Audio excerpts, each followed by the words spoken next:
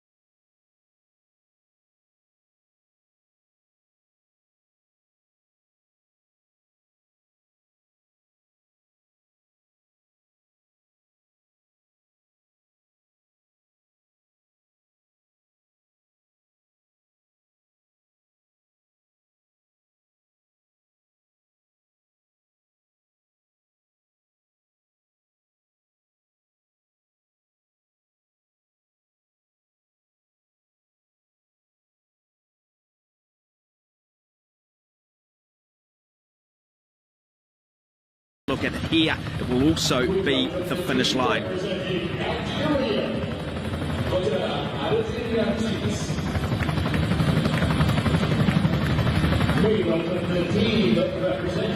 There it is, there it is. It is incredibly high, Mount Fuji. It is close to 4,000 metres. They don't go to the summit of it, but let's not kid ourselves, it is going to be tough, particularly Makumi Pass. From those visions, it looked like it was going to be that they're climbing in the clouds today, at least that high, but here's the start list for the men's road race. There he is, Greg van Avermaet, the defending champion.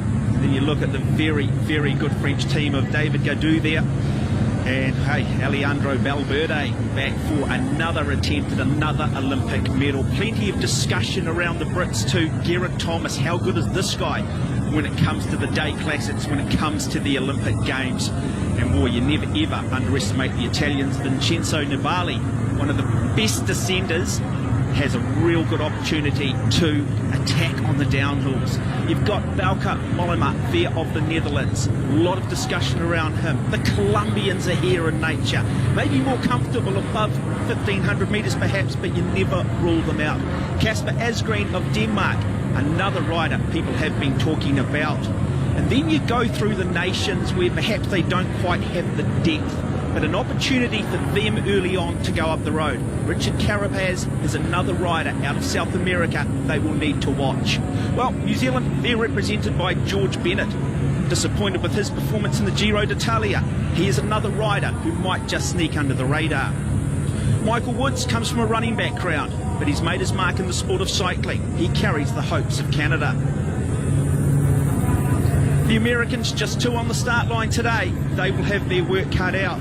Never underestimate, though, the riders from Kazakhstan. Dmitry Khrushchev, one to watch. As we look through the rest of the field, well, representation from right around the globe. Luxembourg, they've got the 2 riders, Michael Rees, their coach. Japan, Yukiya Arashiro and Nariyuki Masuda carry the hopes of the home nation. 133 riders in all contesting this men's road race on day 1 of Tokyo 2020.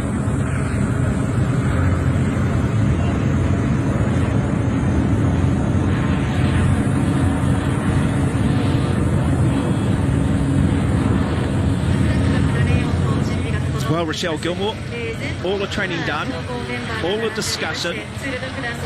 It's amazing how nervous these riders look on the start line. They've raced so many races all year, but it's just a different thing with national pride to pull on that jersey and ride for your nation. So we can see a lot of riders there, some excited, some nervous, some confused about race tactics.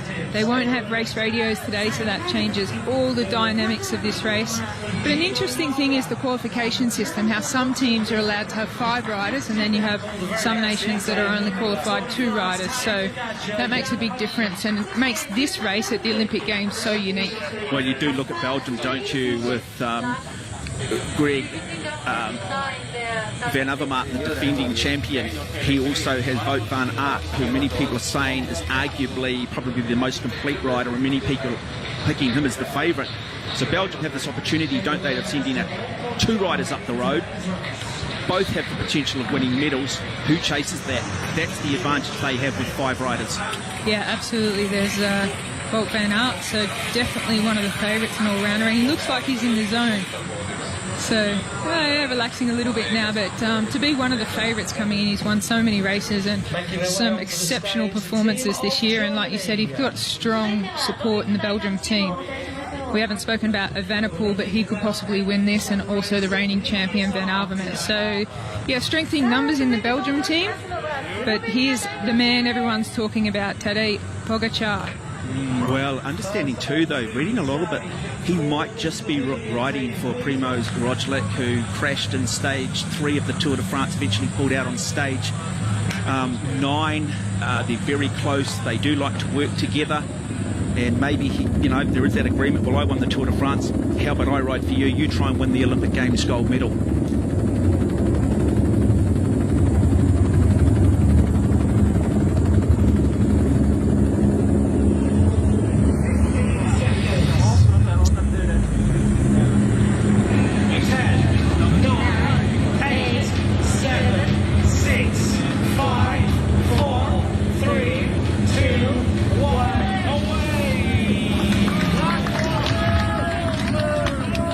There we go, we are underway.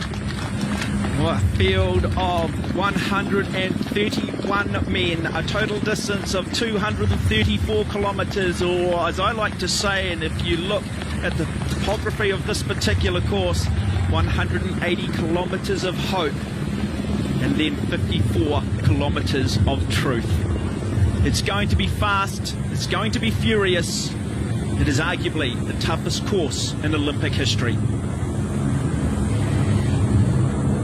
First 40k, relatively flat, so still behind the lead vehicle there. They haven't dropped the flags just yet. Well, everyone looks so relaxed, just tightening their shoes and fixing up their kit, making sure everything's in order, because when that flag drops, there are going to be some riders that want to get out there and get some TV time, get noticed, get mentioned across the race radios back to the other nations' team cars. So I think we will see some moves right from the start and maybe an early break established. Yeah, and look, a number of riders have been here have been doing reconnaissance for a considerable time, and then we've got those riders who have just come off the back of the Tour de France, who have literally jumped on a plane and flown over. They would have been made aware of the climbs, they would have been made aware of some of the more difficult parts of this course, but it will still be seeing it for the first time. Yeah, interestingly, some riders prefer to go into big races without actually knowing the course, and it helps them with their performance. But then there's other riders that want to recon the course, and they want to inform their teammates where they want to make it hard and where they want to make their moves specifically, and they try to race to a specific schedule that they've planned out with their team. But other riders just like to ride on feel and not know the course so well. So yeah, like you say, there's a lot of riders that haven't seen this course, they don't really know what they're in for, but if it's accurate what we've been hearing, one of the hardest Olympic Games ever. That was Luke Durbridge from Australia, just giving a peace sign there. He'll be one of the riders doing the early work for the Australian team. Richie Port, of course, and Lucas Hamilton. I understand Lucas Hamilton might just be the form rider for Australia. We might get a sense at some point of which riders within the teams that maybe have 3 or 4 or 5 riders on the start line, who is going to be their team leader. And of course the other thing that they need to factor in early is going to be the nutrition, is going to be the hydration. Clearly in the Tour de France and the Grand Tours we have domestiques. It is their job to drop back, pick up bins or water bottles, food, and bring it up to their riders. That gets a bit difficult for, say, teams like New Zealand, which only maybe have 2 riders. Yeah, and it's so important. If you've only got 2 riders, you really do need, in conditions like this, to sacrifice one rider to go back for food and drinks constantly. So it's very tough for the nations that only have 2 riders. But one of their tricks you might see we've already seen on a lot of these athletes, is they've got ice just behind their neck, that big bump you can see on the orange jersey there of the Netherlands. So a lot of these riders have been in ice vests before the start, and now they've got ice sitting on the back of their neck just to keep their core temperature low before the race gets heated up. Number 57 there for Ireland, Edward Dunbar. He will be accompanied by fellow Irishman Daniel Martin and the son of the great Stephen Roach, Nicholas Roach. So Ireland got 3 riders on the start line, and I can tell you the feed stations, the official feed stations where the Soigneurs will be out, come at 94 kilometres and 208 kilometres. Feed zone B is at 136 kilometres, and they will also have feed stations at the Fuji International Speedway at 167 and 185 kilometres. Well, they're still in the neutral zone of 10 kilometres, but we already have a mechanical here. It looks like a front wheel punch-up. So the race probably won't get underway until this rider gets back into the peloton. Yeah. Valdas Siskavikas of Lithuania is the rider.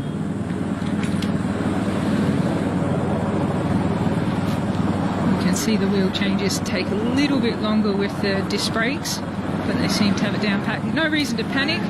All very cool in the neutral area, so he'll be back very soon into that race. That is the Greek rider, 108. Zakis Polychronis. And you can see him in the back of the screen there, just coming through the cars back very casually to the peloton. The lead car will slow down the bunch a little bit to make sure that the 10 kilometres of neutral doesn't arrive before all riders are back in the pack. Well, we sort of get a sense, Stu, we've been talking to a number of people saying that, you know, likely to see maybe a break initially got the road of, say, 13 or 14, and without the radios, without maybe the recognised trade colours, it is going to be difficult, isn't it, for a lot of the more fancied riders who come with the big reputations to be able to do the mathematics, to be made aware of who is in that break. And that's going to require a lot of concentration as we get further and further into this course, as we see more issues. So, more issues for our riders. Another one of the Irish riders, again, just having difficulty. Got to just try and have to block that out. Edward Dunbar. Yeah, he's a young rider, but with a lot of experience already, and it seemed to be a mechanical issue with his gear changing with the electric gears.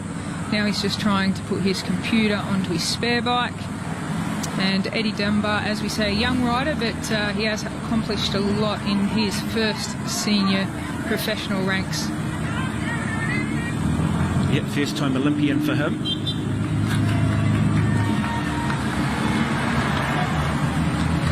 I remember riding with Eddie Dunbar when he seemed like he was just a little kid, and it was only a matter of 2 or 3 years later and he was in the pro peloton, so a really big talent from Ireland. I think they have quite a strong team, only a small team of 3, but with Dan Martin, Roach and Eddie Dunbar, I think they can be up there amongst it. So just looking at the Australians there on the right side of the picture. So we do have Lucas Hamilton. We've got Richie Port. It's a very strong Australian team. Dennis Rohan and Luke Durbridge. So 4 riders from Australia.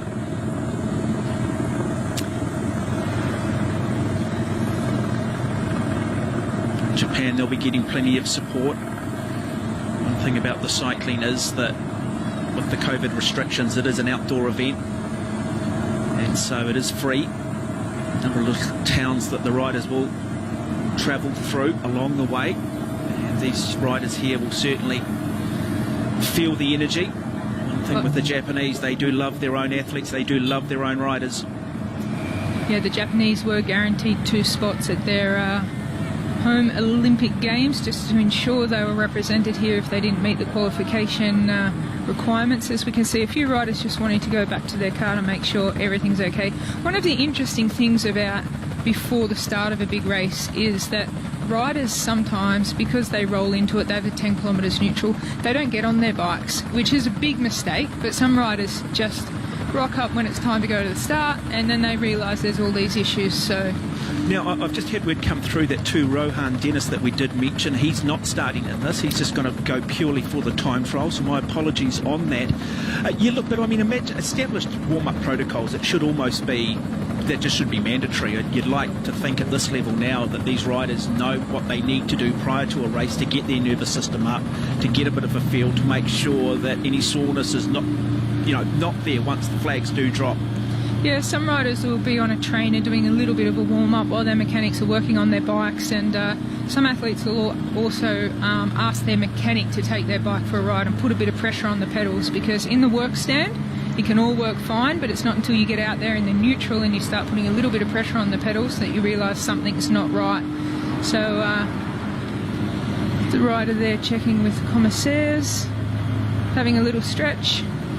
But the reason we see it so calm at the moment is because they are neutralised by the car in front of them. They're not allowed to pass that car, so they have this 10 kilometres just to get a little bit warmed up and find their position. But you will see riders from the stronger nations that are taking this race very seriously have their really strong workmen on the front, because they'll need to keep an eye out for what's going to happen when that flag drops. Well, this is Gregor Mullet Berger of Austria, 27 years of age. Well, it looks like he's just asking the commissaire if he could have a word with his team car. This is a jersey that we should, from Slovenia, the green jersey there. They have one of the race favourites, Tadej Pogačar. Well, so, one of them, I think we could probably say they've got both of them, haven't they, really? Yeah. Remarkable what that nation is doing in the sport of cycling at the moment. Yeah, so not really a strength in numbers, but they've got 2 riders that could possibly win today in Tadej Pogačar and Roglic. So, not strength in numbers, but they've definitely got a couple of riders that could win today here at the Olympic Games. If you're a nation like, let's use New Zealand again. George Bennett, who we know has the ability on the day to win a one-day race. He's a very good hill climber, but he only has one other rider alongside of him, Patrick Bevan. How do they approach this, knowing that basically they're getting into a boxing ring against 5 fighters, and then 5 fighters from another country and 5 fighters from another country? Yeah, it makes things extremely hard for the nations who have only qualified a couple of riders. With the New Zealanders, they'll have to decide whether they put Patrick Bevan up in the early break. I don't think that's necessarily a good idea. I think he should just stick by the side of George Bennett when he needs drinks, when he needs food. If he has to have a wheel change or a bike change, just be there to help him, to make sure he's in the race when it all starts to happen in the mountains. Interesting too to see a number of these riders already reaching for their drink bottles. One thing you see with the professional bike riders is it is just absolute habit with the drinking and the eating, and having those protocols just so established. They know the importance of it. it's amazing how much water a rider can take on in a race of 234 kilometres. If you see the reserves that the team staff have, you look at it before the race, even a team of 5 riders, they could have up to 100 or more bottles there made up, ready to go. Each rider might have a different specific drink that they want, some sports drinks, some want water. So it's also quite a juggle for the soigneurs, who are the ones that organise all the drinks for all the riders. I'll just run through that Belgium team for you. So we do have Greg van Avermaet, the defending champion.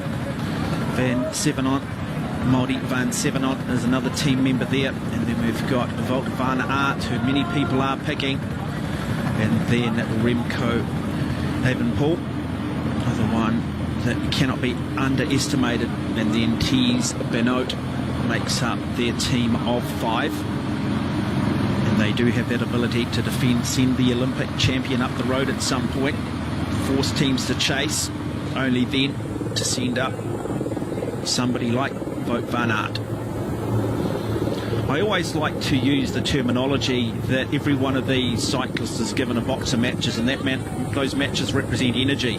Some cyclists clearly come with bigger boxes of matches, but you've got to be careful how you use your matches throughout the day. You don't want to burn too many too early.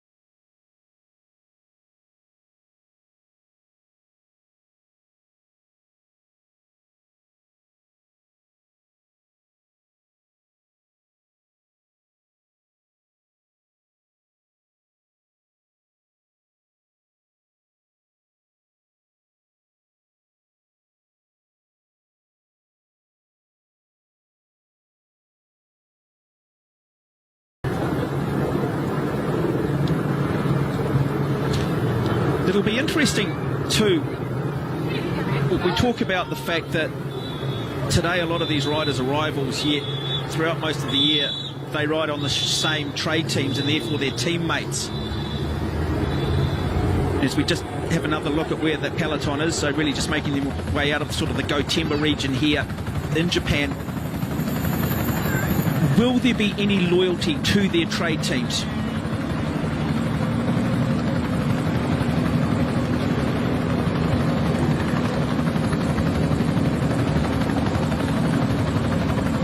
Yeah, one of the huge dynamics of this particular race being the Olympic Games is that these riders have teammates from trade teams in different nations that may actually help them get a result. A lot of riders without contracts for next year, so it's a very unique race. We don't see anything like this on the world stage at any other point of the year.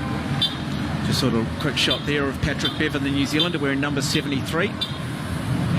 Number 123 out of Argentina, Eduardo Silpoveda. Just letting you know that I can't hear Mark.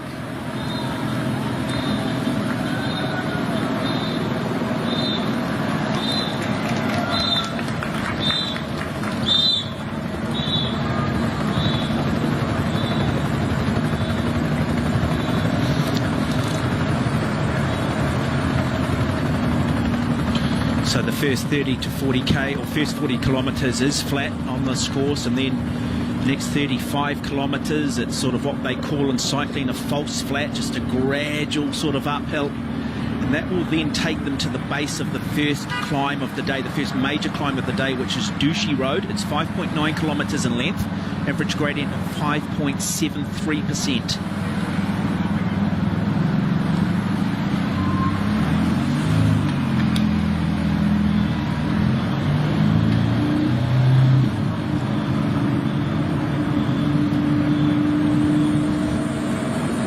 So fairly pedestrian, getting to know each other, telling each other about their countries and what they're hoping to achieve across other sports perhaps.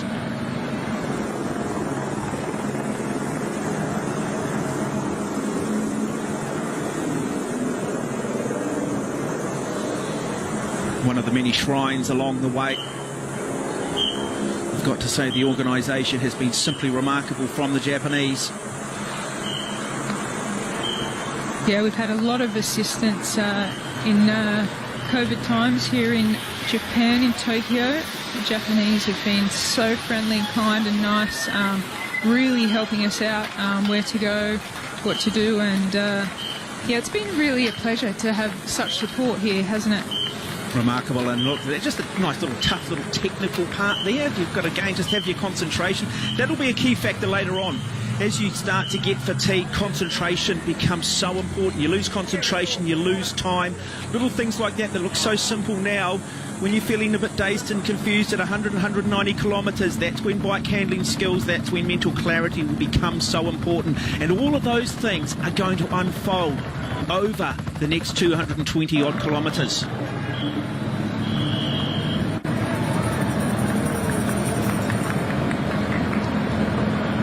Now just a little bit more urgency, so I wonder whether up front the flags have been dropped and those lead commissaire's vehicles have in fact got out of the way. As they say that, just squeezing those brakes.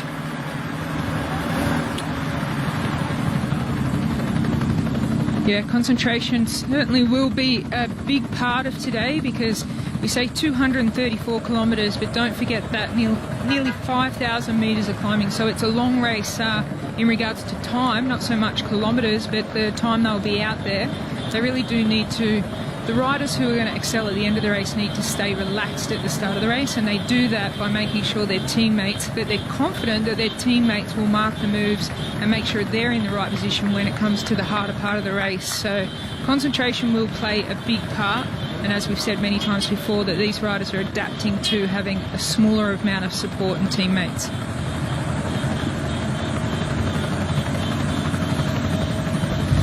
A race course there in the background.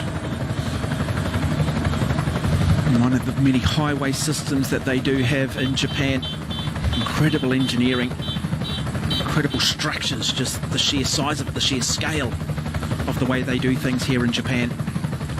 Of course, the riders won't be coming back through that, but they will at some point be coming along the Mount Fuji Speedway, which is the original Formula One ground prior to Formula One heading to places like Suzuka, which is further south of here.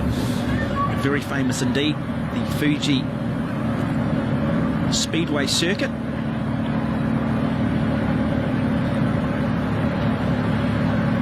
The riders today will reach a maximum height of just under 1,500 metres. Mount Fuji is 3,776 metres. That is the second highest volcano, located in an island in Asia. So it just gives you an idea of just how high it is. I'd imagine that the Colombian riders would be hoping that perhaps it was a little bit higher, because they're very, very comfortable with their head above the clouds when they do start to get above 1,500 metres. Yeah, not a bad team too from the Colombians. They've got strength in numbers and a lot of experience. Chavez, he at the Tour he wasn't, I think, as strong as we expected him to be, but he may have been using it as preparation for this race. But yeah, the Colombians with Quintana as well, Uran, Higuita, they've got a pretty strong team, so we'll watch out. So this is the start, 0 kilometres, the flag will drop, and this is where we'll see some explosions out of the peloton. Okay, so now the fireworks about to happen. Will we see maybe some of those nations that don't maybe have the critical mass in the peloton, don't have a lot of teammates around them going up the road, seeing if they can take their chance. Because the reality is, they know that if it gets to the 2 hours to go, they get into the real big steep stuff, the Mikumi climb, that they are not going to probably be able to survive with some of the big riders on the World Tour. And we do start to see the first break. There's the Slovakian rider, followed by South Africa, Romania in that first group. Yeah, it'll take them some time to actually establish the break. You'll see riders coming across until they're happy with the makeup of the break and confident with it, and then the peloton may chase it down and another break goes. But yeah, it looks like we've got about 6 riders up the road already in the first kilometres. Well, we mentioned the South African rider earlier, Nicholas Daglamini, my apologies with the pronunciation. He is certainly one of those riders.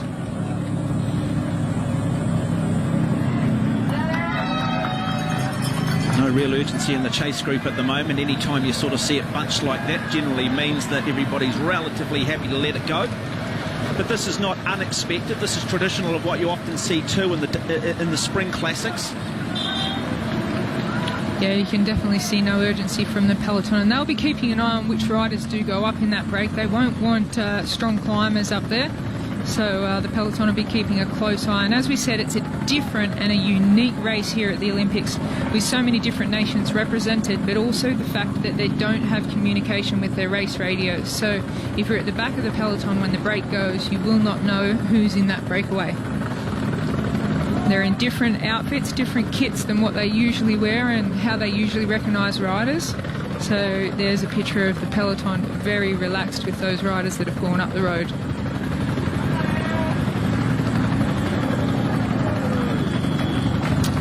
And some big names and main players up near the front, just chatting with each other, probably trying to determine who's in that breakaway and how far they can let it go, how much work they have to do to keep it within distance to chase it back.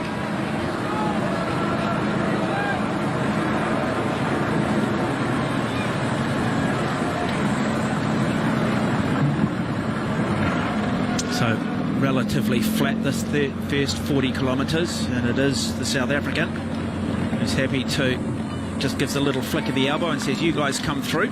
So it looks like it might just be the first significant break of the day, and it's come very early, but they'll want to work together too. A lot of communication going on, but look just how pedestrian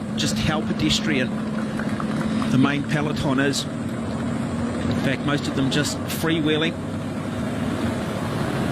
Yeah, they are very, very relaxed, but there's a lot of discussion going on, so I think between their teams and nations, they're just trying to work out who they've got up the road and what kind of job they've got ahead of. It is the riders, you know, that are dedicated either as a team captain or a rider to be used early in the race. It's their responsibility to keep an eye on who goes up the road and what the makeup is of this breakaway. You can see they've now decided they're going to work hard together. They've got a good group of riders.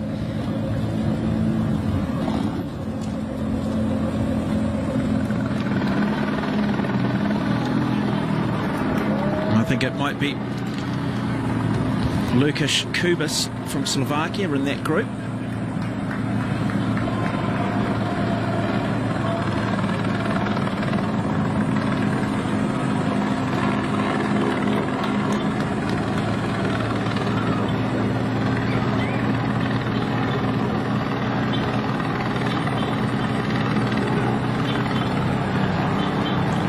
Riders already taking on gels, solid foods and fluids early in the race.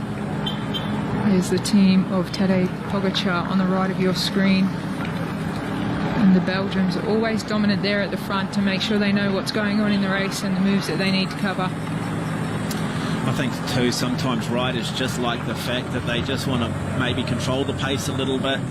And some riders too, particularly if you might be feeling a little bit flat, coming to the front just gives you a sense of empowerment, can just sometimes kick the nervous system in. So there can be a whole lot of reason why the riders are on the front. I can guarantee though, if they're riding into a block headwind, they would be somewhere at the back. Because again, they do not want to be burning too many matches too early. They need to be saving their energy. All of them will have a strategy individually and collectively as a team. They would have discussed what they'd like to achieve. Also, they would have discussed what they think other teams might do based on the style of riders they have within their teams. Many are just wanting to try and drop their main riders at the base of the climb that comes at about 180 kilometres, known as Makuni Pass. It averages almost 12% in gradient and peaks at 17. It is a very, very steep climb. I think that's where the winning move's going to happen personally. I think the race will dwindle down and a lot will happen before then, but I think the real winner's going to explode on that pass and try and take it all the way to the finish. Well, looking at that, just doing a quick head count, it looks like we've certainly got a break of around 7 or 8. At what point is there, I guess the thing is, 7 or 8 riders, is it too big to work effectively? Well, I think the peloton's super relaxed about this break. I think they can work as hard out in front as they'd like to together, and it'll still come back naturally when they get into the hills. The peloton's obviously convinced that there's no one strong enough out there to take it all the way to the finish, so they're just very relaxed. Let them do their work out in front. They'll tire, the peloton will pick up pace as they come into the climbing sections of the race, and it should naturally come back together.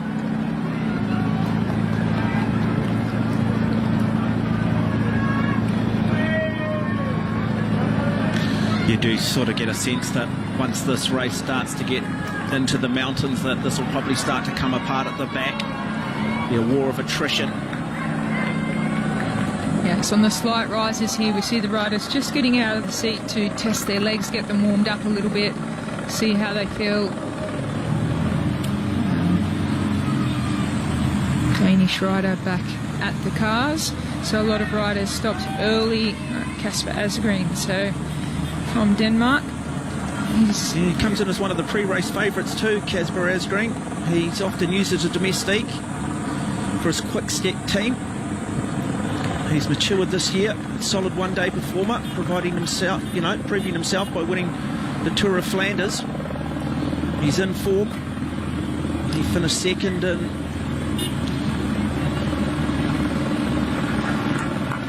well, you can see he's certainly got a lot of food in his back pockets. You don't usually see that.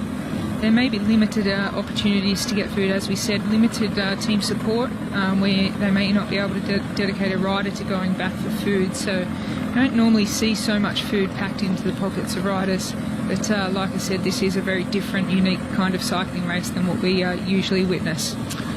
So if you're not a cycling aficionado and you're watching this because you've got an interest in one of your fellow countrymen, if you see their cyclist just flick out their elbow, that generally just says come through, take a turn.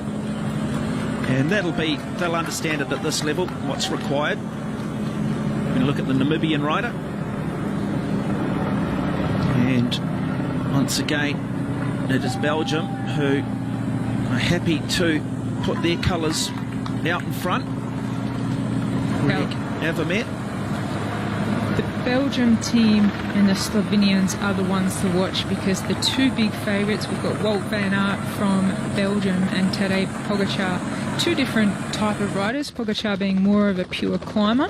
Wout van Aert, it's very hard to put him in a box and categorise what type of rider he is, because he's won so many different type of races, comes from a cyclocross background, 3 World Championships there, and then this year's Tour de France won on the Mont Ventoux, which is a climber stage. He won a time trial, individual time trial, and on the Champs-Élysées pure sprinter stage. So Wout van Aert and Tadej Pogačar are probably the two biggest favourites, but as we've said to the Belgium team, and then the teams that have qualified more numbers, that have 5 riders here, they're the teams that have really got a chance as well because of their numbers.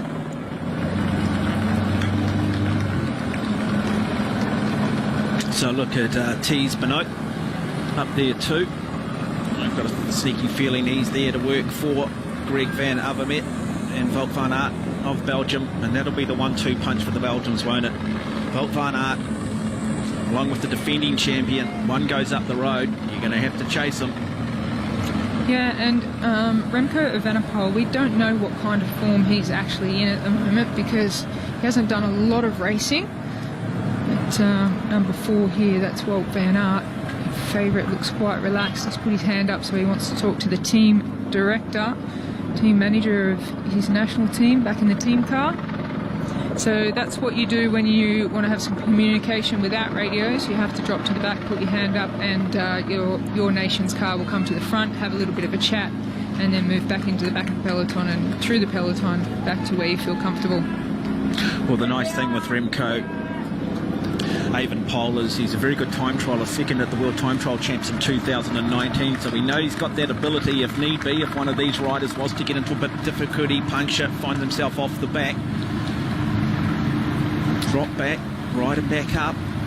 Yeah, I'd say that's a new ice pack for Walt Van Aert that he's just taken from his leader. We'll see him put it in the back of his jersey behind his neck. Now I've got a lot of riders wanting to go back for drinks and for ice already, which is very unusual this early in a road race. It must be hot out there.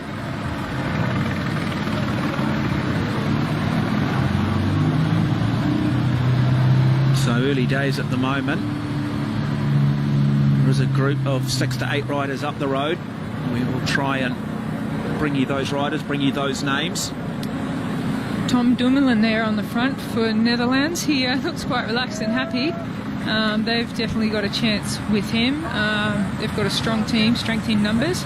Here's Greg Van Avermaet, last Olympics, well, the defending champion here, talking with his team manager. So that's a serious face. Looks like he's grabbing some more ice too to put down his back.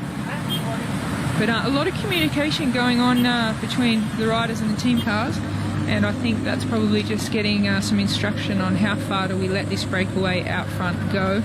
Is there anybody dangerous there? Do we need to pick up the pace? And here's the breakaway. Well, it's still one long line, isn't it? Which means the pace is certainly on up front every time you sort of see that long train. Couple of riders there just struggling to hang on there at the back. And they just don't seem to be able to hold that wheel. Huge advantage if you can get into the slipstream of another rider. If you're sitting in that peloton up to 30%, what we call drag coefficient. And here we go, there we go. So we do have a look at those riders in that group. So representations from Greece, Romania, Slovakia, the Czech Republic, South Africa.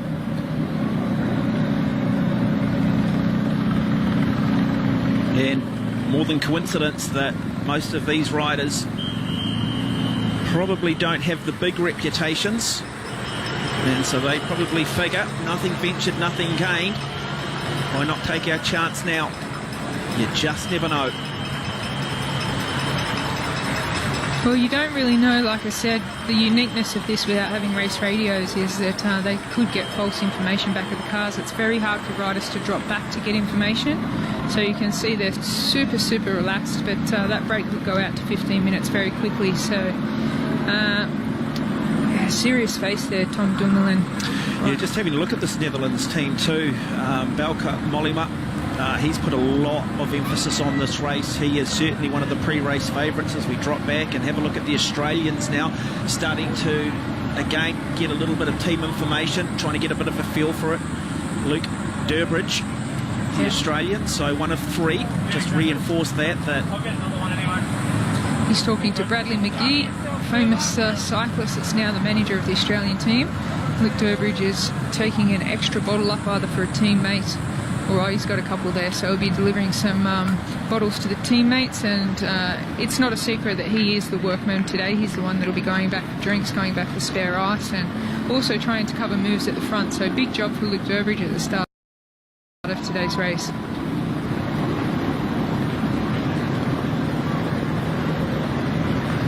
Well, the breakaway is out of sight. They are working very well together. So they're about... coming up to close to 15 kilometres through this race. As you said, it comes to about the 75 kilometre mark as the first major sort of climb of the day. This is what they consider to be the flat part of the course. As we've said, a number of former cyclists saying this is the hardest Olympic course in history. And so you can understand why these riders, the big names, the biggest names in the sport, have decided that, hey, we at the moment need to be controlled, we need to be patient. There are certain points on this course where we will have our moment, where we will have our time.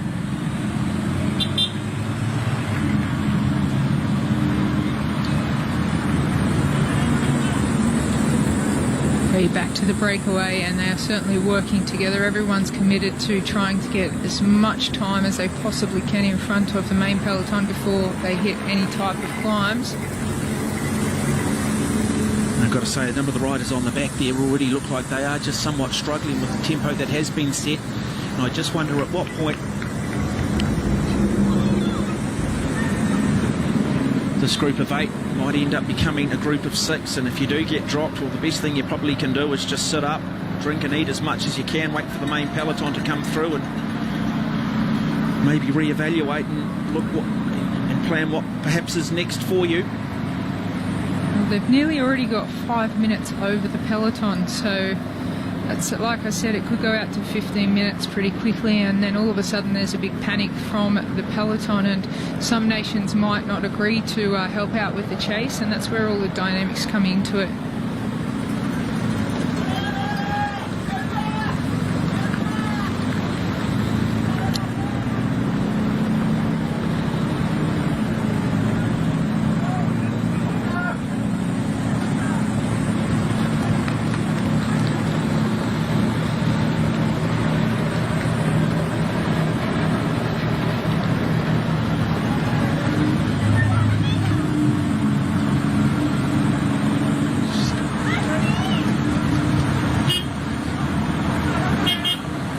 Well, if you want to have a look at a metaphor for relax, that's a great example from the Japanese riders. Competitive cycling in Japan began at Teikako University Cycling Club back in 1886. The nation's first road race was held between Yokohama and Kuzu in 1896. 30 years later, in 1926, Kawamura Kiso became the first Japanese cyclist to participate in the Tour de France.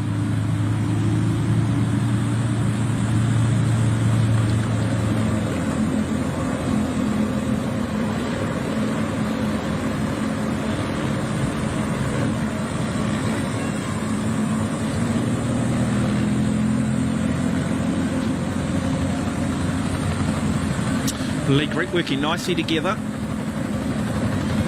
Yeah, we saw that flick of the elbow off the front, so basically they'll push as hard as they can for as long as they can, and then flick the elbow and let the next rider do the work on the front while they go to the back, get a bit of recovery. And I think they are working like at 90% capacity right now, really trying to establish that break. Everyone's contributing, so they, as I said, this break will go out to 10 or 15 minutes pretty quickly. No urgency for the peloton yet. They're quite happy with the makeup of this breakaway. Not really too worried about any of these riders, but you just never know, do you? There could be crashes in the peloton, touch wood, let's hope there's not. But yeah, it's always a little bit dangerous to let the break go too far out in front. Peloton there just losing a little bit of its shape, but more because a number of riders have dropped back to their team vehicles. A number of riders are going to their nominated domestiques and picking up ice and picking up bottles, so thus you can start to see a few more gaps. Great Britain. Now, we haven't talked much about Great Britain so far.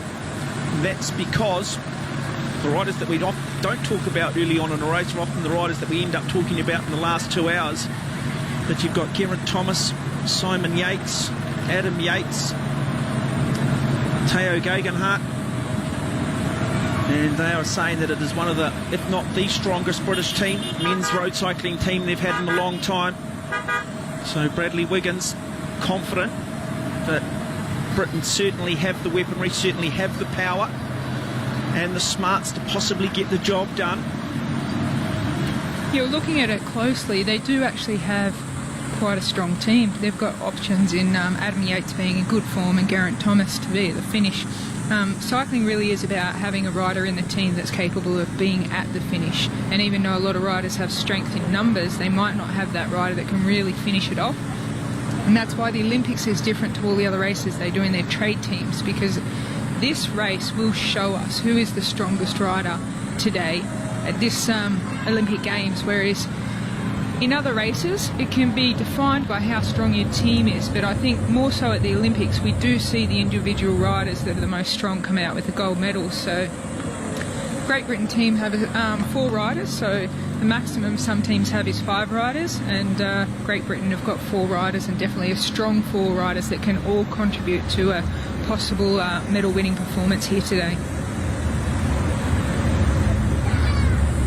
So as we see now, 2 riders getting dropped off the back of this breakaway. We've got some riders working at their maximum to establish that time gap.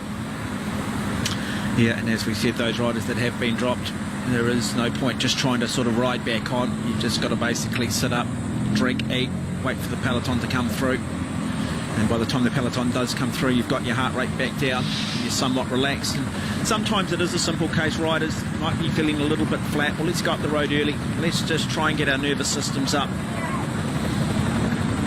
And I just sometimes wonder when I see a break of maybe more than 5, whether it can stay organised. You've only got to have a disruptor in there, or somebody who's not prepared to take a turn, and it can just start to lose a little bit of its momentum. But as we've said, they're getting rid of some of the riders that perhaps are struggling, and they have committed now, so I can't imagine there's much of a plan B for these riders.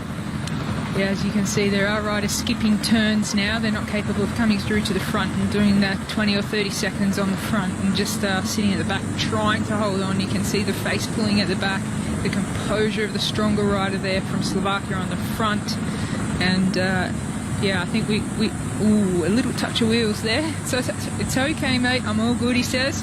Bit of a smile and laugh there.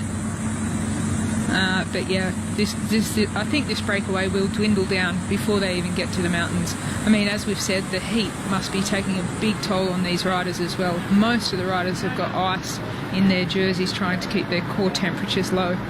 But back here, there's Eddie Dunbar from Ireland. So he's still very young. He's got a massive career ahead of him, and he's such a valuable teammate. So as we just drift through the peloton there, you can see riders are just getting food on board, getting hydrated, keeping hydrated. Team Norway, Danish rider there, jersey unzipped already. So yeah, you can see that just on the faces that the heat is actually taking a toll. We talk about the two punch that a lot of these teams do have, and you go back and you look at Great Britain and you go how good Geraint Thomas is, but Adam Yates, a very good single day rider. He's what they call sort of a puncher. He has that ability to win the spring classics, and so Great Britain at some point they might have to make that decision, and I just wonder how much communication's been done within that team. Can we leave the egos at the door? And at what point to say Geraint Thomas go, you know what, I am happy to ride for Adam Yates, or vice versa? Yeah, I think this Olympics really does require a national team to come together and make a decisive decision on who's going to be the team leader in order to win the race. We need to see a strong rider sacrifice for a strong rider.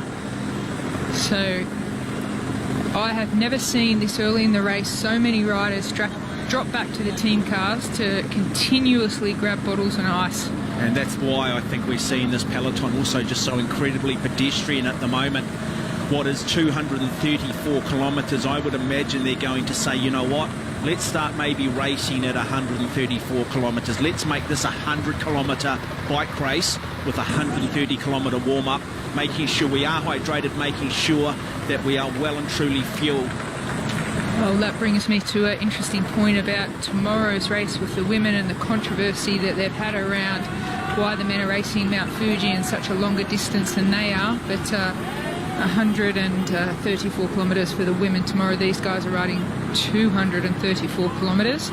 But I think the women's race is actually going to be hard enough with these conditions, temperatures. The distance not particularly long, but they do have nearly 3,000 metres of climbing. So it's enough to provide and produce the winner that we would actually see if the race was 50 kilometres longer. So all these bottles being taken up now to their team riders. Yeah, we saw Michał Kwiatkowski there for Poland.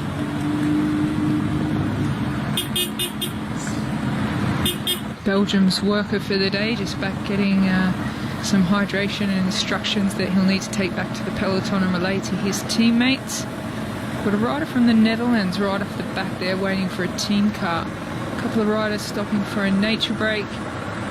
And that just proves that it's so calm in the peloton that riders are not too worried about dropping back so far for the bottles. As we can see, there was a huge distance there between the peloton and the rider from the Netherlands.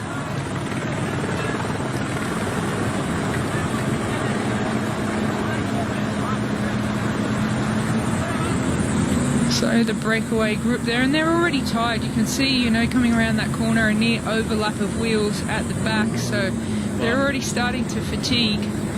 Well, you can sort of see too, there's not a lot of, not necessarily, I always say this, I just think this group might just be a little too big to stay organised. I think 4 or 5 would work more effectively together. Can they maybe get rid of a little bit of what they refer to in cycling as deadwood and say, well, look, if you're not going to contribute, we'd rather not have you here. We're not going to tow you along. We don't want you being a passenger. If this is going to work, we need to have buy-in from everyone. And so what we've previously seen was one long line. Now we're starting to see it a little bit more disjointed. And that, again, for the same reasons we've seen in the main peloton, it's about staying hydrated. It's about getting some ice. It's about trying to stay cool. But in the process of doing that, they are slowing down. Yeah, they just had a little section there where the motorbike was actually handing off bottles because the team cars haven't been able to pass and go up and service those riders. And even if they could, I think a lot of them would choose to stay behind their main riders of the day rather than going up to the front. So the neutral motorbike there just handing out bottles, which you also don't see too much in pro peloton races. Riders are trusting in their team managers of what's in their bottles, but at this level too you can be very confident that you get clean bottles from the organisation. So yeah, a lot of support for the riders out in front in regards to hydration, but yeah, it did kind of mess up their pace a little bit as well. So having a look at Kasper Asgreen from Denmark. And Greg van Avermaet, the gold medalist from Rio, very comfortable. He's been at the front a lot today, which makes me think that he's in a support role, maybe for Wout van Aert or maybe even Evenepoel. But he's definitely demonstrating to me that he is in a captain's type of role here, so maybe not trying to defend his title today. So maybe that is what we are. Have we got a bit of a read on Belgium already? So that is it. So are we going to see Greg van Avermaet, the defending champion, work for Wout van Aert, who many people believe is the complete bike rider, whether it come down to a sprint finish, very good in the hills, very good right across the board. There's this group here discarding the bottles. More and more vehicles have come through the main peloton, which suggests that that gap is now relatively significant. Once the team vehicles start coming through, that gap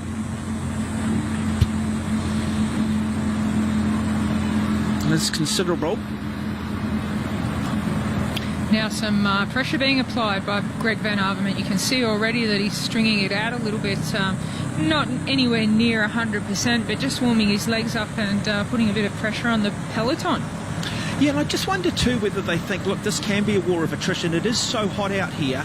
We believe we can handle it. Why not? Why not try and just take a sting out of some of the bigger riders at the back? We're prepared to roll the dice. We're prepared to take the initiative. And so what we've seen is the peloton bunched together. Now we're starting to see one long line, which means the pace is on. So a first significant change in this race from what we've seen. More urgency coming from the main field. Yeah, this is a very, very interesting tactic by Belgium. They certainly want to have a strong, hard race. They've got the strength in numbers. They've got the favourites there that can potentially win. But yeah, a clear indication that Greg van Avermaet is probably not the man for the finish today, and also an indication that perhaps Wout van Aert is still feeling on top of the world after being in such top condition throughout the Tour de France. And I think there'd be a lot of fans that would absolutely love to see Wout van Aert win here at the Olympics. He's just been sensational to watch. He's such an interesting rider.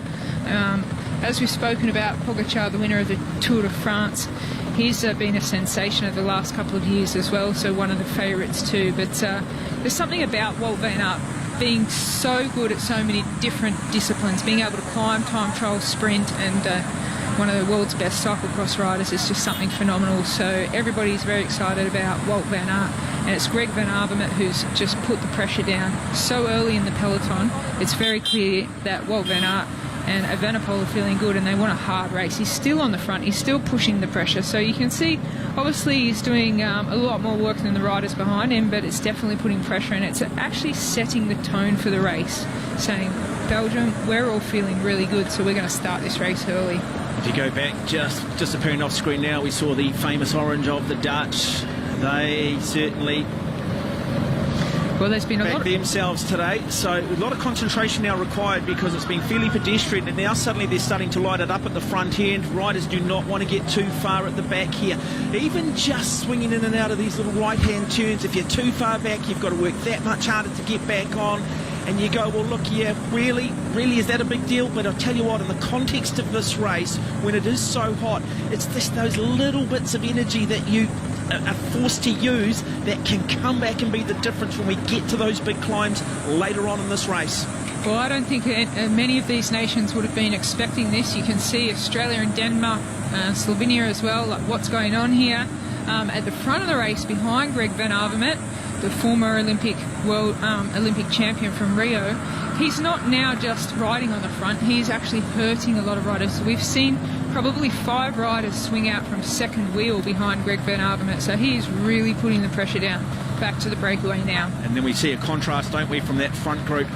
It's been courageous, but you sort of sense that probably it's going to come to a close much sooner than possibly we think or thought, and maybe perhaps what they were thinking or hoping. But you can just see the shimmer off the road there, give you an idea of just how hot it is. 27 degrees and increasing. No real wind as such. Yeah, it looks extremely hot out there for the riders. So a lot of riders have been from the cooler countries in the winter. They've been training in heat chambers, trying to get used to the humidity and heat here in Japan.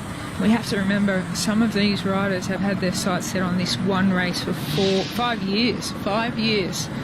Just thinking about this one race, and these riders out in the breakaway, this may have been their goal for the race, to just be out in front for the first part of the race. So as we can see, the peloton's firing up, the riders out in front are getting very tired very quickly. So 209 kilometres to go, and it is already strung out on a course that has been described as the hardest in Olympic history.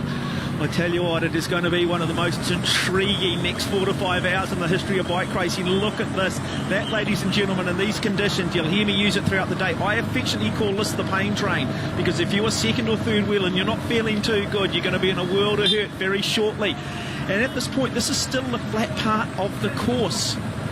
So they're not sort of really starting to climb. They start the climb, which is a moderate climb, at around about the 40-kilometre mark.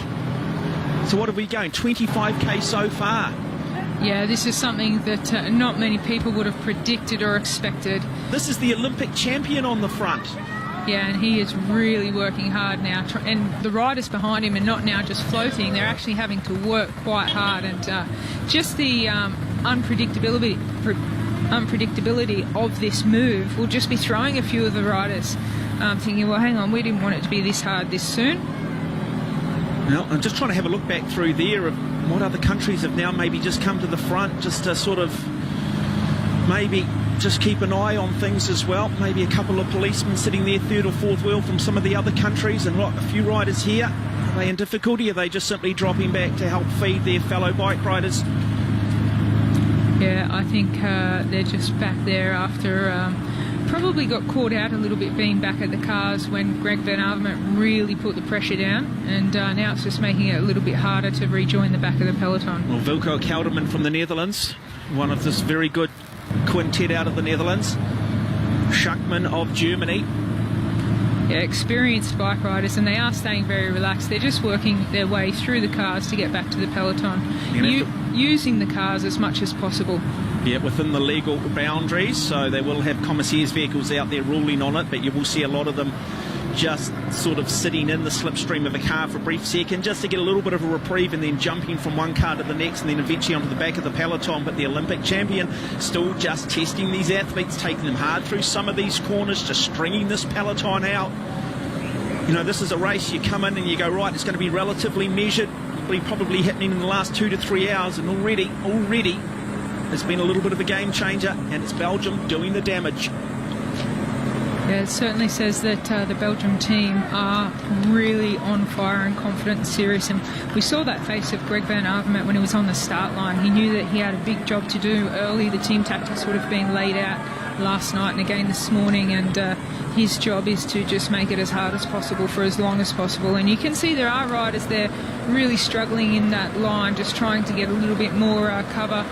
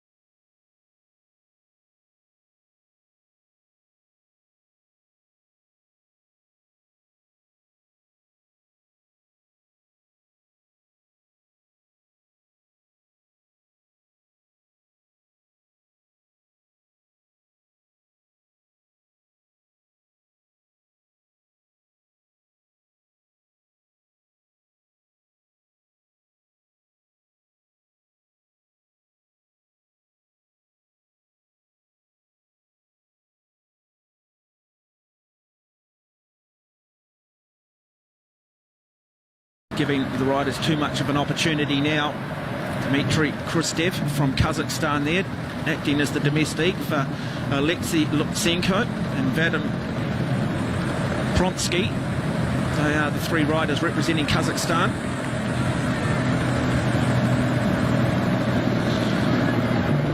Yeah, well, you do just hope at the end of the day that Greg van Avermaet is doing the right thing, because he is burning a lot of matches. See the Australians back there. They're already everybody seems every 5 seconds to be grabbing for a drink, and they'll all have their own different makeups in their bottles. They would have trained a lot.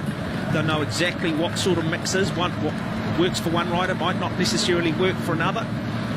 You can just see how hard it is to make your way up to the front with that kind of pace, as we see a couple of riders working very hard to the left of your screen, just trying to come up near the front, just in case there are breaks and riders do let the wheel in front go, then it can create a small breakaway.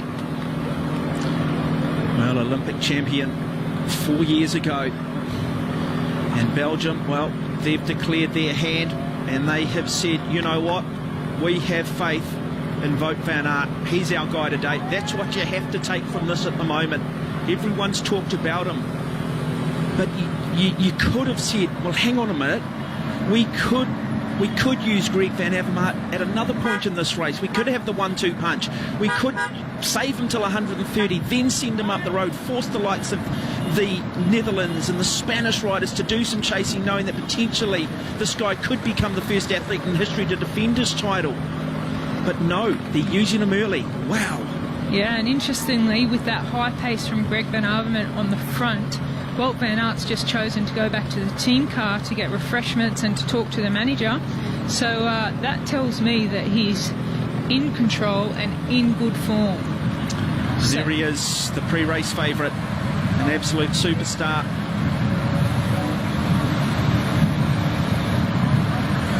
Had a fantastic end to the Tour de France, back-to-back wins in the final 2 stages. More really ice. Well in the, one on the Champs-Elysees, won that time trial.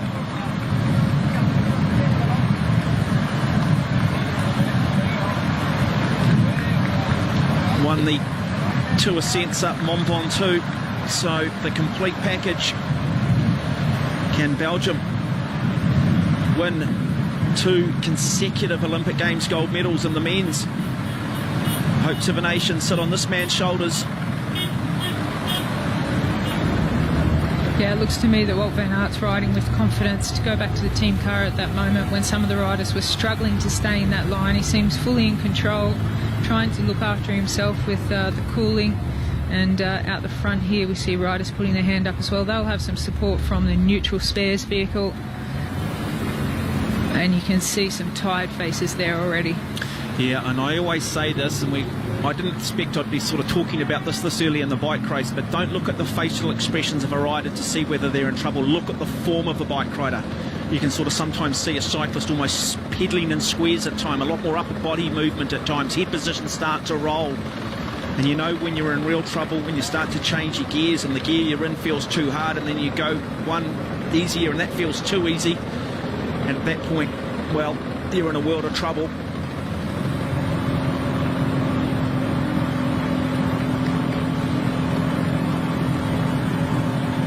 I think Belgium just want to make this a war of attrition, and now for the first time we see the rider from Namibia coming through, and he's happy to do some work.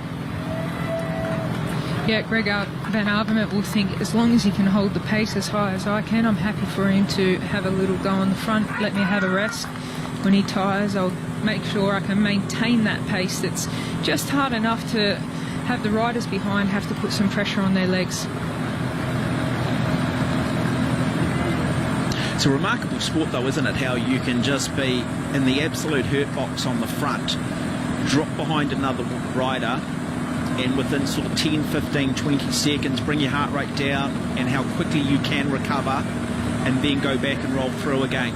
Yeah, for those viewers that are watching that are not cyclists themselves, it is absolutely incredible how much easier it is to sit on a wheel rather than be pushing the wind. The watts that the riders are putting out, the pressure they're putting on their pedals is so much lower when you're sitting on a wheel rather than being on the front. So that turn that we've just seen Greg van Avermaet do, it was a very, very long turn, so a lot of power produced, and the riders behind him, if they're very good at sitting a wheel and protected by their teammates, they would have just been cruising along at a much lower power output and lower expenditure of energy. So it is so much easier to be on the wheel. And somewhere there in the distance, Mount Fuji.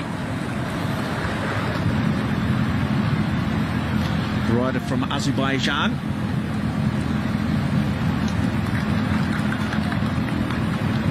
And that is Elkin Azadov.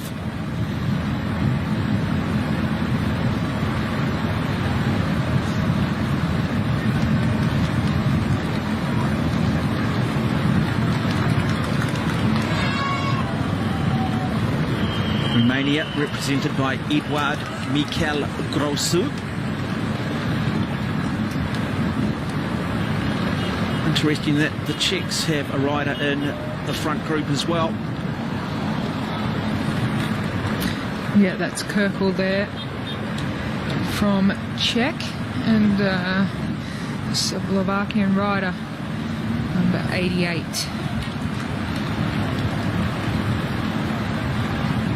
And that's the brother of Peter Sagan, who's not here at this Olympic Games due to the nature of the course and recent injuries that he sustained.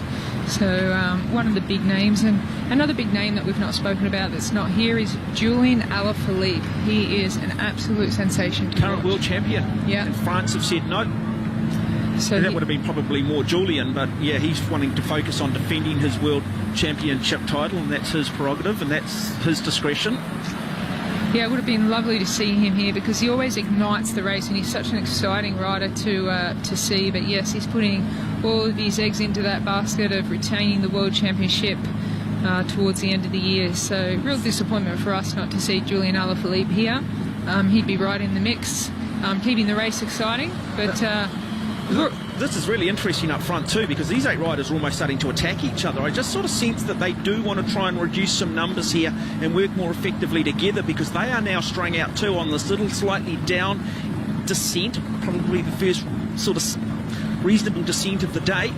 Yeah, this kind of thing happens when you have riders that are not pulling through and doing their turns. Then the stronger riders say, look, we're going to pick up the pace here and just drop these riders because we're not going to take them for a free ride sitting on. If they're not going to do their work, we'll start attacking them and we'll establish our own little break and, not give them that free ride. But Greg Van Avermaet straight back on the front. This is something you really wouldn't usually see. An Olympic champion from the former previous Olympics just putting it all out there so early in the race, making it so evident that he has no personal ambitions at this Olympic Games. No, but that also then means the likes of Remco, Evenepoel, well, he'll be sitting back waiting. He'll be there for Wout van Aert. You've also got Moldy Van Sevenen. He's part of this Belgium team, and then T. Spinot, who we haven't seen at the moment. So, the Olympic champion will do what he's done. He'll burn his matches and then he'll turn it over to his fellow teammates. Well, this is that section just starting to approach that point where we just start to see this race begin to gradually climb. And now this man from Azerbaijan, Alkan Azadov, who is struggling. Just look at the form there. Just doesn't have that smoothness in the pedal stroke, really fighting that bike. And you sort of sense he gets back on, but one or two more of those, and I think the bungee cord will break, and this chase group will lose one. Yeah, as we see the road start to go up and down a little bit more, you can see that road ahead going up now. I think that might be the end of the Azerbaijan rider, 127. He has really been struggling here in this breakaway. So, yeah, it's the strongest riders. Like I said, they won't want to carry riders along, so we might just see some upping of the pace here and there. Well, let's have a look at the rider from Azerbaijan as they come up another little gradual incline, probably around about 4 or 5% in gradient. Just give people who are not maybe cycling aficionados, 10% is very steep in cycling terms. The final major climb of the day that comes at around the 180 kilometre mark peaks at 17% with an average of 12% gradient. There are fireworks going on. We've still got 198 kilometres to go. Settle and enjoy all of this. It's just a wonderful race, day one of Tokyo 220. Yeah, what an exciting start to an Olympic Games road race. So unexpected. To have a breakaway go out to 15 minutes, I'm sure now that the road's going up, that's going to come down pretty quickly. But to see the peloton react already, they have 200 kilometres left to race, but they're already racing at full pelt here with Greg Van Avermaet really powering out of the corners in the main peloton. Really wants to make this race hard. It's not so much about catching those riders that are out in front. That's not his main purpose. His main purpose of doing this is to tire some legs in the peloton. And you can see riders looking around everywhere. You can see the Dutch are biting the handlebars just to hold the wheel in front. So this is a serious turn again by Van Avermaet.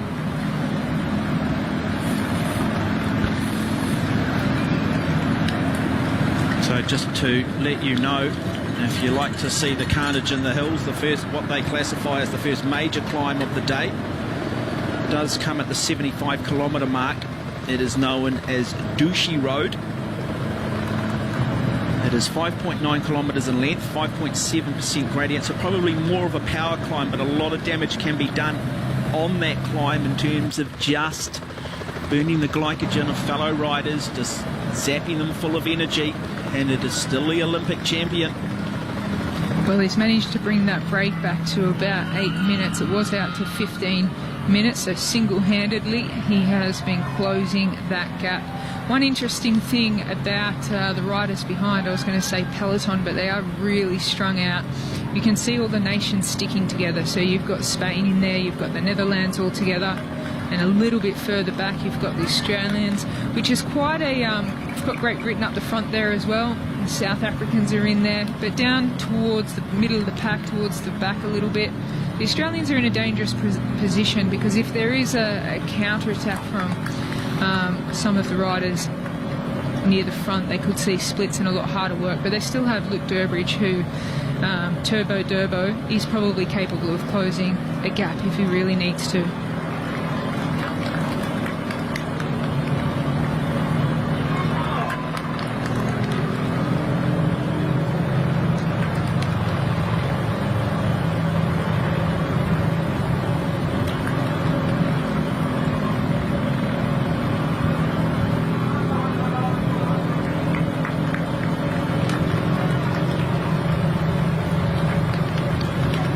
Greg Van Avermaet, he puts his head down. He's really, really working hard. And as we see the road go up, we might see some other riders come and help him out on the front. But he's just really concentrating on keeping that speed high and make sure he's making riders behind him have to work as well. So just see the Dutch, the orange riders there, probably about, what, 10, 15 wheels back, 1, 2, 3, 4, all in orange there. So they're happy just to, they're almost soft pedaling in comparison to what the riders on the front are doing. That just gives you an idea of the draft coefficient and how much energy you can conserve the further you get back. You don't want to be too far back though, as we've talked about, because when you come in and out of the corners you can get slingshotted off the back a little bit. Those riders at the front braking coming into those corners then are back up to full speed by the time you come into the corner and are having to touch your brakes. So Roglic, one of the favourites as well. He rides alongside Tadej Pogačar, two big favourites from Team Slovenia, and he looks quite concentrated and determined. Well, we're so used to seeing Greg Van Avermaet ripping up the roads of Flanders, and now he's ripping up the foothills of Mount Fuji in somewhat of an unexpected move. Just see the train in the background there swinging across the road in a snake-type formation. Looks like Great Britain there have just received their food bags from the side of the road. And they're towards the front. So interesting too. I think you can see the British riders just there. They're at the front. They're just wanting to make sure they stay out of trouble. You don't want to be too far back in the peloton, particularly with a lot of drink bottles being used and discarded, and riders maybe not really perhaps expecting it to be so turbulent so early. And now we just start to see a little bit of the moisture. So the first time we've seen there were rain at 8:30. There is the time gap, so 8 minutes 30 back to the main peloton, and you just start to see a little bit of water. Now the riders will be conscious of this because the weather forecast and the weather's been very, very good in this area in recent weeks. And often what can happen is when the rain does come, it can just lift the grit up out of the road. It can bring up some of the oils on the surface. They will be things that the riders will be thinking about for later in the race. If in fact it is wet on some of the descents, they will need to be aware of some of these environmental factors, and they will be taking a mental note this early in the race. Yeah, and we mentioned at the start of the race that there was rain predicted up in the mountains, especially Mount Fuji. If they have rain on the descent of Mount Fuji, that could be dangerous. But one of the things that would have come into play in the riders' minds and the mechanics is tyre pressure for today. They've got very smooth, nice surfaces there, but as you say, after having such good weather for a long time, these roads will be super slippery when they're wet. So there may have been a lot of discussion in the teams about which tyres to use and which tyre pressure to use. So we'll see a mix of different options in there. I mean, been a real shift, hasn't there, in what, you know, sort of 10 years ago it was all about having 23mm tyres or even 19mm, pumping them up to 120 psi. Now we're seeing riders using 25, 26mm tyres, and at times only even having up to 80 psi in their tyres. And it sounds counterintuitive, but the science actually says they roll better and they roll quicker, and the riders don't fatigue as much, particularly if the road surfaces are rough. You know, the science is absolutely there that the wider tyres and a little bit softer will propel you faster forward. And I was told this back in my career, and I was actually talking to a mentor the other day saying that I always thought that I couldn't ride cobbles, but since I've retired and been playing around with tyre pressures and width of tyres, that it's possible that I just had it all wrong because I came from a track background. I was running 120, 130 psi on 18, 19mm tyres across the cobbles, which was a big, big mistake. But as you say, as an ex-pro cyclist, you always wish you knew then what you know now. So, yeah, tyres are getting wider and wider. A lot of these riders will be on 25mm tyres, maybe even a little bit wider. And I think they would have played it cautionary today and have a lower amount of air in their tyres for those descents that might be wet. And the disc brakes, so they used to, traditionally most of us probably grew up with the rubber rim brakes that you just squeeze on. They've now all got disc brakes, which has meant that the wheel manufacturers can provide a wider width because they can get greater width inside of the forks now, for the fact that the disc brakes are nowhere in the way. They're not sort of squeezed between the forks and the actual rims, and therefore that has also led to this innovation in terms of providing wider rims, therefore wider tyres. And so what it also says, it's a softer ride, so the body is not being jarred as much, and that there's been a lot of science done in this area that then says that actually means that you are not fatiguing as quickly. So even though it sounds, all common sense says, hey, harder tyres, we're going to go faster, is in fact the opposite, particularly on rough roads. Yeah, that was definitely the attitude I had when I was younger. Hard tyres, please, and I wanted to run the narrow tyres, and now it's all about the wider and the flatter tyres. We see Greg Van Avermaet just having a chat there to his teammate about, hey, he had a big smile as well. How long am I going to have to be on the front here pushing this pressure? Do you want to help me out, or do you want to go and sit back and have a rest? Now we're starting to leave the built-up areas of the Gotemba region, and now this is gradual uphill from here. So it is what we sort of call, probably a little bit more than what you call false flat. The term false flat in cycling is when you sort of think you're on the flat, but in fact it is gradually going uphill. It can be somewhat deceptive, but it is a power climb. It's a hill, it's an area that you can still get into a good rhythm. And just as interesting there, nice high cadence being shown by all of these riders. Optimal cadence, probably around about 95 to 100 revolutions per minute. That's the number of times you do turn the pedals in a minute. And we just go back here, one of the New Zealanders. So, just having a quick look too. And that is in fact Patrick Bevan, working as a domestique for George Bennett. He's a very good time trialer, so he'll have no problem getting back on here, but that would still not be ideal. And you immediately see him using all of his experience, the boy who grew up in the central region of the North Island of New Zealand, an area called Taupō. Yeah, I know that region well, and it was his dream to compete for New Zealand at the Olympics, so he's been thinking about this race for a very long time. He wanted to be in top form, opted out of any other major competitions just to be ready for the Olympic Games. So New Zealand only having 2 riders is a massive disadvantage, but we'll see what George Bennett can do out there today. And no George Bennett, so he rode the Giro d'Italia. He was the lead rider for his trade team, Jumbo Visma. He didn't handle the cold particularly well in the first week. He was pretty disappointed, and he really wants to make amends. His dream was always to win a medal at the Olympics, and George Bennett hoping to do that today. Paddy Bevan here gets back on, so he'll take a little bit of time to recover, and then he'll move his way through the peloton. And we're just starting to see that peloton maybe just spread a little bit wide now, so the pace appears to have been somewhat lowered. Yeah, there may have been some discussion in the peloton there about a number of riders just wanting to stop for a quick nature break. And they do have discussion in the peloton. Can we just back off the pace for a little bit? If there's enough riders that would like to make a quick stop, so you can see the peloton just bunching up. But yeah, Dutch rider on the front just having a change as well. I see a few of the Dutch riders were actually racing in their ice vests. Now the road starts to go up a little bit. They want to take those ice vests off and throw them on the side of the road for one of the fans to pick up, or their lead follow cars to come and pick them up along the way as well. So we see a significant drop in pace with the breakaway as well. Yeah, we often just see them stagger too. I wonder whether there doesn't appear to be, but often when you see the riders stagger, it can often mean there is a little bit of a crosswind, and the best place to be is not necessarily directly behind the rider, but just to one side of them. So if that wind was coming over this rider's left shoulder, you would want to be on the other side of him, on his right hand side, with your front wheel just in behind his back wheel. And that's why you will see often the cyclists just stagger out across the road.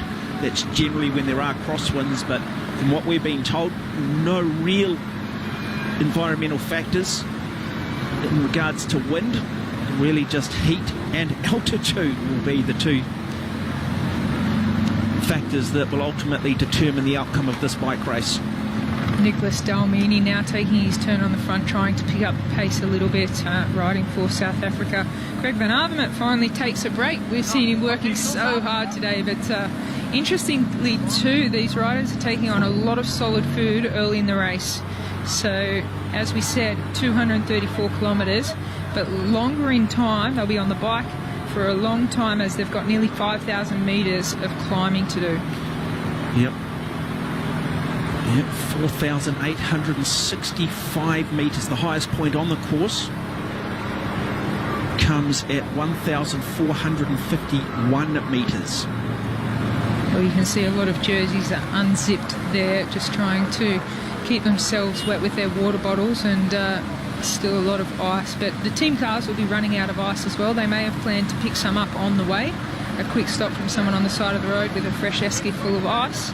But even though the roads are wet, it's still very, very hot up in the mountains, and the humidity as well. Brandon McNulty from the United States, the American rider, dropping back. He's one of two Americans on the start line alongside of Lawson Craddock. Shot there in the middle too of the other New Zealander, George Bennett, alongside Dumoulin of the Netherlands. And Tadej Pogacar just down the back there, taking it quite easily with a rider next to him, and you'll see that the entire race. Yeah, outstanding favourites will always have one teammate right next to them, just in case something happens with their bike. Even if they drop a chain, they just need a push, they'll always have a rider right next to them. So Belgium still, though, towards the front of this bike race. Mauri van Sevenant, Thies Benoit,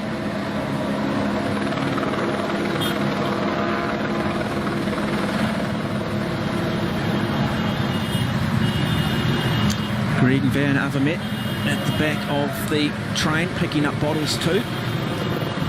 And just look at the amount of fluid they are taking on board. Remarkable. It's certainly nothing like I've seen before. The amount of water bottles and ice. Australian team there too, just coming back for fresh ice. And one of the Netherlands riders dropping back to help another rider who's just made a quick stop. So, you know, there's a lot of teamwork that goes into cycling. And now, as we've said previously, a lot of these riders are rivals in their trade teams, and now they come together and be teammates. But once you pull on that national jersey with the national jersey pride, you do put all of your efforts into working as a team. And there's some teams that do it better than others. Italy are very famous of working together and making sure that they do the absolute best for their nation, and other countries might find it a bit hard to juggle a certain number of leaders in the team. And as we said, they don't spend so much time together throughout the year, just one time at the World Championships each year. And it was an interesting call we saw today from Rowan Dennis to focus on the time trial, as that makes the Australian team go from 4 down to 3, which can make a significant difference. So we're thinking Richie Porte, but maybe Lucas Hamilton could be the stronger rider on the day. Well, you sort of sense in these conditions that I'd imagine all teams have probably had a plan A, the plan B, but we might just end up seeing teams being forced to go to a plan C. So South African rider, number 76 for South Africa, and that is Ryan Gibbons. So he's coming back to his team vehicle. He's had his fellow countryman up the road in that major break, Nicholas Glanmini. Yeah, it just takes a little bit of pressure off the smaller nations if they do have a rider up in that break, just to stay relaxed. And it looks like Dan Martin there just having a bit of a feed for Ireland. 58, yeah, Daniel Martin. So he is one of the outside favourites too for today. Certainly does know how to pull off a good stage win or one-day race. So the Irish there supporting each other. A small team but strong team.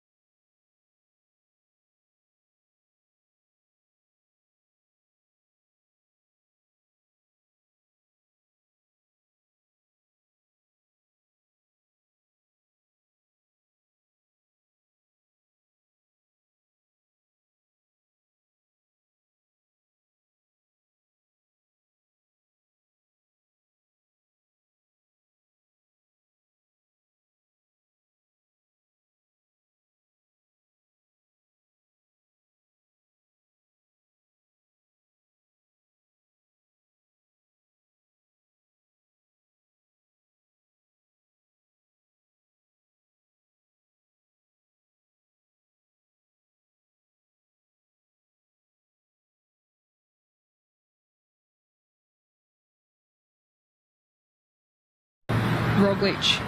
Now, this is the man from Namibia who was second wheel for much of that early work being done by Belgium on the front. And I just wonder whether, in fact, he did just burn too many matches. In fact, he's off the front, so he wants to push the pace. He's happy to push the pace, so he wants to go to the front. I thought initially that shot might have been him drifting off the back, but in fact, I'll give the fine young man a little bit more credit, because in fact he's wanting to get in the fight. Yeah, it kind of looks to me a little bit like a gentleman's agreement to just have a little bit of a breather for food. We've seen a lot of riders going back and getting some solid food in as well, and we may see the pace pick up. The Belgians certainly want to keep it going, but the riders behind them are pretty happy to just chill out for now. Well, I think Belgium are happy to do the dictating, aren't they? They want to control this bike race. So the bunch is well and truly buttoned off. Just gives you an idea. So we do just see that little bit of descent there that the peloton will get, so that'll give them an opportunity for a little bit of a reprieve. But you can also see the leaders are just making their way up that gradual climb. Yeah, I think it's a pretty good achievement for the Breakaway to still have 11 minutes after all that hard work that Gregor and Alaphilippe did on the front. They've done quite well to keep a gap of 11 minutes, but we probably see a significant closure in that gap once they really get onto that Douchy Road climb, which is quite gradual at the start and fatiguing, but right at the end it kicks up for 5 kilometres. So a lot of discussion here.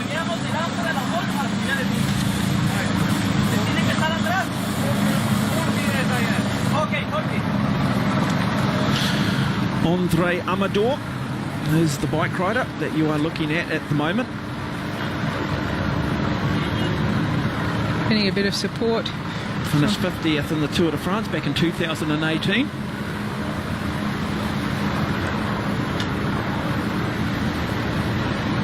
So it's very possible that the rider from Costa Rica and Ecuador are being serviced by the same car. So in some cases, when the teams are small, they get allocated one car for 2 teams. So they look like they're both being serviced by the same team. Now back at the front of the bike race. So we've got Slovakia, Czechoslovakia, Romania. So Eastern Europe well and truly represented. I'm not sure. Elkin Atadov of Azerbaijan, he looked like he was in a bit of difficulty early, but he's managed to sort of hang tough and get into that break. Just have a good look there. There's a great example of those disc brakes that you're seeing on the front there versus some of those riders that have gone with the traditional rubber rim brakes, and there's a good example of the rubber rim brakes there. Yeah, it's an interesting topic that's still very ongoing, disc brakes versus rim brakes. And I think some of the top riders are actually choosing whether they use rim brakes or disc brakes on different specific circuits and courses.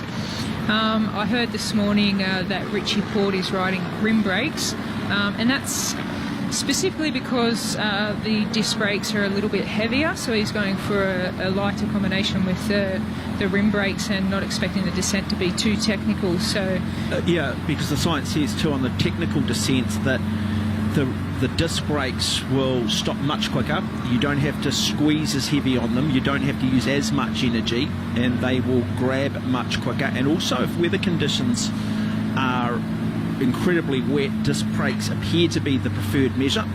You don't tend to get the slip that often the rim or rubber brakes can provide in the wet. You're having to sort of tap them a little bit more. Yeah, I'm thinking a lot of the riders are preferring the disc brakes, but you still do have a number of riders who opt for the rim brakes just to save that little bit of weight. And we find that, I think, more with the climbers and the confident descenders as well. So the brakes still doing really well out in front. The brother of Peter Sagan.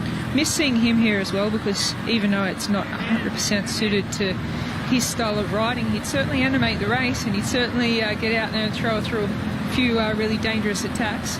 But yeah, just not really a course suited to him, which is very tough for riders who want to represent their country at the Olympics, and you have to wait 4 years to see if a course is going to suit your type of riding. So we've seen a couple of hilly courses the last few Olympics, and the sprinters very rarely get a massive opportunity. Mark Cavendish obviously was really hyped up for the London Olympics and had big support from the British team, but it just didn't pay off on the day. So maybe the course was a little bit harder than expected.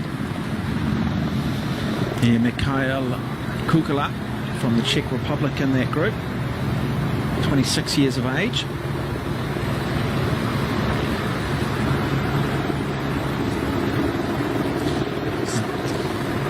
He's got another rider there today, Zdenek Stibar, who's back in the main peloton. Well, here's another outside chance for today. He's got quite a good climb and a classic style rider. Maybe the climb will be too tough, and that's what we're all yet to see.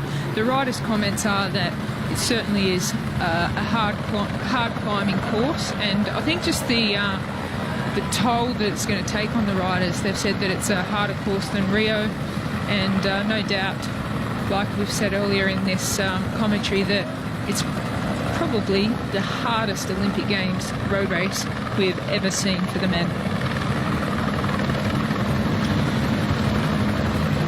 So there is a group of 7 riders in that break. It is day 1 of Tokyo 2020, the men's road race.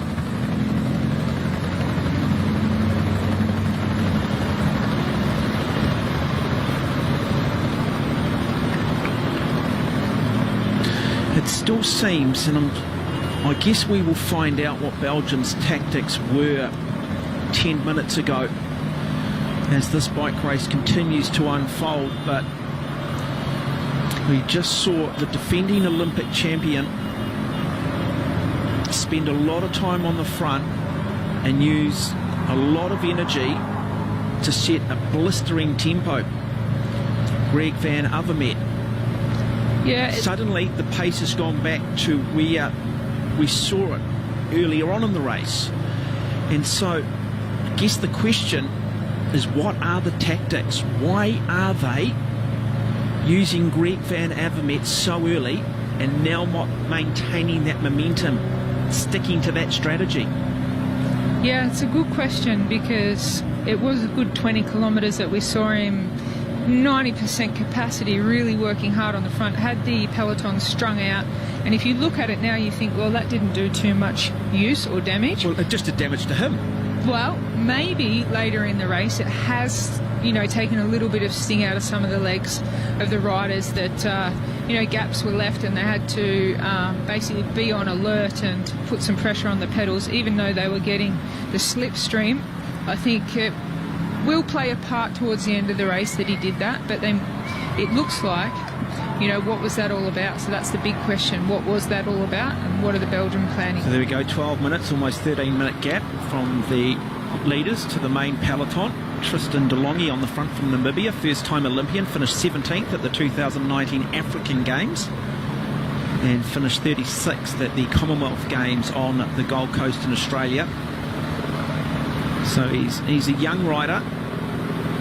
Africa, sort of really an emerging nation in the, or emerging continent in the sport of cycling, and hoping to sort of be one of those pioneers within Namibia to try and encourage others to get up there and try and race at the highest level. That's what's so unique about the Olympic Games, having so many countries represented and getting to see new talents, and that's what some of these riders will want to be doing, is getting out in front and really showing. This is interesting. Tadej Pogačar going back again to the team car. This has got to be about the 4th time he's gone back to the team car. Yeah, also a big question over clearly the riders that have come from the Tour de France. Some will maintain the momentum of the 3 weeks and feel like they've just ridden themselves into the best form of their lives. Others, well, they might have been sort of in the last 3 to 4 days of the Tour de France been simply in survival mode, then having to button off, jump on an aeroplane, fly to Japan, slightly different conditions again, all the peripheral things that go with an Olympics, all the distractions that are different, and they're all factors that are going to play out. And reputation might not mean as much in this race as perhaps what it might be in Europe on the World Tour. Yeah, he gives a smile to the camera there. Tadej Pogačar was the big name alongside Wout van Aert coming into this Olympic Games, but he seems very relaxed out there and maybe on duty for Primož Roglic. So we are going to find out pretty soon what the team tactics are of the nations. And now just got some feed bags on a slide uphill, so you can see some of the riders trying to get their food out of their feed bags. Well, they're about 20 kilometres away. This is the lead group we're talking about. The lead group, not the peloton, but the lead group are about 20 kilometres away from the bottom of what they consider to be the first major climb here in Tokyo. Yeah, it's interesting on the profile. It looks like they climb for about 25 kilometres and then it kicks up, but they don't actually classify that first 20 odd kilometres as climbing. They're slightly going uphill, but there's Tadej Pogačar once again making his way from the peloton, from the cars back to the peloton. So big smile there, very relaxed. What a phenomenal rider. Whether he does something special today or he plays a team role, he's an absolute sensation on the scene of cycling at world level.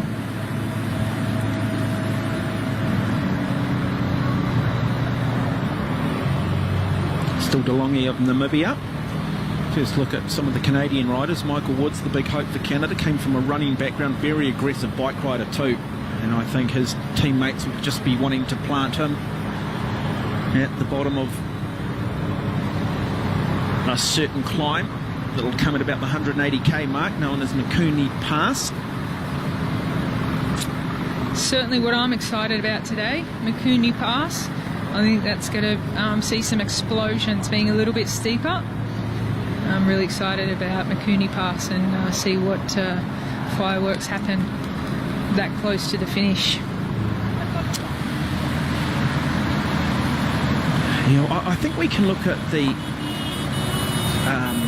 Tadej Pogačar scenario as he's either in just the best form of his life and therefore he's happy to drop back, or, as we've discussed, Roglic is the team leader today. You just don't know. Both are just such quality bike riders. Just sort of sees here out of their seat, so there is certainly a little bit more of a gradient in this part of the climb. And they will enjoy just getting out of that seat for a little bit and just using a slightly different muscle group. And it's always important that you do a lot of work out of your seat. You know, a lot of cyclists will say, look, I feel more comfortable seated, but train the system, learn to climb for long periods out of your seat, because it just gives your legs a little bit of a break and uses slightly different muscles. All of those things add up when you're looking at 234 kilometres in searing heat. Yeah, it's definitely something that the top riders really concentrate on out in training, is switching the muscles that they use on certain parts of the climb. They can be more quad specific, they can be more hamstring specific, and they can save certain parts of their body to get out of the seat, use their calf muscles a little bit. And it is very scientific, but going on feel out in training, you can really train to switch off certain muscle groups and switch on other muscle groups. And once you learn that art, you can definitely achieve a lot more and get a lot more out of your body. Well, it's like anything, isn't it? It's often hard the first time you do it, but if you keep training that system, it becomes easier and easier. And your preferred method of climbing 90% of the time, as we said, might be seated, but it just means that it gives you that little bit of a break. You'll get some climbers, some athletes who just enjoy climbing out of their seat. It just suits their body type. There's not necessarily a right or a wrong way. Same with pedal cadence. We'll see some athletes with a much lower cadence, so they'll be pushing what we call bigger gears or harder gears, versus other athletes who will spin a lot more.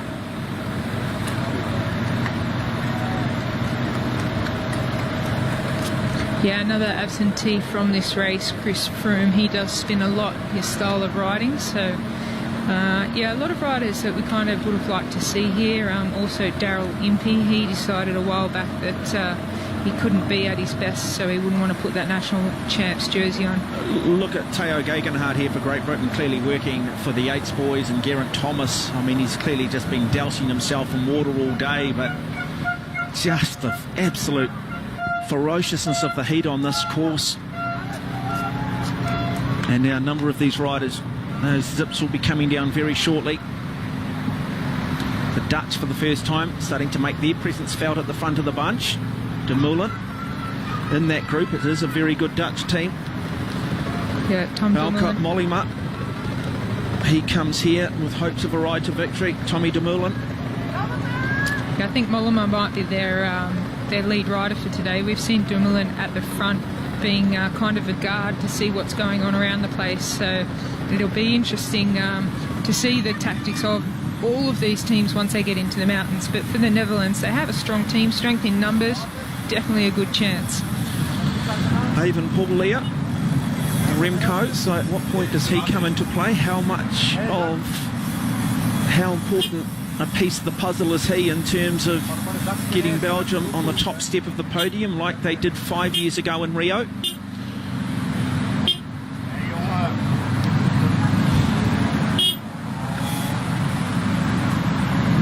Just holding on to the bottle there. Just commissaires will be keeping an eye on that, but that's an old trick in cycling. Just hold on to the bottle for as long as you can and stop pedaling and let the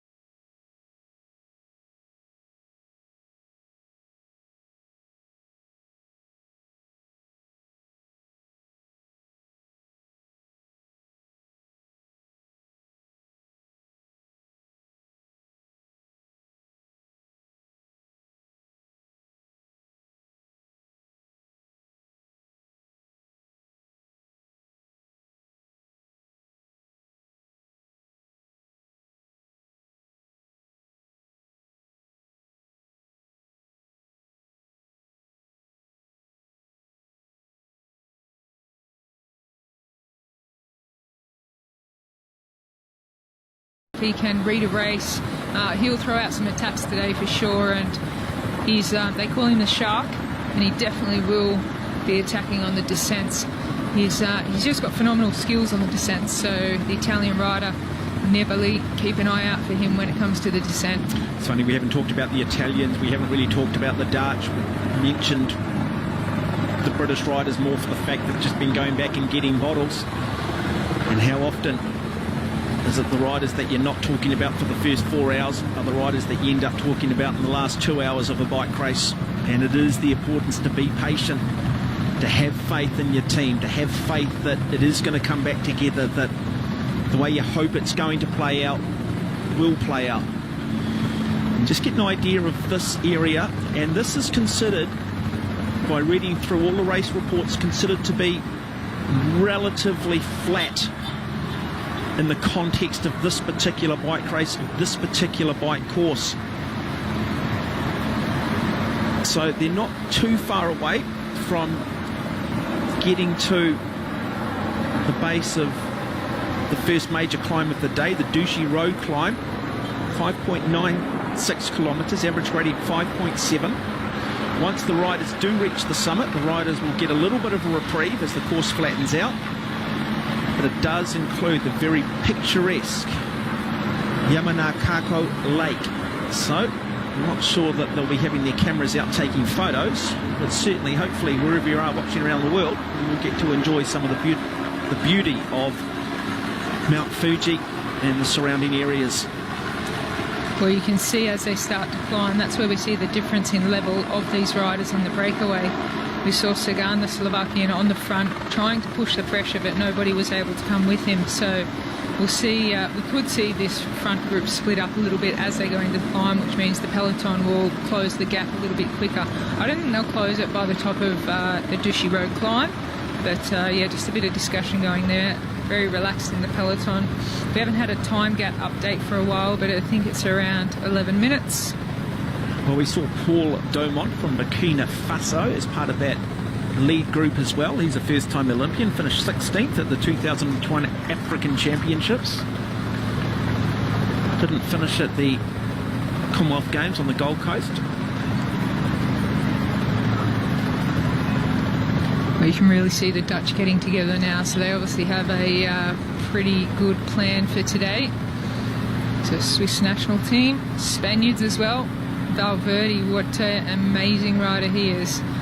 So he's won more World Championships than any other rider, a gold, 2 silvers and 4 bronze at the World Championships. And he was talking about retiring at the after the Olympics, but he's found a little bit of motivation to keep going at the age of, what, 41 or 42? So you can have a very long extended career in cycling if you keep the passion for it. And it's such a beautiful sport, just on a social level as well. Well, it's a non-weight bearing sport. Like sports like athletics, clearly a lot of pounding on the body. Cycling's a non-weight bearing sport, so you don't tend to get the tendon type injuries or a lot of the muscle tears and stuff that you can get in sports like athletics. I guess the other side of it, though, is there are certainly plenty of crashes. You can certainly break a lot of bones. And one thing that we are seeing, particularly in the Grand Tours, is that the riders seem to be becoming smaller and smaller in stature, 55, 56, 57 kilograms, and they've basically got nothing on them. And therefore, when they are crashing now, we are starting to see a lot more broken ribs, broken bones, and I guess that's probably, you know, the downside of the shift to lighter climbers. Yeah, even for the sprinters, they look quite large on television, but in person they're actually very, very small. So it's certainly changed in the last 10 to 20 years, where we used to see the big built riders like Mario Cipollini, and now the riders that are winning sprints are very, very small. So it's that power to weight ratio and being able to get to the finish of more races in a fresher condition, the lower the weights. But as you say, that comes with a little more broken bones. It's a danger of the sport, obviously, and the challenges of cycling out on the roads in a lot of countries with the traffic. But if you can find quiet roads, it can be social, and you can see that here at Olympic level, the Olympic road race. There are riders in this peloton having a chat, and they're just chatting about random things while the pace is slow. We won't see that too much towards the end with the front riders, but it's a social sport, so yeah, a very, very nice pastime if the roads are suitable where you live.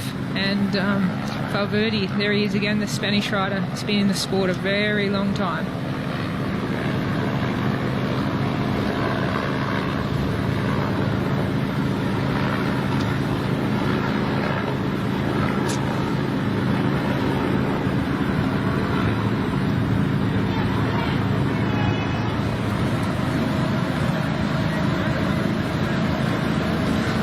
And great to see the locals out there. Plenty of support. 2 Japanese riders in this field, sitting Yukiya Arashiro and Nariyuki Masuda. They'll just be hiding, being smart. Roberto Urán, so another favourite for today. Great bike rider, Rigoberto Urán, Rise of Colombia. Chavez, Rubio, Higuita, Quintana, Urán. We haven't even talked about them, have we? Just such is the nature. Probably when you do look at Quintana, Nairo, probably maybe just past his best. Probably the Colombians would prefer it if they went up maybe another 500 metres to 2,000 metres. Very, very good with their head above the clouds. Highest point will take them up to 1,451 metres on this course. Yeah, they've got 4 riders, and they are all riders that are capable of winning mountain stages at the Tour de France. It's just a matter of how hard they will race up Mount Fuji, which is the longer climb of about 15 kilometres. Kwiatkowski there, just giving some, I don't know if it's aggression to the Spanish rider, but certainly some. They're just having a joke, so they're just passing on some stories. So Kwiatkowski and Valverde there. I love this young man here from Namibia. I think it's just courage, it's gutsy. what's he doing? He's saying, hey, look, I'll work for you. Give me a professional contract in Europe. I'll use the Olympic Games to sell myself to a trade team. I'm happy to come to the front. I'm happy to do some work. And good on him. You know, what a wonderful way to audition. Yeah, then that's what's so special about the Olympic Games. It gives opportunity to those riders that just can't get into a pro team in Europe. This is their chance. This is where the world of opportunity opens at the Olympic Games for riders like this. And this has been impressive, and he has been noticed by a lot of the fans and the... But look, he's a good smooth bike rider. There's no upper body movement. Look at him, just nice and relaxed. He dances beautifully on those pedals. He's got good form. Tristan de Lang. That'll be a name that the directors back in the team cars will be remembering, because he's been very active in today's race so far.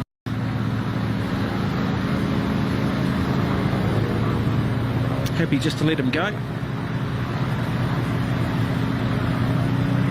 I'd imagine that if they do pick him up in time, they'll probably want him to say, look, we like what you do, just be patient though.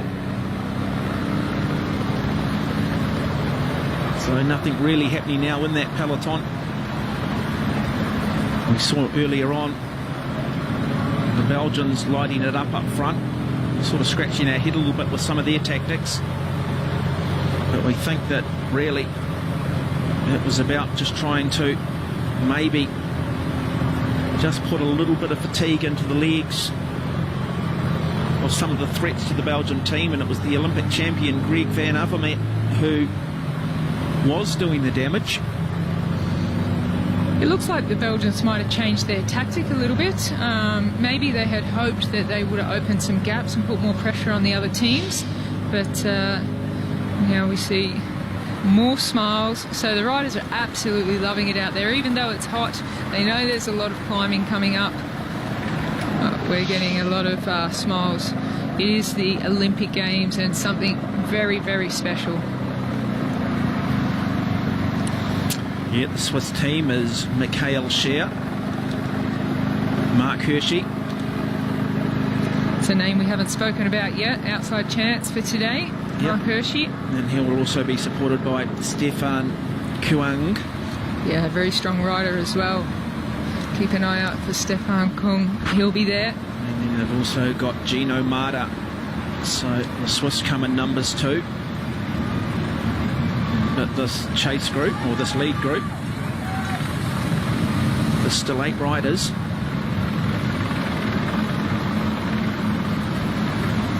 Getting fed there. These moto riders will have to be stopping off every now and then to fill up with cold bottles as well to serve these riders in the breakaway. So good sweeping bends, good roads in Japan. And so they're getting to 100, and so they've been going around about the 50 kilometres.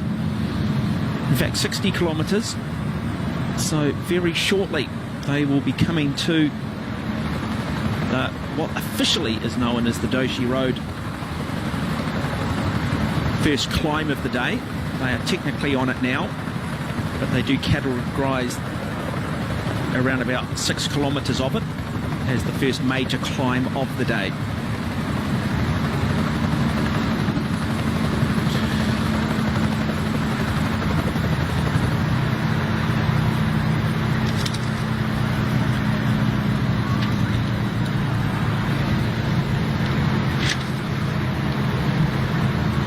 So Tristan de Lang, he's in between the breakaway group and the main peloton. So he's trying to either get a little bit of a gap before the climb really ramps up, or he is trying to get across to those breakaway riders. So we see a few sneaking off the front now. Yeah, it's an interesting one, isn't it? If you're not a great climber and you do want to try and survive the climbs, I mean, you always want to be on the front of the peloton so that if by the time you get to the top, you're just sitting off the back.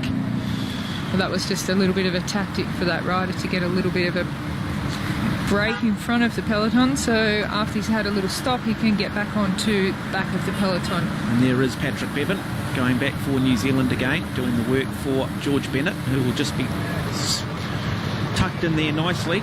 And the role really of Patrick Bevan will be to deliver George Bennett to the bottom of Makuni Pass and then allow one of the great hill climbers out of New Zealand to have his opportunity. He'll know a lot of the riders. He rides alongside of a number of these big names. He is regularly training with Roglic. Yeah, so prominent at the front, we've seen the Spanish team, the Belgium team, and now also the Irishman, Eddie Dunbar. He'll be setting things up for his teammates for later in the race, so he's just keeping an eye on what's going on at the front of the peloton. He'll have to make it into some moves if they go, cover the moves, and just try and set things up for his teammates, Dan Martin and Nicholas Roach. Yeah, and just talking about the Irish, interesting fact that Nicholas Roach and Dan Martin, they're actually cousins. Yes. And Dan's mum is Stephen Roach's sister, of course, the great Stephen Roach, former winner of the Tour de France. Now the Australians starting to make themselves a little bit more visible at the front of the peloton. Never underestimate the Australians in any sport. Simply remarkable. They just don't know how to give up. And it's across all sports for a nation of, what, 27, 28 million. Simply incredible. And there's a really good example too of the wider widths of tyres. A lot of these riders will probably be on 25 mil, where 10 years ago 23 probably would have been the maximum width. Yeah, it's interesting now. I don't think there'd be any riders in this peloton on anything narrower than 25 mil. So, you know, the science speaks louder than feeling or anything else at the moment. And there has been quite a few developments in the pro peloton. We've seen in a lot of races riders wearing skin suits rather than bib shorts and jerseys. Today's a little bit of an exception because of the amount of things they've got to fit into their pockets. If they had a speed suit on, it's very hard to get things into your pocket when it's so tight. So the jerseys are a little bit more flexible in the pocket area to fit 2 or 3 bottles in there, and the amount of food that they'll need to consume throughout today.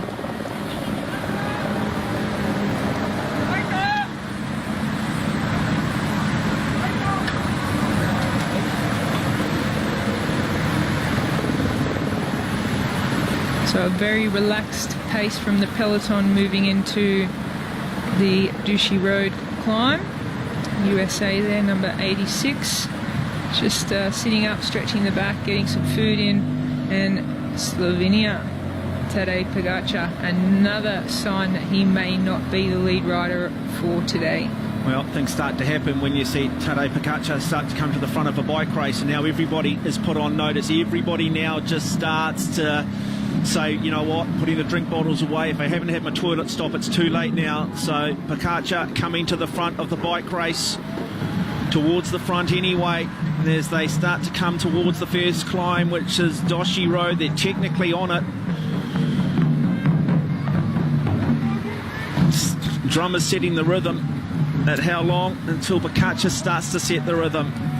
Nice to hear some music along the road. A lot of the riders would love to be able to race with earphones and some music just for those dull moments in the race, but obviously it's banned and very dangerous. So actually in BMX freestyle I think they still permit it because they kind of move to their beat and their flow for their obstacles throughout BMX freestyle, but in road racing certainly not allowed to listen to music. And this is the breakaway now. We should see the peloton close in a little bit on this climb. The Romanian rider very much fighting his machine at the moment. Doesn't really look comfortable, and you just wonder whether he's burnt too many matches.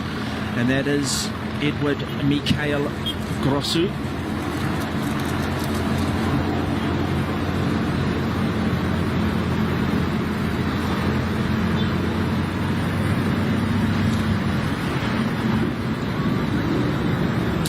Yeah, it looks like they might lose a rider here already at the start of the climb, and we're likely to see this breakaway group break up a little bit on the first major categorised climb of the day.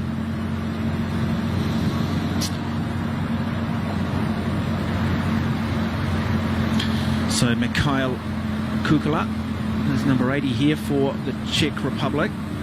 It's back in the peloton. Zdeněk Stybar, who finished 13th at the World Road Racing Championships back in 2019. So he's certainly not getting any support here from Kukula. And then sort of stuck between almost in no man's land. There's the very courageous rider out of Namibia, Tristan DeLonghi.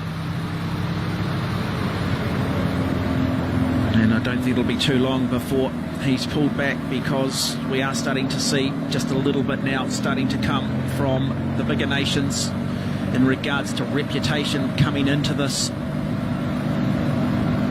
Olympic Games road race.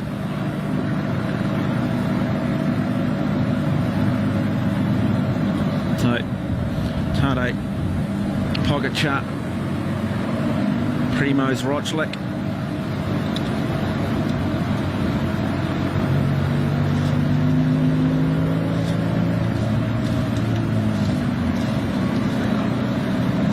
so look at that gap, 20 minutes now. They may say, hey, look, enough's enough. Let's just try and see if we can just close this up. And they will want to.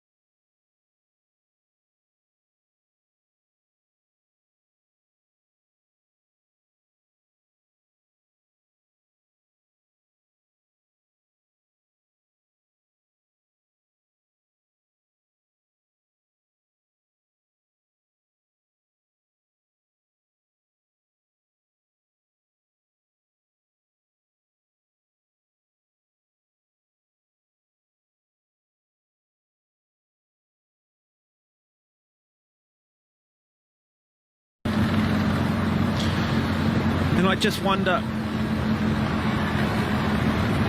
how long this group can continue this momentum. We'll find out shortly who can climb and who can't, who's comfortable.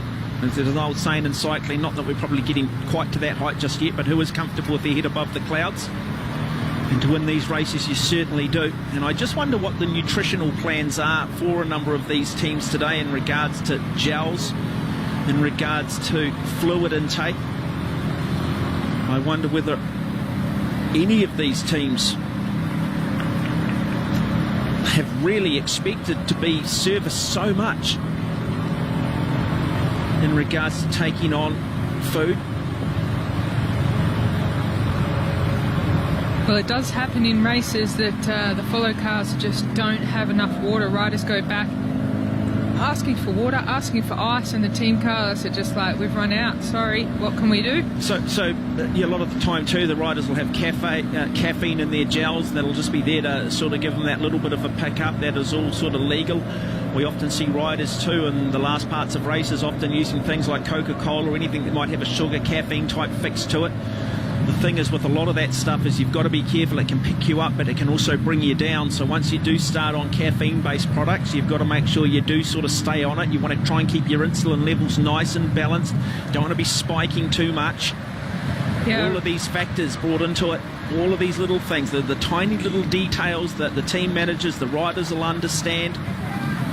It's another challenge that riders have to deal with coming into the Olympic Games and having different staff members that may not know what their requirements are in regards to nutrition. And, you know, back in my day racing, the nutritionist or the soigneur would know what bottle I want on the front of the bike, what I want on the back of the bike, and my teammates would also know during parts of the races what bottle I'd like from the back of the car at what times of the races. So, yeah, with the caffeine gels and stuff, there's been recent studies to say that in very hot temperatures there could be more disadvantages to advantages, but just because of that habit of riders needing that caffeine kick in the last hour or so, I'm sure they'll still be looking for that caffeine and sugar at the you know, with an hour and a half, 2 hours to go. Jan Trasnik for Slovenia, wearing the number 9 on the front, but they're coming to the front in numbers, aren't they? They're getting set for the climb. I think there's going to be some serious hurt put on shortly, and this peloton will start to come apart at the back. I don't think we're going to see the decisive break up front, but some hurt is about to be put on. The pain train is about to go into overdrive as this chase group are around about 20 minutes out in front. Well, it was 8, it's now down to 6. Another rider falling off on the previous descent, but they seem to be working well together at the moment. Rider from Burkina Faso there, just needing to get on. And we do see DeLonghi in no man's land. Yeah, so 17 minutes behind the breakaway group, and then the peloton nearly 20 minutes behind. So yeah, they do have to, the peloton does have to get moving to keep this breakaway in check. So I think we'll see the pace pick up a little bit on this climb, and it will give us an indication of who's working for who.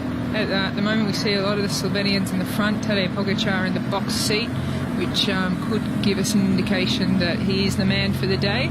Greg Van Avermaet, certainly not. He's just been doing the majority of the work controlling the peloton's pace. So Greg Van Avermaet is second wheel there, colours of Belgium, the defending Olympic champion. And the fact that we have not seen Primož Roglič says that Slovenia are riding for him. Jan Tratnik on the front, driving this peloton at the moment, and more than happy just to sit there. Are going to just wind it up the Doshi Road pass.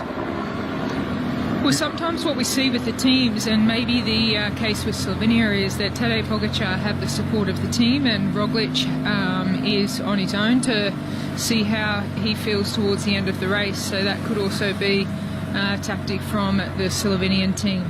Yeah, Jan Polonč is the other rider for Slovenia, and you can just start to see this wind. And I tell you this, by this course, from what we've understand, from what we've seen from the topography, this is a mild climb. There are some fireworks about to come very shortly, and then it is just going to go in overdrive in that last 40 to 50k of this bike race. So another rider in a bit of difficulty from Estonia, that is Peter Prus. Yeah, bike problems, mechanical issues, so... Bad place to get a wee bike problem too, particularly when you've got a team on the front deciding that enough's enough. It's an electronic problem as well, so have they got a spare bike there for him, or will this be the end of his race, unfortunately? Well, time is ticking, isn't it? And that'll be frustrating. And he's going to get a spare bike. So he had some neutral team support there. Now the wrong bike. And that's the New Zealanders helping out too. So they're supporting Patrick Bevan and George Bennett. I think he knows his race might be over. It was a little bit messy, but it's also a bit of a challenge for the teams that are sharing cars, that have two different teams, and how long it takes to get to the front of the peloton. I think the rules here are a lot more strict for the vehicles, and when they can pass, when they can go to the front. It's leaving riders with a longer amount of time before they're getting serviced by their correct team cars.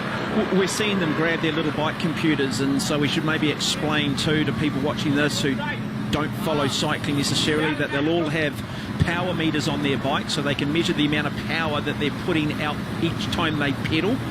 And the great thing about power meters is it factors in rough road. There used to be a long time ago, you'd sort of look at the gear you were in, you'd look at your heart rate and the revolutions per minute, and base a lot of energy on average speed. What Power Watts has done basically just gives you an accurate measure in all conditions. So 270 watts as an example, on a really nice calm day you might be going 40 kilometres an hour. On really rough roads and windy conditions you might be going 26 kilometres an hour, but the reality is you'll be using the same amount of energy. Yeah, a lot of the riders, well, every single rider, the Pro Peloton, and also for years now, riders are training to power and they're racing to power because they know what their bodies are capable of, how long they can sustain a certain amount of power. And when you know that kind of thing, the speed and, cadence and heart rate somewhat goes out the window. It's, very important for a rider, if they do swap bikes, that they swap their computer over. You might ask why they don't have a computer on their spare bike. They want to keep the same file for the entire race, so they switch their computer over to their spare bike. So basically, staying calm when you have a mechanical problem and you're waiting for your car is to have your computer and your 2 bottles ready to switch. And the other thing too, we've also seen with this is they'll also use data based on calorie output, and that'll allow them to also set up their nutritional plans throughout a day as well, saying, well, look, in stage 5 of the Tour de France, which was 220 kilometres, similar profile to perhaps what this course is, I burnt this amount of calories, therefore, look, this is certainly what I'm going to require throughout the day, whether I take that through fluid or whether I take that through actually, you know, genuine food. Yeah, it's definitely a very scientific sport. They train with little monitors on their arm. That's you know, it's measuring all sorts of things in calories intake, calorie requirements, insulin, all sorts of different things. So the soigneurs and the scientific trade teams, they know, they've got it down pat what nutrition the riders need to get through certain races. So a lot of feeling type racing's gone out of the window. So Dan Martin here, number 58 for Ireland, he's gone back to grab his bag. So I'd imagine based on that, what can we take out of the Irish lineup of Edward, Dunbar, Martin and Roach? Is Roach who Ireland are riding for? Well, it's interesting because I would have thought that Eddie Dunbar would have been sent back to do this job, but yeah, seeing Dan Martin, I mean, he's a pretty independent rider, so he's not used to having a lot of team support, and I still think he might be the rider that we'll see at the end having a real go, but it's unusual to see him getting his own feed bag there. And they're very hesitant about discarding their bottles now, as the UCI tried to bring in a rule that you can't throw your bottles off your bike unless you're in a designated litter zone. Just looking up here now, look at the pace that is on in this peloton now. Once back into that long line, it is well and truly on. It is being, they are just lighting it up front, getting ready for this first climb. So it is the team of Tadej Pogačar and Primož Roglič who are doing the damage for Slovenia. And I guess the good news here is this actually, the bigger teams doing the work do help the smaller nations that have the lesser riders, like Australia, like New Zealand, like Canada, like the United States. Yeah, absolutely. I was going to mention that before, that the riders that have limited numbers can actually benefit. None of the responsibility is on those smaller teams to do the chasing or to do the pacemaking, close down breakaways and things like that. So they can really benefit by the big teams having the responsibility. What is going through the minds of these riders? There is 7 of them.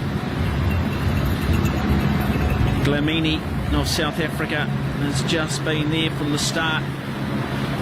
Great to have the South Africans here, 3 in there, set up. Venezuela being represented.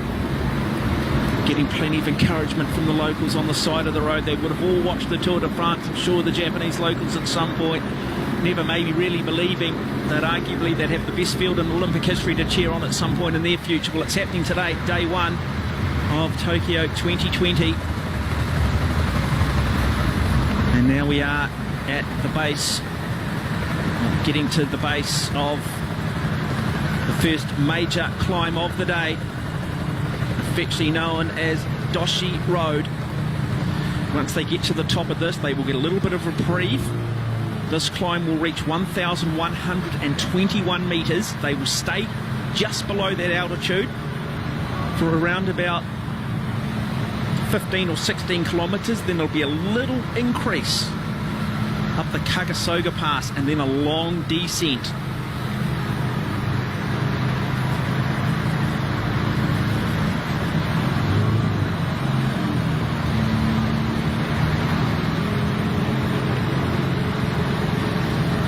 I'm quite impressed with the breakaway that they've still got 20 minutes on the main peloton, so they've done quite well to hold that gap until now. I'm sure there's a lot of tired legs in the breakaway as we see the peloton now really picking up the pace.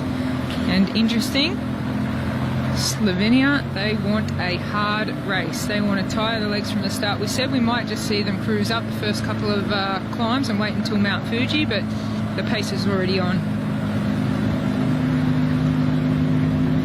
No, Greg van Avermaet the defending champion, second wheel there.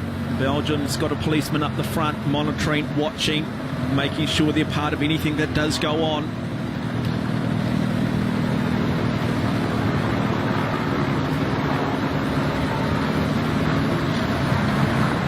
Slovenia and Belgium have made it very clear that they want to dictate this race, which kind of takes a bit of pressure off the other nations. They can just kind of sit back and take advantage of this. The Netherlands are just staying quiet, and Spain and Italy, we've not seen much of them at the front, so it certainly is going to be a cracking race when it gets towards the end stages. It's got to be a calculated risk too. They don't want to, they've still got to make sure they've got some support, some riders too. There's a lot of bike riding left at the top of this climb.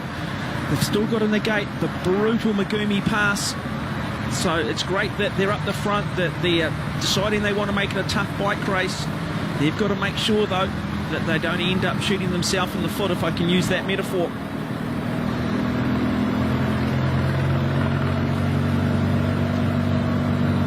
So the two Polish riders, is it there, or three of them? Bodnar, Kwiatkowski and Majka. Strong team, small numbers, but they are there. So amongst the Belgians and Slovenes, team from Poland is right up there. So Kwiatkowski got to be one of the favourites in any race that he enters, and then the Spanish behind. We can see they're in clusters. Denmark there, and just behind them is Belgium. So all the teams are sticking together. George Bennett there, New Zealand.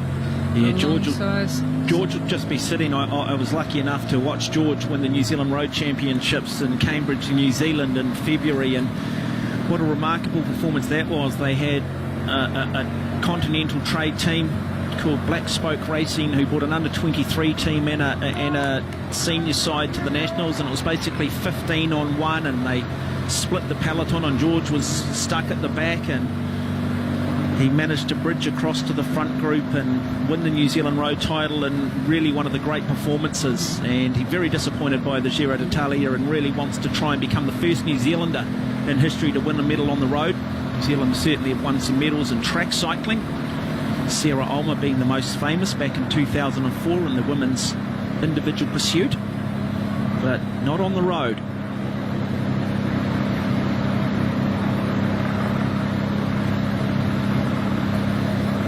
It would be great to go back and be able to go into the heads and minds of some of these riders, and those that are happy with the way things are playing out at the moment, and those that might be just a little bit, hey, this is not what I was thinking, this is not the plan I had. Yeah, well, I think a lot of the riders didn't expect this racing to be so hard from the start, just given the conditions with the heat, and we could see how much fluids they need to be taking on and cooling themselves down. But they would have liked to have a little bit of a more calm start to the race. The riders out in the breakaway doing a terrific job to keep that 20-minute hold. I think that'll come down after this climb. Kevin Ganesier of Luxembourg, 157.4 kilometres to go. It's still a long bike race. It is. And more ice being handed out by the cars just to put down the jerseys of the riders and try to cool their body temperature.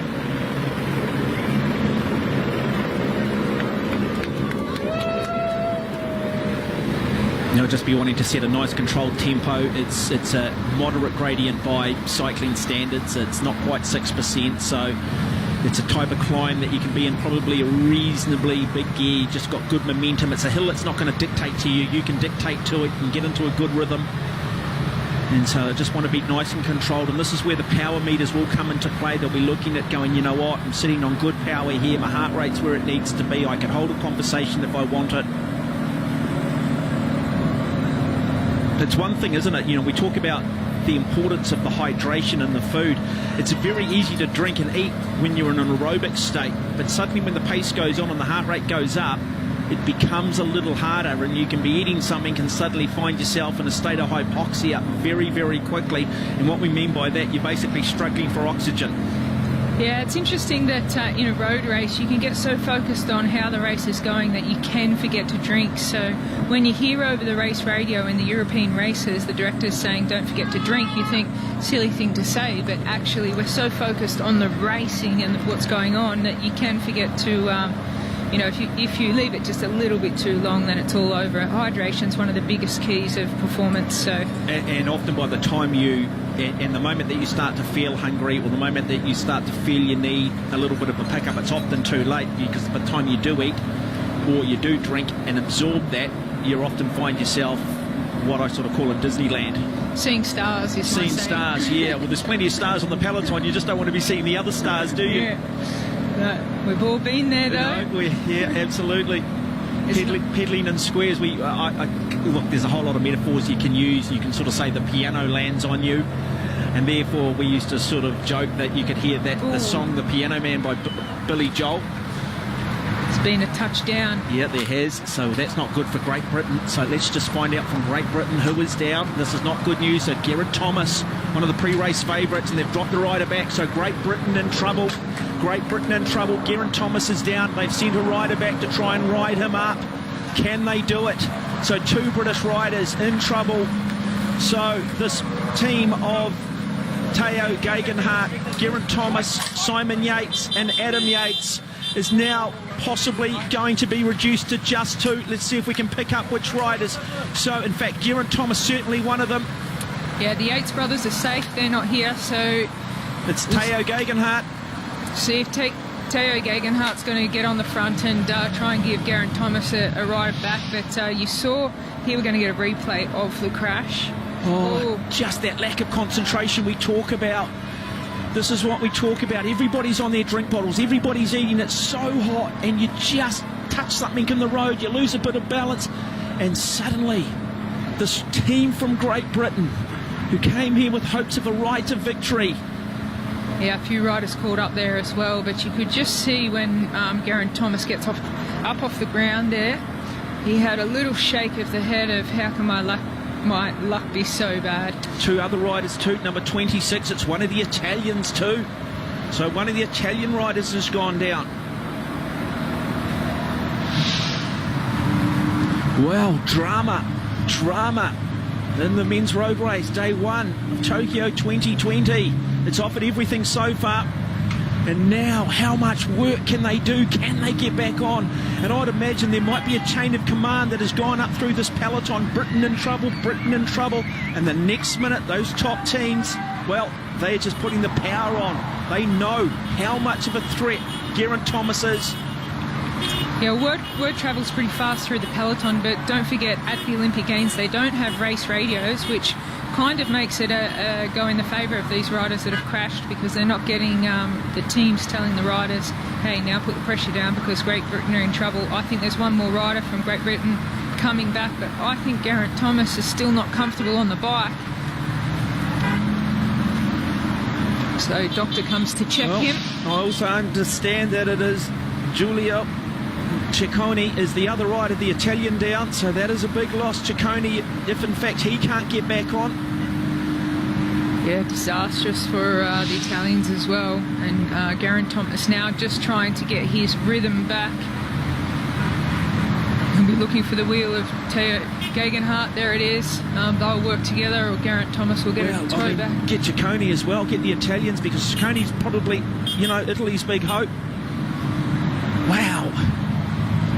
Yeah, it looks like Geraint Thomas has come down pretty hard. Wow, so how does this affect the overall race situation in terms of the front of the peloton?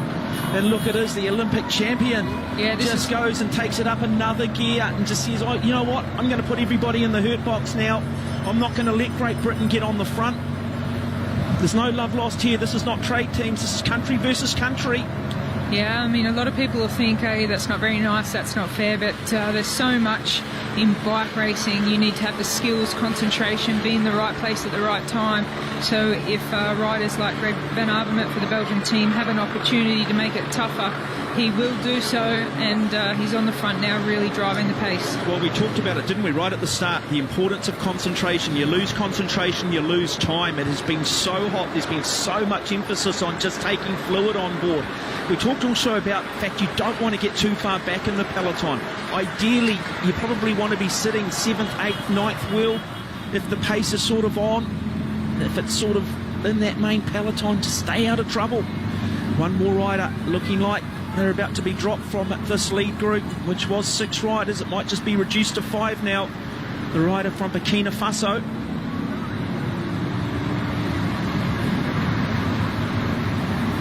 Well, he's done a good job. He's been out there in the break representing his country, and that's what the Olympics is all about.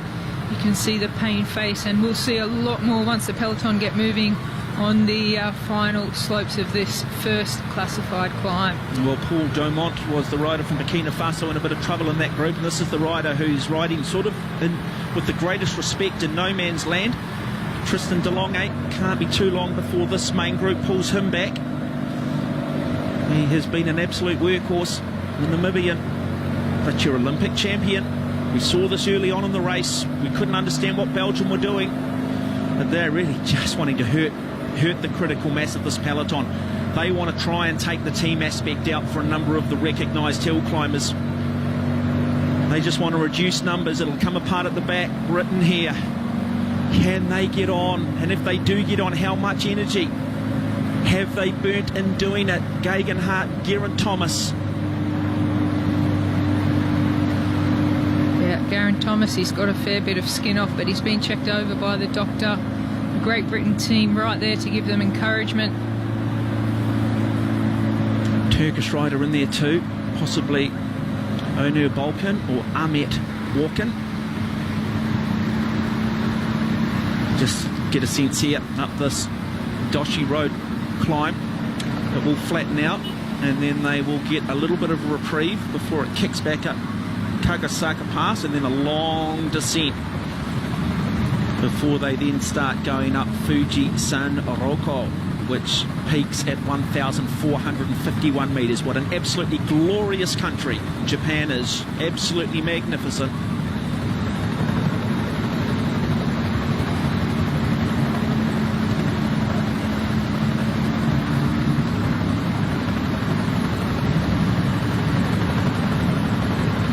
You've got to plan for those scenarios though, don't you? Every rider here needs to have done some sort of negative visualization. What is my plan if things don't go my way? What is my plan if I get a puncture? What is my plan if I drop my food? What happens if I do lose a rider? There's scenarios that they would have worked through. Often when you're riding and you're sitting indoors on a wind trainer or on some sort of training tool inside, that is the opportunity. Do that visualization. Come up with the scenario. It doesn't matter what it is, just make sure you've got a plan.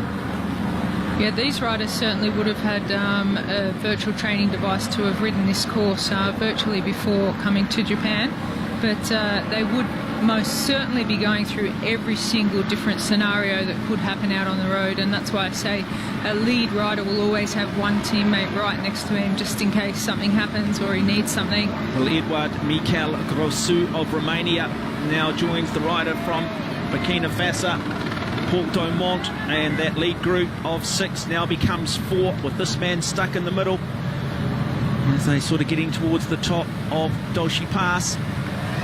Tristan DeLonge, good bike riding, just looks so smooth, just beautifully balanced. Yeah, he's absolutely doing some favours for himself being out there and being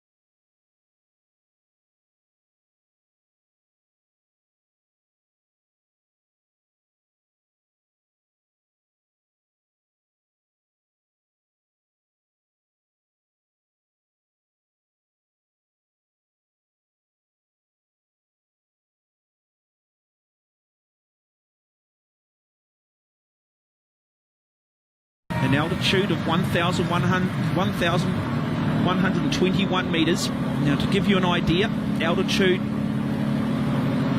does come into play here. Anything above 700 metres, there will be an altitude effect.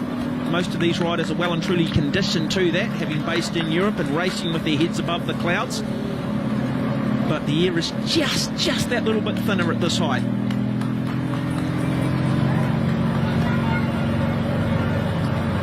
Yeah, as you said, I'm really sure that Geraint Thomas here will like the fact that he's got Woods with him.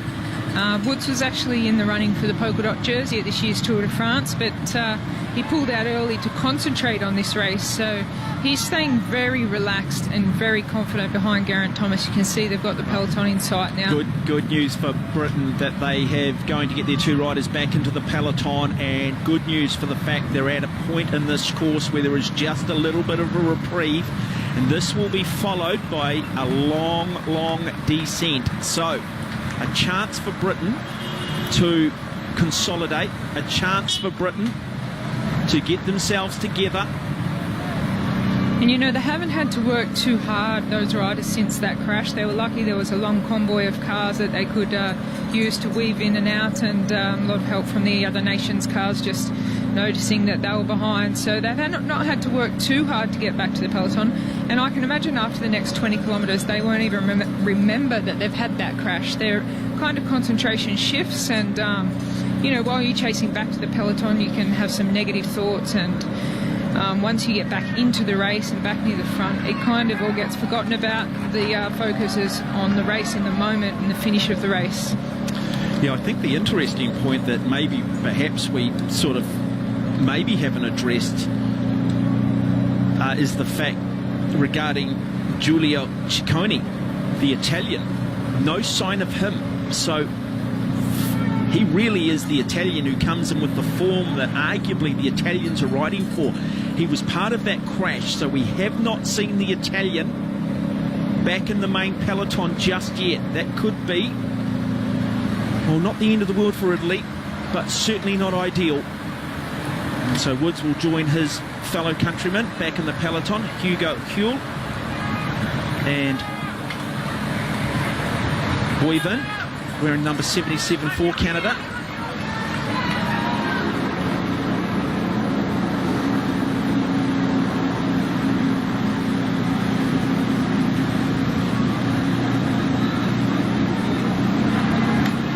So back to the front of the group, back to the front of the bike race.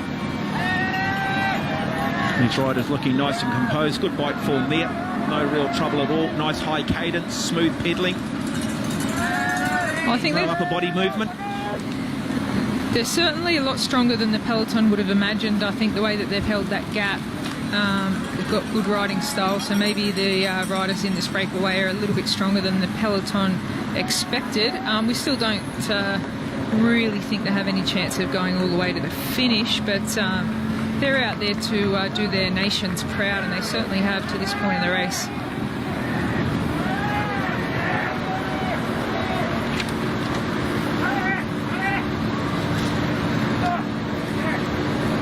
Bit of a wave to the camera as they go into a tunnel.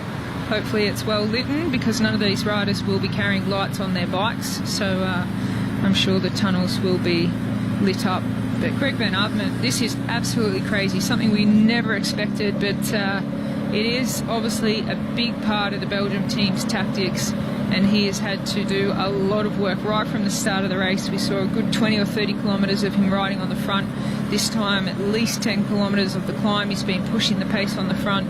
So it's just something really special to see a reigning Olympic champion do domestique work for his team and set his team up. Yeah, but that's, again, it's remarkable, isn't it, that bike racing, often the selections for teams will come down to dynamics. Right, who can we rely on? Look, you're going to the Olympic Games, but this is your role. If plan A doesn't work out, potentially we could end up riding for you. Well, I'm sure there's not going to be too much left in the tank for Greg Van Avermaet towards the end of the race. Well, at the moment he's winning the prize, isn't he, for the most work on the front? Absolutely. Nice to see the Olympic socks celebrating the achievement of getting to the Olympic Games. The rider, one of the greats out of Colombia in Rigoberto Urán. A man no one should ever underestimate. In fact, all the Colombians with big reputations, and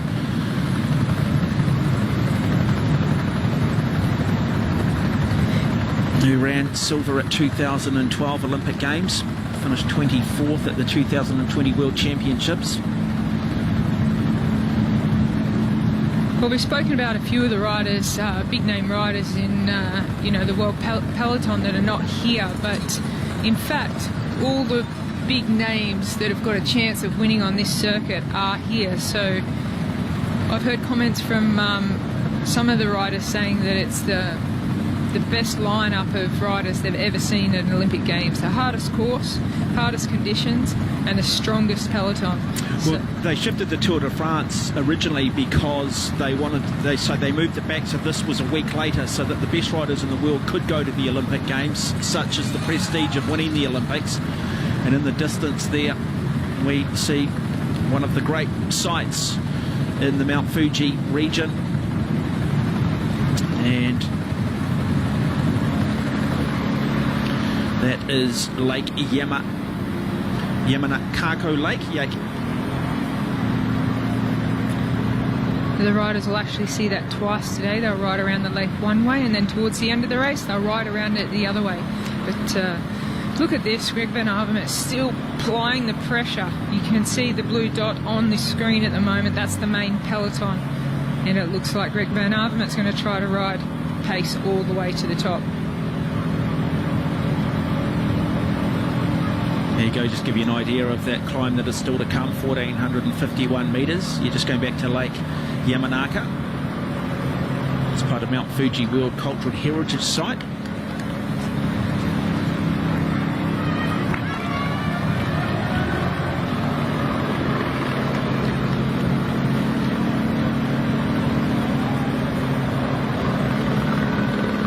It's one of 5 lakes in the Mount Fuji region, and they'll be looking forward to getting a view of it. But certainly, a number of riders in that peloton just getting out of their seats too, just trying to just get a little bit of recovery if they can, but more urgency going on. The Dutch riders happy to be patient. You can see them right back there, spread 4 or 5 across the road. New Zealanders are stuck in there, the Australians as well, so happy to be patient. We haven't seen too much of Spain on the front either. And the Italians have yet to come to the fore. It's, at the moment, it's been all Belgium and Slovakia who have been dictating the terms up front.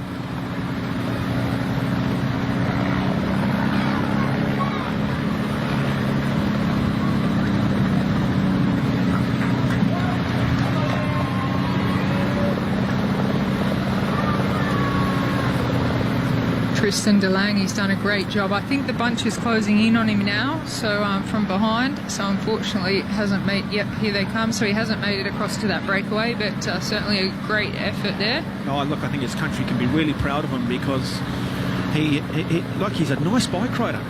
There's not too much to dislike about him. Good form. He's nice and composed. Look over the shoulder. Look, at this point, you probably just sit up, keep drinking. He'll just want to make sure that he gets to the top of this climb. When we did talk about it, you mentioned it earlier, that the fact that sometimes these riders who might not be good climbers think, you know what, I want to be in this bike race, I need to get a jump on this peloton, because if I don't, I will come off the back of it on the longer climbs. And so it's a smart piece of bike riding from him. He'll know what his strengths, he'll know what his weaknesses are. But I think his day is about to come to an end. But it's been courageous, and that's what we love about the Olympic Games. The unknown rider introducing themselves to the wider cycling community.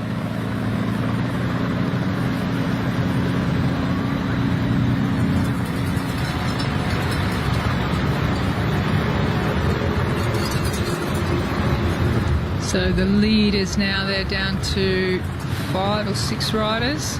So this is Lake Yamanaka. 5 riders they've got left over the top of that climb. Just a bit of a moment to take on some food for some of the riders. Fill up their water bottles. looking for some neutral support for water, I think.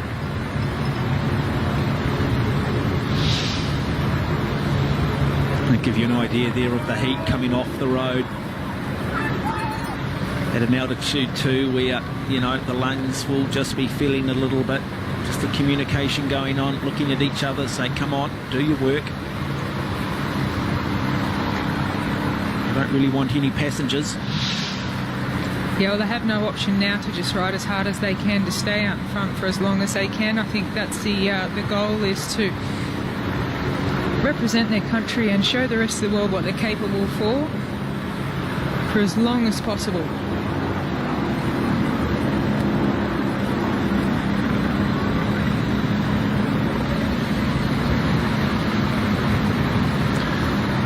So a little bit of a climb still to come, and then a long descent. And it'll be interesting that, I'd imagine, out of this group, that possibly the European riders will be certainly well and truly versed on long descents, and whether they can stay together at the bottom of the descent, and whether or not it's in their best interest to try and stay together.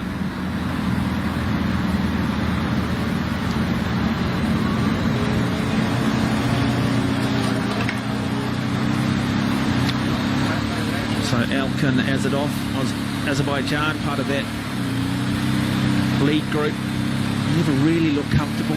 Certainly showing plenty of courage, though. You can just sort of see what I sort of affectionately, and I mean it with the greatest term of endearment, what we call the ugly face, where you really are just breathing pretty hard and you're hurting and you're suffering and you screw your face up. You'll see some athletes will wear that sort of mask, others will internalise their hurt. You won't know how they're feeling. They're very good at disguising it. And so we always say it, we said it earlier, look at bike form in terms of whether or not a cyclist is in trouble. Well, Slovenia are helping out again at the front with Greg Van Avermaet in second, and then you've got the Polish team there, Kwiatkowski looking quite comfortable, Eddie Dunbar from Ireland just behind him. And interestingly, we see the Australian jerseys right down the back of the peloton, whether they're having a discussion about the rest of the race, but it's a dangerous place to be, with Tadej Pogačar sitting right in fourth position there, very comfortably.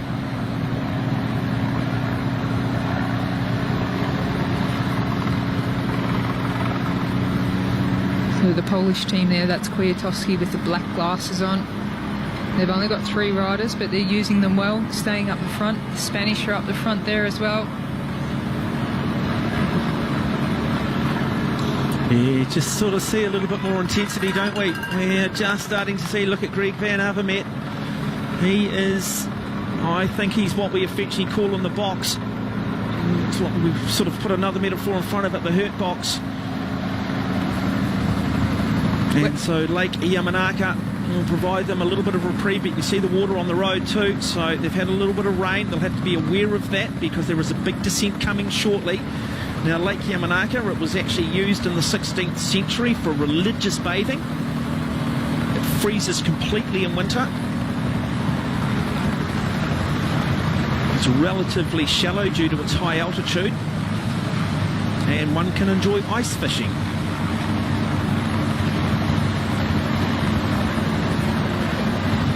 Well, at breakfast this morning I was speaking with one of these helicopter drivers, one of 3 helicopters that are up there. He's from Belgium, Tom, and he said we expect some bad weather. He said the problem is if our lenses get wet, there's not very many places where we can land. It's very limited, so they're a little bit nervous about the weather conditions. We're seeing a shoe change here. Michael Woods. Yeah, so he may have in the fall broken the clip on the side of his shoe. That often happens when you have a fall. So all riders will have spare shoes, spare sunglasses, a lot of spare clothing in the back of the car. So he may have just had a shoe change. Yeah, so it was a running injury that got Michael Woods back into cycling. This course certainly suits his climbing style. He held the climber's jersey in the Tour de France and 5th at Liège-Bastogne, 5th in the Tour of Suisse, 3rd at the World Championship road race in Innsbruck in 2018, and that was a brutal course, so we know the class and quality of him, but he's a very aggressive bike rider. He likes to, likes to go to the front. He knows he's got a talent and he wants to show it. Yeah, a lot of these cyclists have got into the sport due to injuries from other sports. As we were saying before, it's such a friendly sport for the body. There's not too much impact, so low impact sport. And Michael Woods was one of those. Coming from his middle distance running, he had ongoing reoccurring stress fractures of his left foot caused by excessive training as a junior in middle distance running, so that's why he took up cycling quite late, actually, at 27. But well, they have a very good aerobic system on him, won't he? You know, a lot of runners also very strong aerobically, and that is very much the rain on the road, we are being told. So little showers, which I was speaking to some of the sailing commentators, and they're very clearly aware of their weather, and they were lucky enough to go across Mount Fuji and have a wee look for us and said, yep, expect some slight showers.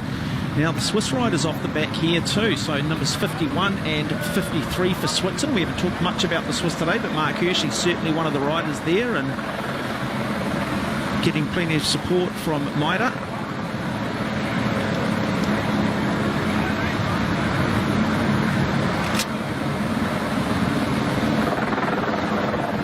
yeah, Mark Hirschi, the rider in front there, he is a very exciting bike rider to watch.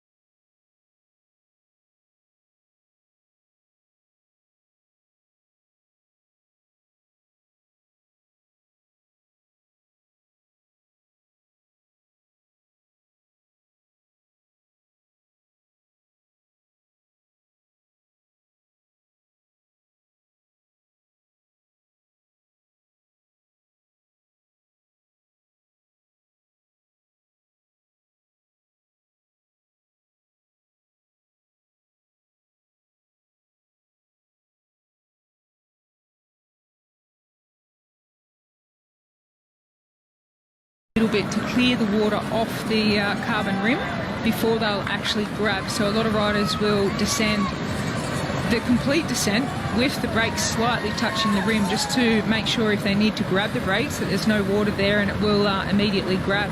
Whereas with the disc brakes, it's very touchy in the wet and the dry. So very different descending techniques with the different technology. And you can just see how wet the roads are getting. We are 140 kilometres to go. It is day one of Tokyo 2020. It is the men's road race. Well, these are the first signs we've seen of a little bit of discomfort by Greg van Avermaet, but he has done the majority of the work today, so it's not unexpected. And unfortunately for Tristan de Lang, he'd been out there for so long. I think the peloton's caught him and now he's actually off the back of the peloton. But fantastic ride. He's trying to stay in the convoy of the cars and get back to the peloton. But the amount of work that he would have had to do to stay out there by himself, I think, has taken its toll. But fantastic ride from de Lang. So Slovenian still taking charge on the climb for their leaders Tadej Pogačar and Primož Roglič. As we say, Greg van Avermaet, he's starting to fatigue a little bit if we look at the signs of his facial expressions, but he's a rider that can push through a wall of pain. Polish team there looking after Kwiatkowski, one of the favourites there in third position of his Polish team. Here we see some mechanics hanging out the window of the car, just doing an adjustment on the seat or the timing device there. But that's all quite legal, so that was for Peter Sagan's brother from Slovakia. He gives the all okay, everything's working well, so back to the job of just swapping off turns in that breakaway.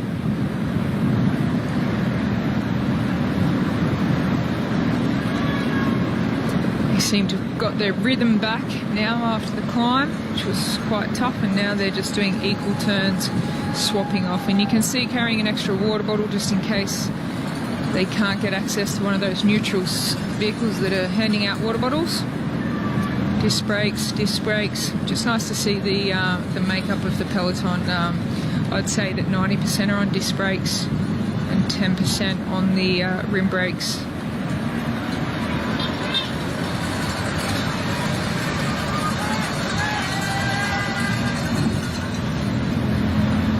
So they're getting a time check there from the whiteboard just to let them know how far in front they are from the peloton.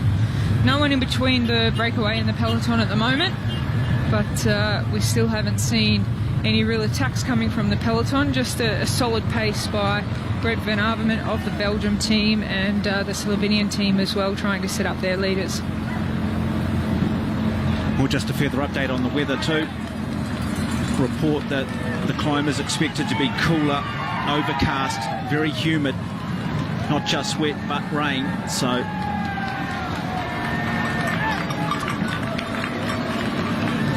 wonderful support on the streets of Japan. So the riders just go through the feed zone here. It can be a very chaotic place for the peloton when there's a big peloton trying to grab their feed bags. It's a daunting responsibility for the people that are doing the feeding as well. When they walk out into the peloton to try and reach their rider, it can cause a lot of chaos. So it'll be interesting to see when the peloton come through here, how smooth it all actually runs. But it's a lot harder than it looks. You can see there, oh, he's missed his rider, he's trying to catch up to him. No. Well, the next feed zone comes at Yeti Pass, at Yeti Ski Pass at 136 kilometres.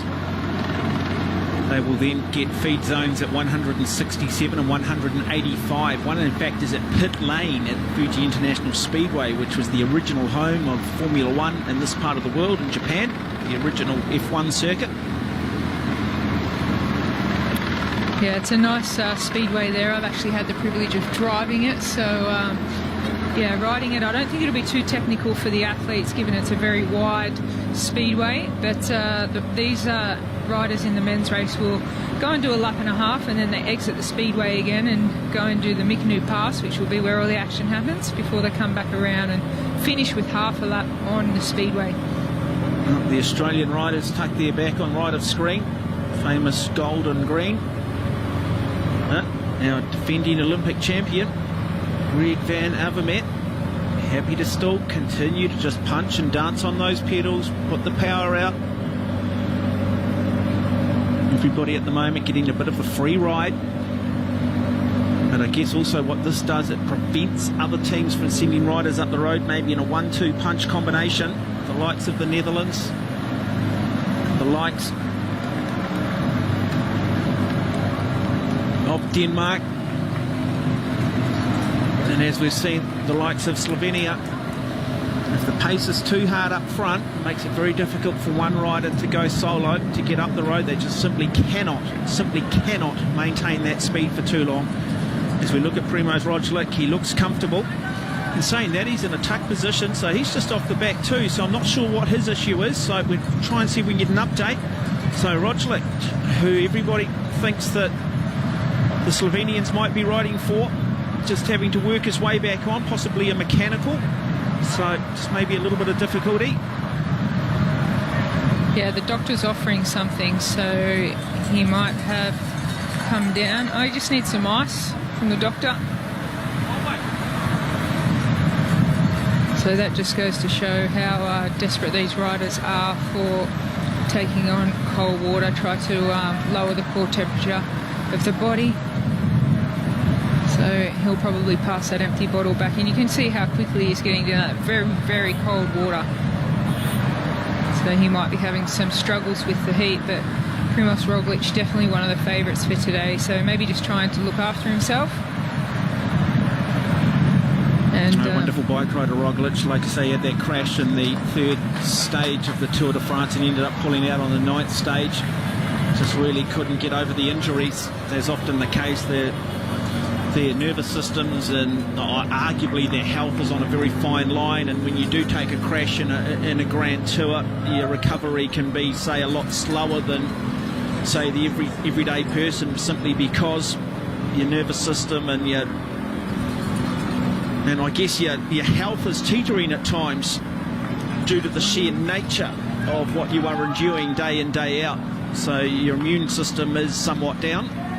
You can imagine the riders coming from the Tour de France, how low their immune system would be after that. One thing they'd have to do is keep their bodies moving and keep the training going, because once they slow down, the body shuts down a little bit. And all of the COVID protocols before leaving to come to Japan, and obviously when they arrive, they'd be pretty used to it by now. But obviously for commentators like you and I, it's all a new experience, having to be tested every day, and a bit nerve-wracking in the start, just not knowing where you go and how it all works. But for these athletes, they've come off the Tour de France.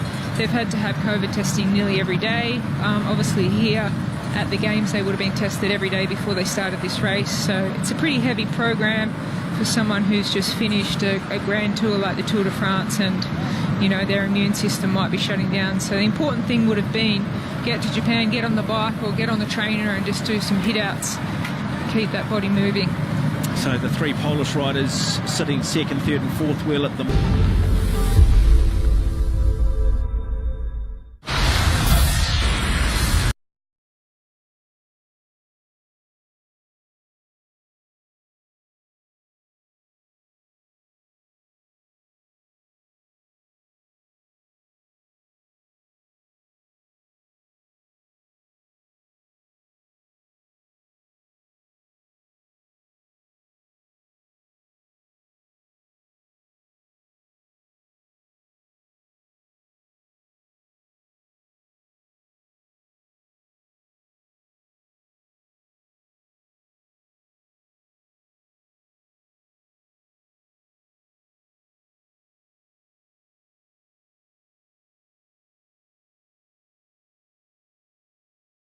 On the descent now. This is a long descent and happy to stay together at the moment. So fairly moderate, still having to work reasonably hard, not a lot of opportunity to freewheel at the moment. They'll be certainly, though, changing their gears. They'll be on that big chain ring on the front and that small cog at the back for people who don't necessarily understand cycling. And that is the hardest gear on the bike. Can be a bit confusing for people new to cycling, because if you are teaching somebody how to go through the gears and you say harder, down, up, there's a lot of different terminology of trying to identify whether you need to go up to go harder or easier. So front chain ring up makes it a lot harder, the rear cassette down makes it a lot harder. So yeah, these riders will all have different gear combinations. Here's the feed. The soigneurs, as they call them, passing their bags. Great bike handling skills from the man from Venezuela. And we talked about our chopper pilots. Aren't they doing a great job? What the best view in the house. Remarkable. Some wonderful pictures here on day one of Tokyo 2020. It is the men's road race. 234 kilometres, or as I like to say, 180 kilometres of hope, 54 kilometres of truth. Yeah, the other thing too, just for people at home who are watching this, cyclists will always use terms called gear ratios. So the big chain ring on the front, standard is generally 53 little teeth on them. Your small one at the back might have 11, so you'll often hear cyclists say, I was riding in a 5311. Then the next gear on the back that you go up in to make the bike feel a little easier might be a 12, 13. And if you go 13, 14, 15, 16, 17, they call that a straight block. They'll have a climbing gear, and I would imagine today when they get to the Mikuni Pass where it hits 17%, they might even go as high as a 27, 28 on the back. Yeah, I think you and I would definitely need that, maybe even a 29 or a 30. I'll probably need a 32 in mountain bike gears. Yes, me too. So, yeah, they're pretty strong riders, so yeah, they don't have to go to the extremes of mountain bike gears, but they certainly will have spoken about, what gear ratios they were going to run today. So now the peloton's really moving along, but still it's Slovenia and Belgium doing all the pace making. with Poland just sitting behind there. So Jan Tratnik is the rider from Slovenia on the front, very much working for Primoz Roglic. You can see now a couple of those top leaders there, Kwiatkowski, they're riding rim brakes, not disc brakes, so a little bit more tricky in the rain. So we think that Roglic might have ended up getting a puncture and therefore having to go back and change bikes and possibly getting on. The Irish sitting there nicely. And there's Spain. First real look at them. We haven't really talked much about the Spanish at all, which is a dangerous thing, because often the teams that you're not talking about early are the teams that you're talking about later on.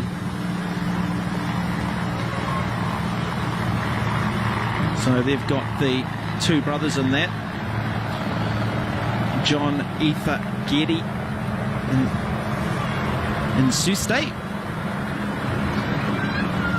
Well, they've got Walker, Ethe Gede and Suste, the two brothers. And then you throw in the likes of Omar Fraile, Jesus Herrera, and it's a very good Spanish outfit. Yeah, Herrera and Valverde certainly very experienced top riders to watch out for. Beautiful scenery. The riders won't be taking much notice. They'll know the profile. They'll know at what kilometre they're going to start to rise, what kilometre they're going to start to descend. But everything around them, they won't be noticing too much today. Yeah, you'll often see some riders, not the case here at the moment. For the gentleman from Denmark, Kasper Askren, but they'll often have sometimes a piece of tape just on their top tube or on the stem of their handlebars that might just have a kilometre points written out in terms of where feed stations might be or category type climbs, just as a little bit of a reminder. And particularly in a course like this, as we see Patrick Bevan there for New Zealand just on the right hand side in the famous colours of black and white. And I imagine he'll have George Bennett, that's right, just behind. Yeah, Big George just sitting there. I shouldn't say Big George, he's 58 kilograms, but he's big in heart, small in stature.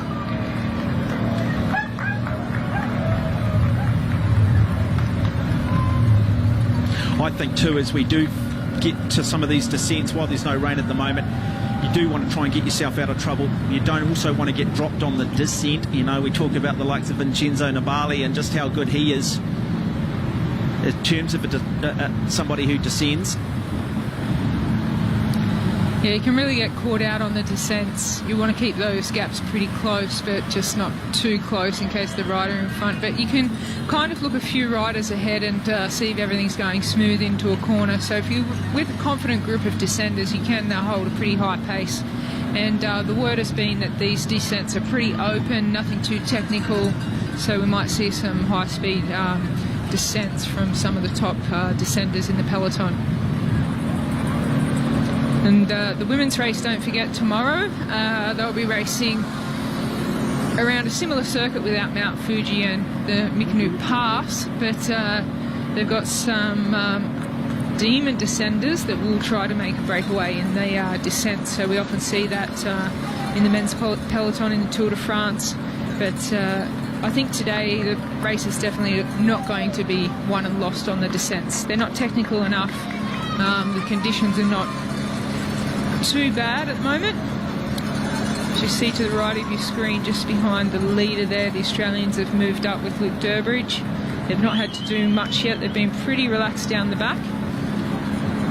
But this is Elkin Azadov. He was part of that group, that lead group. He's now come back into the main peloton, so his day is over, unless he can somehow regroup and go again.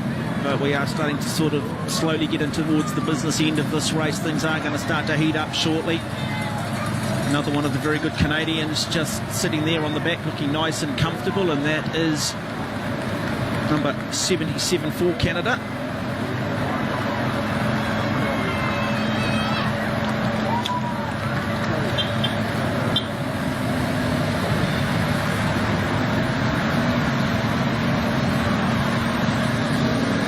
So Guillaume Boivin, number 77, the rider we mentioned out of Canada. He is also joined by his fellow countrymen Hugo Houlet and Michael Woods, who we think might have been part of the crash with the two British riders, Geraint Thomas earlier on, but managed to get himself back onto the peloton. Yeah, I've seen Woods and Geraint Thomas in the peloton now looking quite relaxed. As I said, once they get 20 kilometres down the road, they'll have forgotten, unless they've got severe pain, they'll have forgotten about the crash and just be focusing on what's going on in the moment and for the future.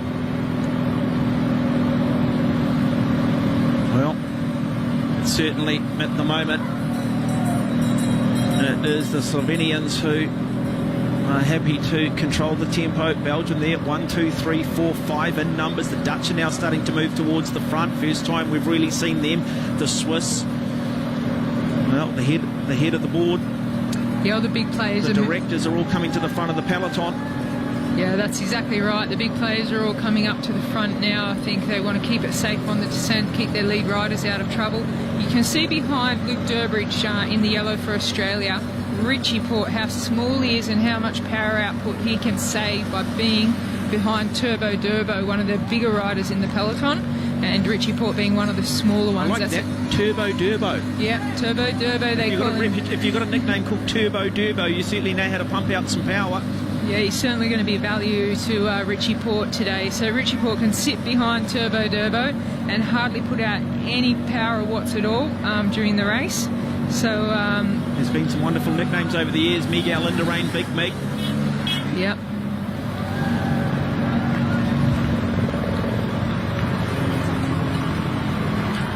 Nice aerial view of the peloton. The other reason we may see a lot of the riders coming to the front is for the feed zone. They want to stay out of trouble and make sure they can get. We did see, didn't we? We saw in that the lead group, they went through a very technical part on the course, right-hand, left-hand turns, and again, that we talk about just fatigue kicking in, just losing a little bit of concentration. How many crashes did you see in the first week of the Tour de France? You know, it doesn't take much for these riders to go down. They're on a fine edge, and this is the feed station, so that's exactly what we talked about, the fact that they're just trying to get through here nice and clean. A little bit of an unwritten rule that you don't really try and attack through the feed stations. Yeah, especially in conditions like this where riders are desperate to get food and water on board. So I think a little bit of respect there just to take it easy through the feed zone. But that's why we saw a lot of riders and teams coming to the front just to stay out of this mess, you know, where it can... Well, this is a great example, though, isn't it? Look, you've got these riders here almost at a standstill. Now, those riders at the front, they've already got their bags, they've already got their food, and now they're starting to actually get the tempo going. Those riders at the back, yes, it's not a lot, but it's another effort where they've just got to ride that little bit harder to get back on, to get back into a rhythm. And when you look at those little energy bursts, they're small on their own, but they start to add up. It's going to come back and bite you with 40, 50 kilometres to go. Yeah, you could see the Dutch riders there just checking their bags to make sure their name was on it before they put it over their shoulder, because if their name's not on the bag, the wrong type of food and nutrition will be in there for them. So, yeah, put the bag over the shoulder and start getting the things that you want out, and then they'll discard anything they don't want when they come to the litter zone. So we mentioned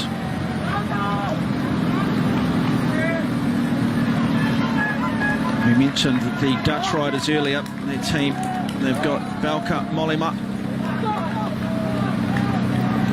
and Walt van Aert. Tom Dumoulin is also part of this very good Dutch team. Wilco Kelderman and Yuri Havik, and they've got then Dylan van Baarle. So they certainly got quality. They certainly do. They have the strength in numbers. They've qualified 5 riders, so the Dutch will be, hopefully, they'll have a rider there at the end of the race. Mollema is the favourite from their team. Guillaume Martin of France, number 14.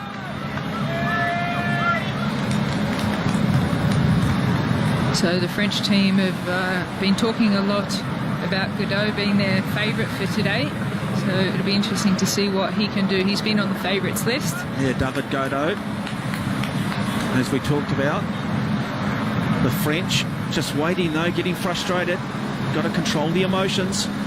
Yeah, you don't want to drop too far back off the peloton. You want to stay really close to the peloton, but a lot of the times your team car just can't get there amongst all the chaos at the back with the team cars. This is the neutral car, but he doesn't want that. He wants his specific car. He wants to talk to his leader. You can see the commotion there with all the cars next to each other and everything. So He's obviously got a mechanical because he can't ride any further. Gets his bottles. No, he won't want to leave this for too long, will he? There we go.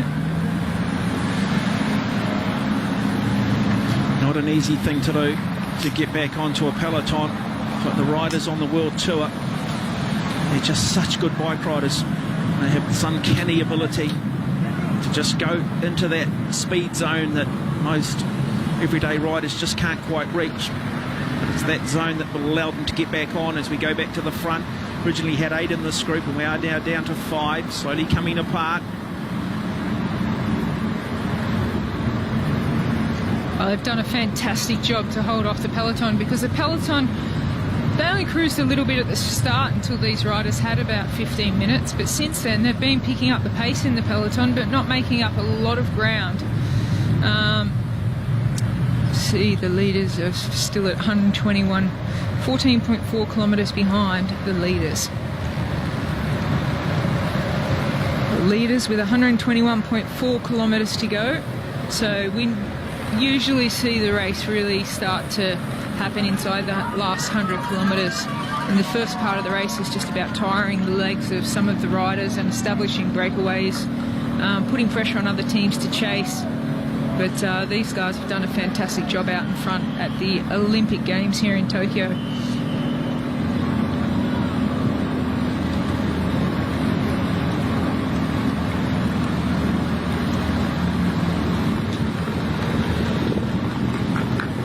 Five riders in the break. That gap coming down.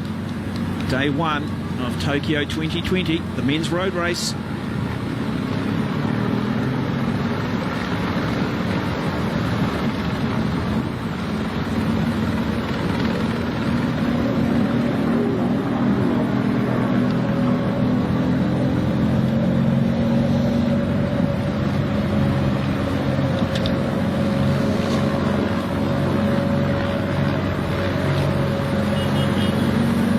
Look at that, nice, give you an idea of the descent there and the bike handling skills that will be required. He looked a little bit nervous to me going into that right-hand corner. I'm not sure if he's completely comfortable on his bike.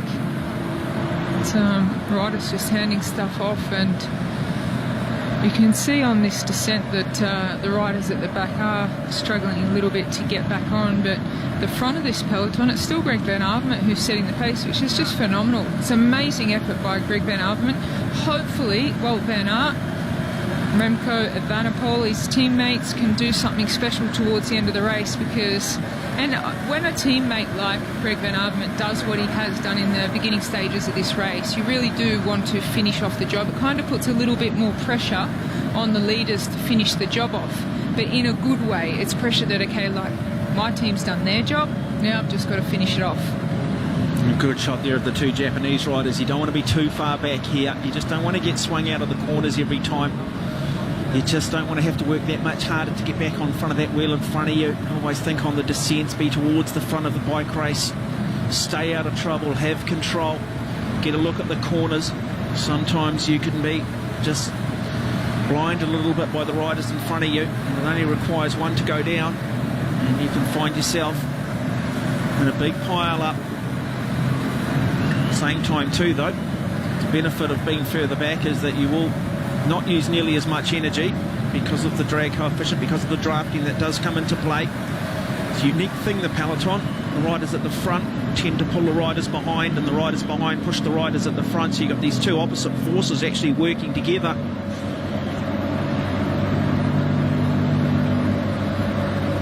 Now Belgium, 1, 2, 3, 4, 5. So 5 Belgian riders at the front of the bike race.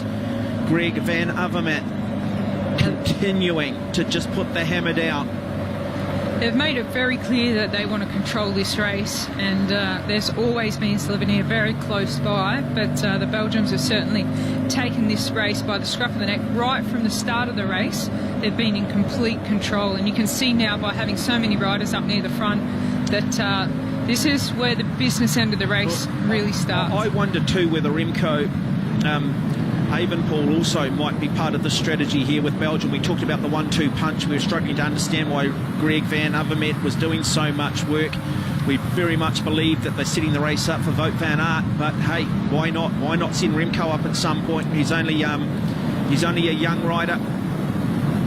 Yeah, he's 21 years of age. Avonpool.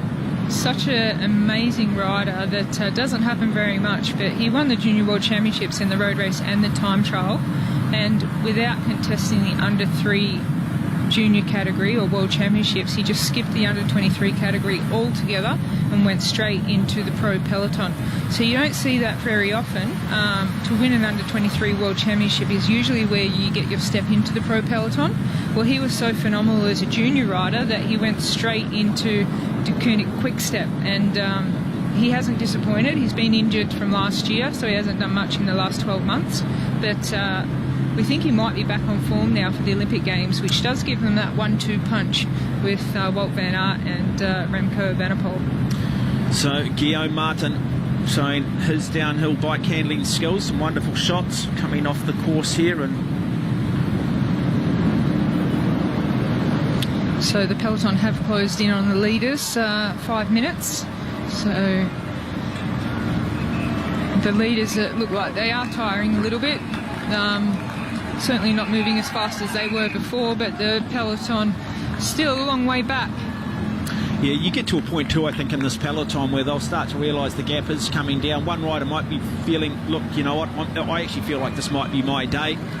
If I continue to sit here and wait, well, I'm going to get swallowed up. Why don't I have a go? Why don't I see if I can continue the momentum on my own? That's not going to come at the moment. It's probably going to come on the next climbing section. They will come back through the Fuji International Speedway, very, very famous in motorsport.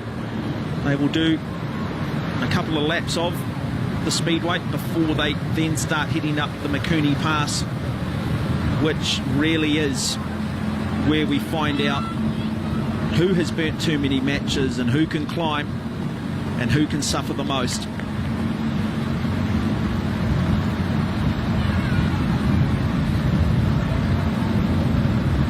It's just such a unique event here at the Olympic Games with all the teams coming together.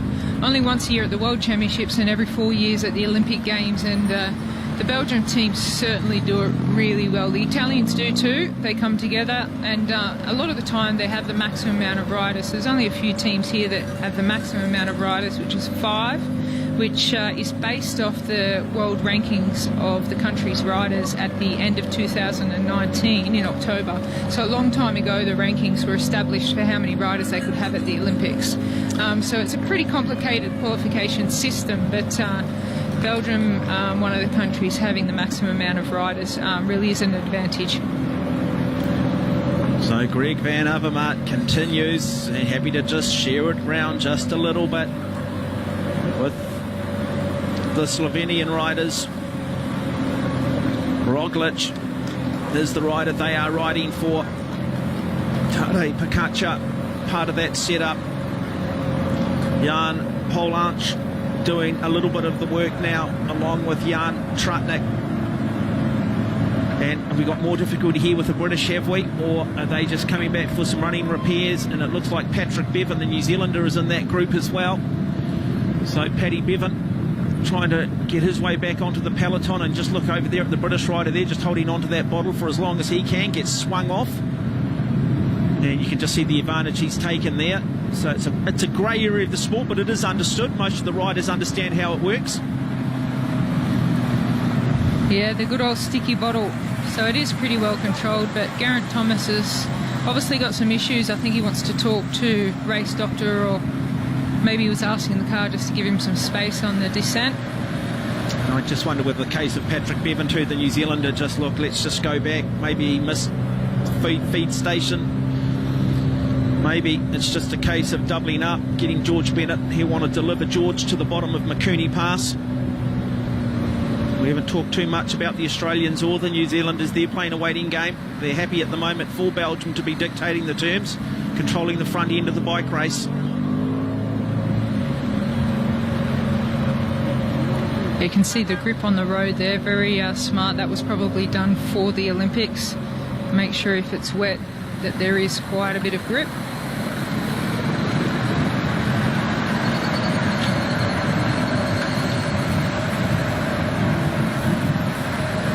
Yeah, talk about fatigue and the extreme conditions. Just have a look too. Just a little bit of a breeze there by the looks of it in the background. Just having a look at some of the fauna here.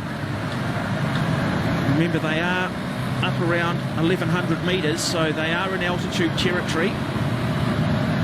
You can just see a reasonable breeze blowing there, so that's another little environmental factor they'll have to deal with. So 140 kilometres to go. Little flick of the elbow, peels off. These five have worked well together.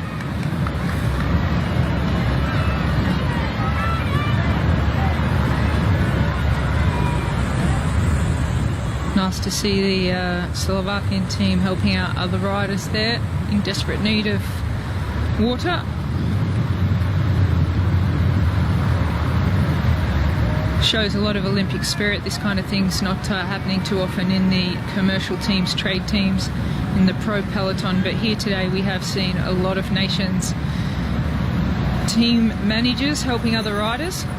So it's the spirit of the Olympics here, bringing all the nations together, and these riders out in the breakaway will certainly remember their colleagues of the breakaway at the Tokyo Olympics. Well, Paulie Kronis, the Greek rider in the blue and white, he's making his Olympic debut.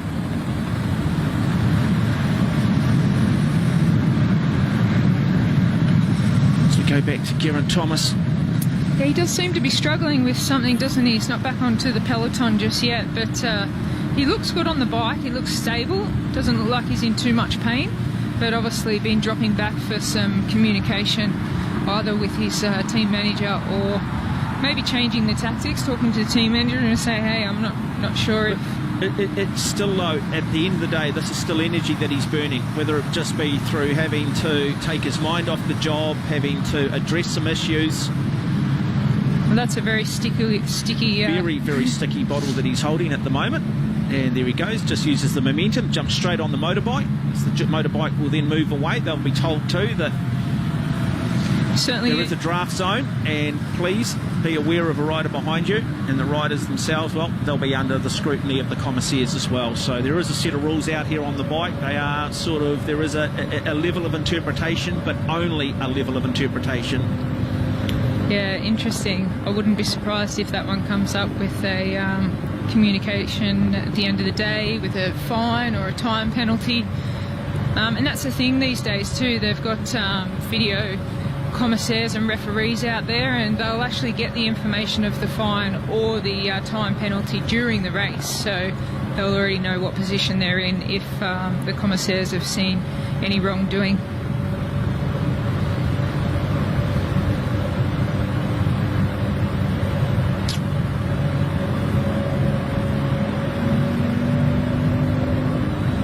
All the teams have been pretty well protected, apart from the riders of Slovenia and Greg van Avermaet. Very relaxed in the peloton. Be good to have another time check soon and see how far these leaders are out in front, with 112.9 kilometres to go.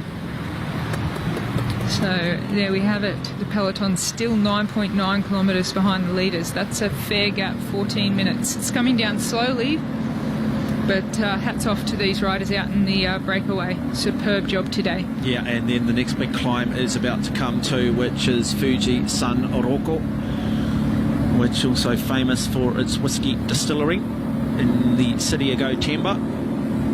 But it is the highest point, the summit, at 1,451 metres, and it's a reasonably significant climb. It's round about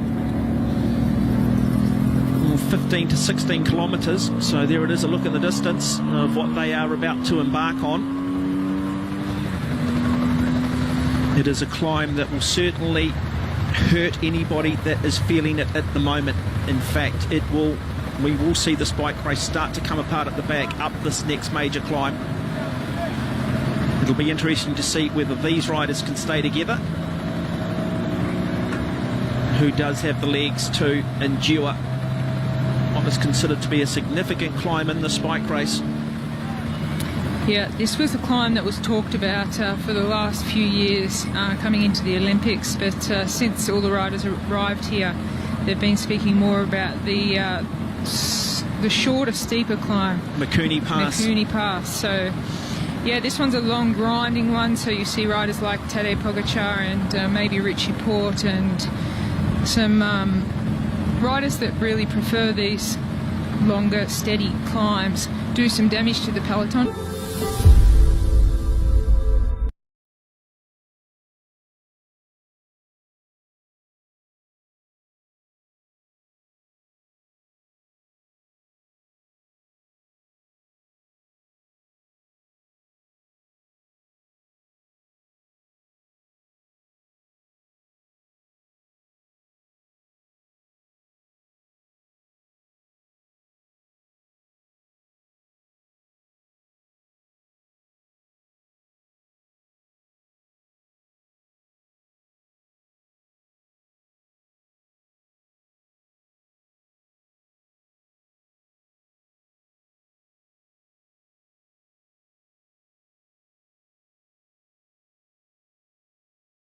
It'll be interesting to see those riders who don't regularly ride in the European or the World Tour and how they do find the increase in altitude.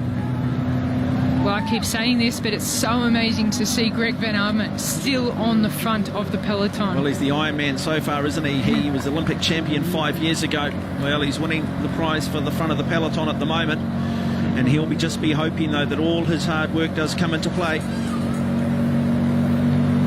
It's a big gap, though, to that lead group.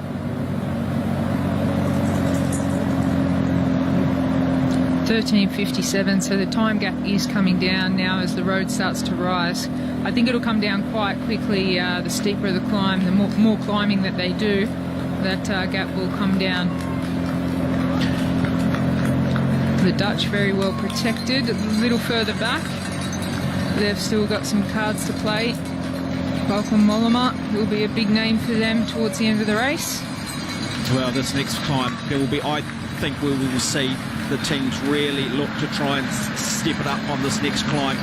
This is where they are going to do a lot of damage, because they know the Mikumi Pass, which hits maximum 17% gradient, averages 12%, is primarily where the fireworks will happen, but they will want to reduce the critical mass. They will want to try and reduce this peloton and very least take the real sting out of their legs. Look at the tempo being set by this absolute remarkable athlete out of Belgium, the defending Olympic champion, just dancing on those pedals, just getting over the top of his gears and just looking to drive one of his teammates to the highest step on the podium. Greg Van Avermaet, he was he acknowledged his teammates 5 years ago, and Tadej Pogačar sitting there as well. So the head of the board table, all at the front of the bike race. Pogačar actually looks quite comfortable to me sitting there. I mean, the Belgian riders have got to be right near the front. They've got Wout van Aert right up there, but Tadej Pogačar, he looks comfortable just cruising along. So the big question mark was, has he recovered from the Tour de France? He doesn't like the heat, we know that, so it'll be interesting to see. There he is, just off to the side and then straight back into slipstream.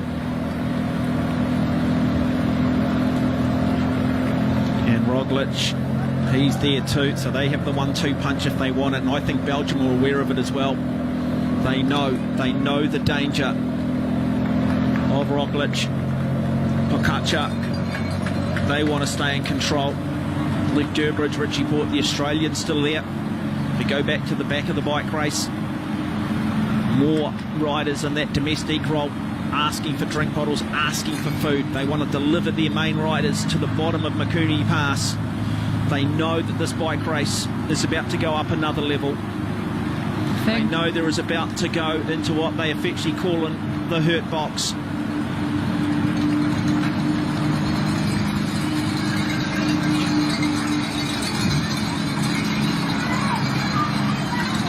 Well, it's interesting that coming into this Olympic Games, it was all about the Belgium and Slovenian team, and that just makes me wonder now. They've spent so much time at the front could it be another country that steals the victory today? Well, you run through the history of the Olympic Games, and very rarely did the favourites win this particular race.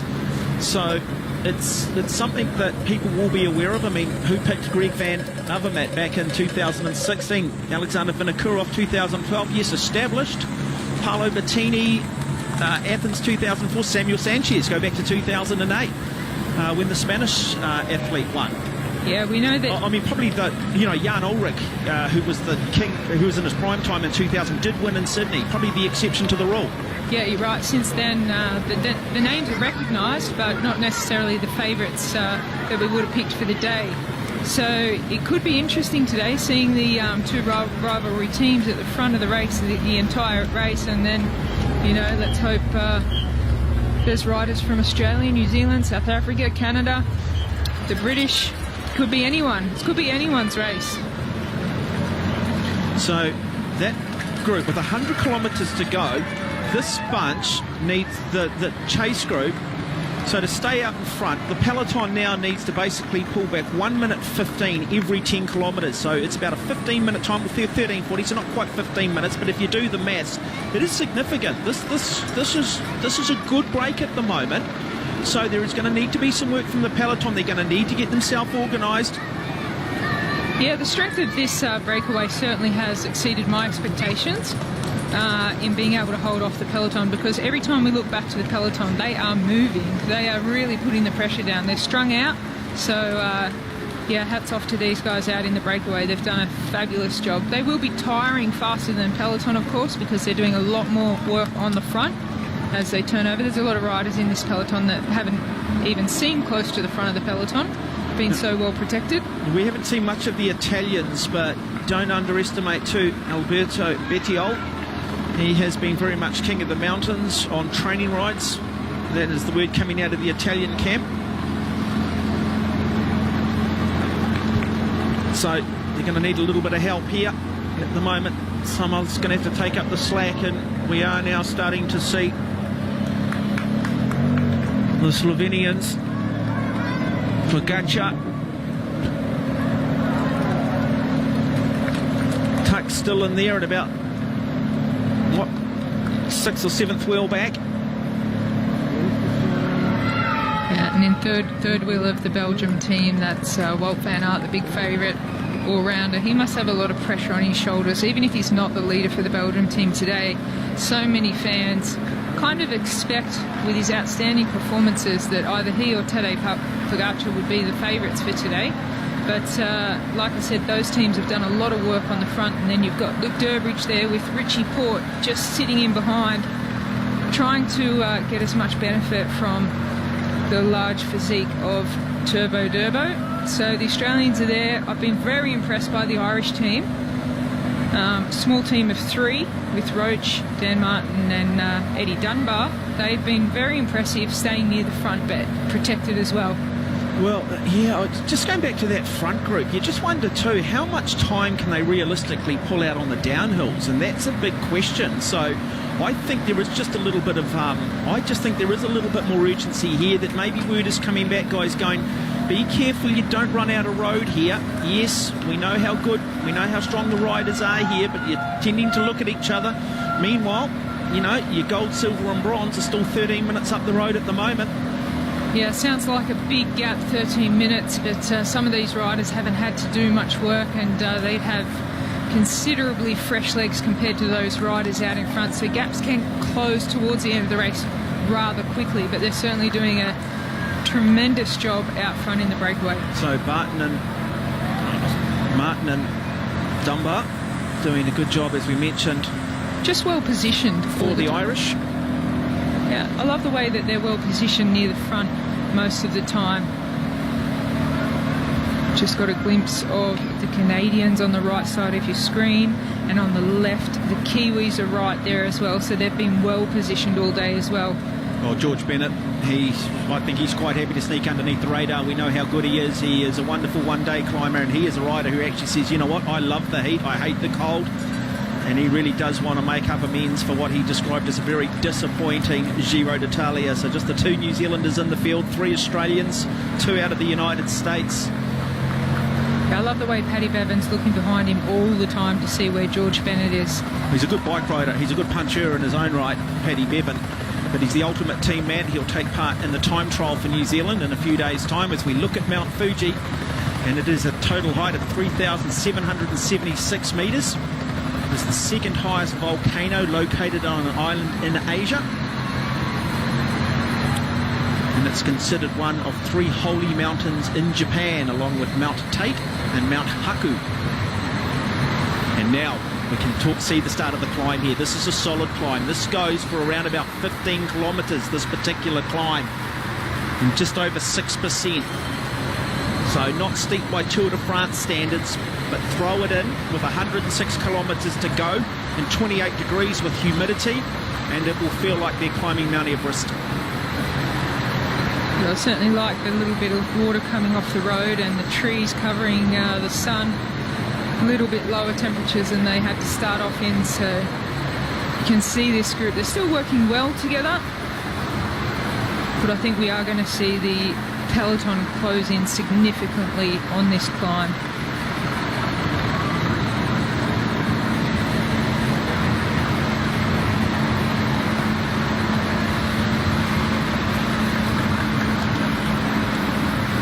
Still 13 minutes and 15 seconds between the leaders and the main peloton. Well, it's coming down, but it's coming down slowly.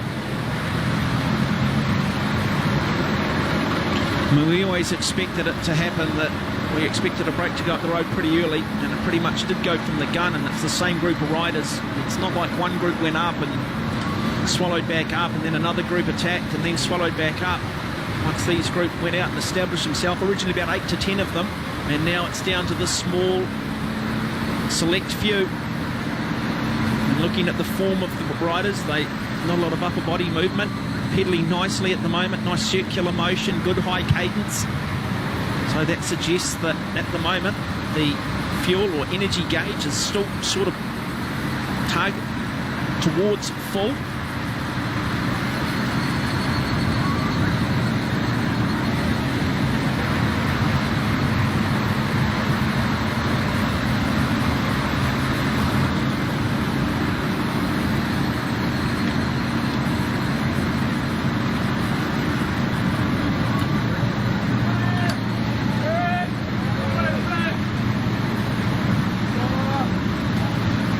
A little bit of atmosphere on the side of the road there, just to give them some encouragement on this climb. They all look quite comfortable, actually happy to stay together and just pull some equal turns as we see some cloud lifting.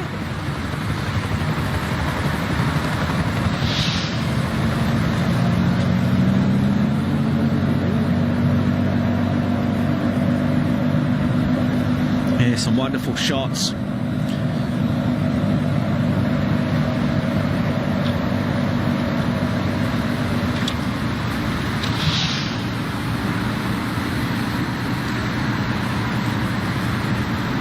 I love that sound too that we get from the tyres on the smooth roads there. Someone asked me this morning, actually at breakfast, does the rain make much of a difference to the cyclists?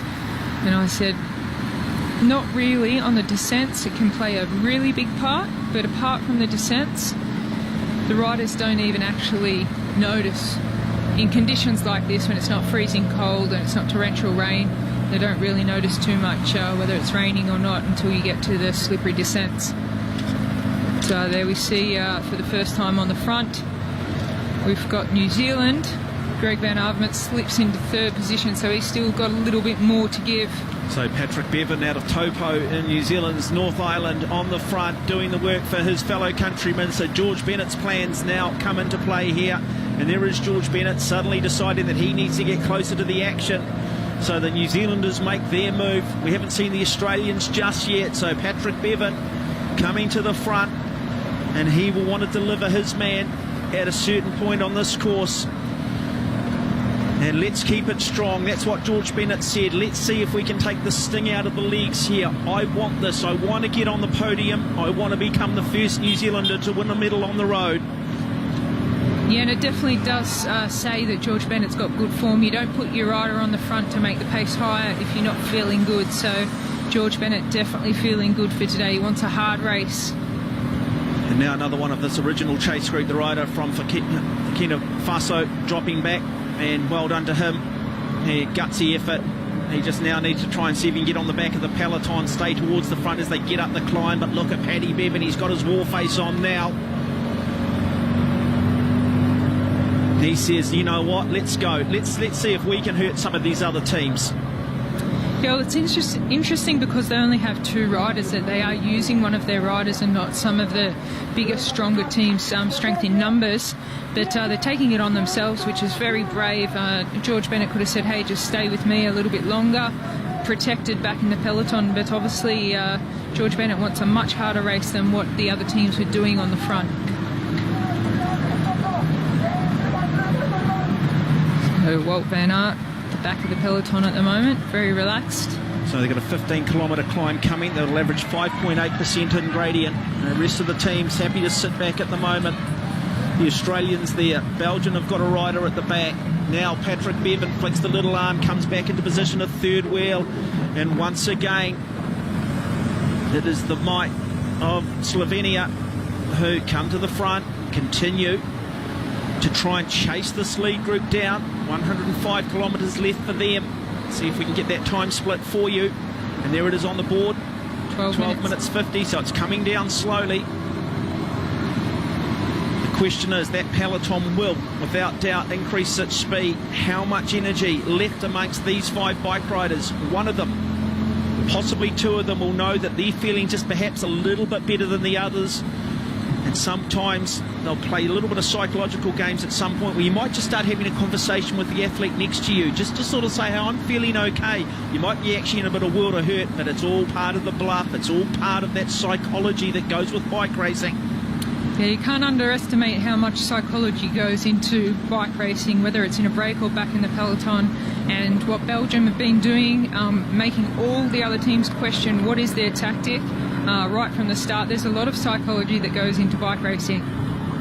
So George Bennett, the New Zealander, sitting there on the wheel of Taja Pogacar.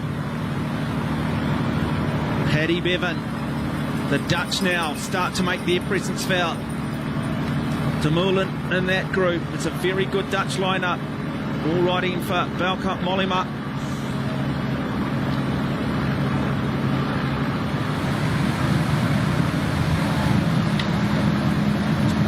It was interesting, we saw all the Belgian riders on the front. Walt Van Aert had to go back to the car. He had a teammate go back with him.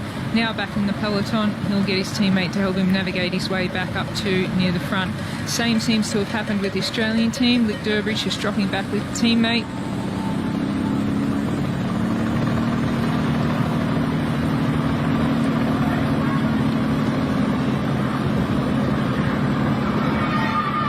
And the Dutch now moving up the right side, taking their riders up to the front.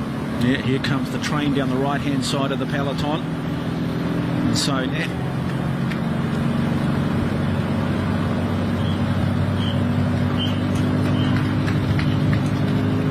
starting to get to that point in the bike race where we find out who are the definitive team leaders, who's done the work and who hasn't. You can just see this is just going to slowly chip away. This is going to cut into their energy stores. You'll get to a certain point on this course where the exponential curve of fatigue will kick. It will increase dramatically, and that will come at about the 160, 170 kilometre mark. So often you see in a number of races athletes feeling brilliant at 160, sort of sitting or swinging off the back at 180, depending on their conditioning. Oh, the feeling in the body can change so dramatically, so quickly. It can just be like 1 second to the next where you effectively hit the wall and there's just nothing there. So it can, you know, it can hit you really fast. Cycling's so unpredictable.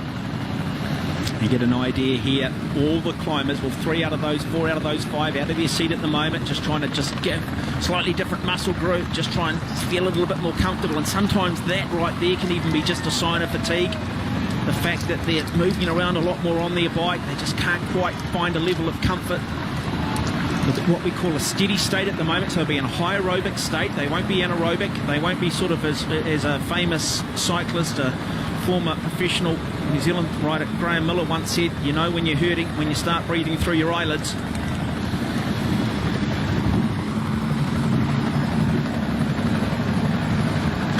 And I just wonder what the plan is for some of these riders. Is Patrick Bevan's plan here, the New Zealander on the front, to deliver George Bennett to this climb? Is that the strategy for the Kiwi? But look at the determination here from the team of Primoz Roglic. Jan Polak from Slovenia. That's a little bit of a blow to the Slovenian team because they only have a small team. Well, he's one of their real workhorses, isn't it? They're relying on him. They've actually got 4 riders. Maximum you can have is 5, so not too bad. And they've still got a few up the front there, but hopefully he can get back onto the peloton quickly. See, Greg Van Avermaet, he's done the most work in second wheel from the Belgian team. He's a hard man. I think he's been in a world of pain for the last 20 kilometres, but he'll just keep on going.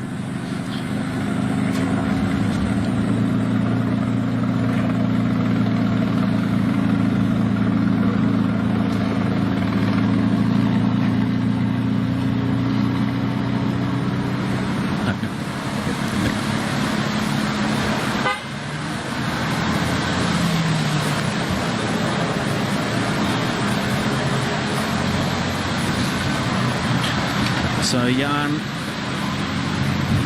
Polak is the rider from Slovenia who's going to have to work back on. So it's Jan Trutnik at the moment who is setting the tempo up front for Slovenia. Defending champion. The Olympic champion on the front. Second wheel for Belgium, Greg Van Avermaet.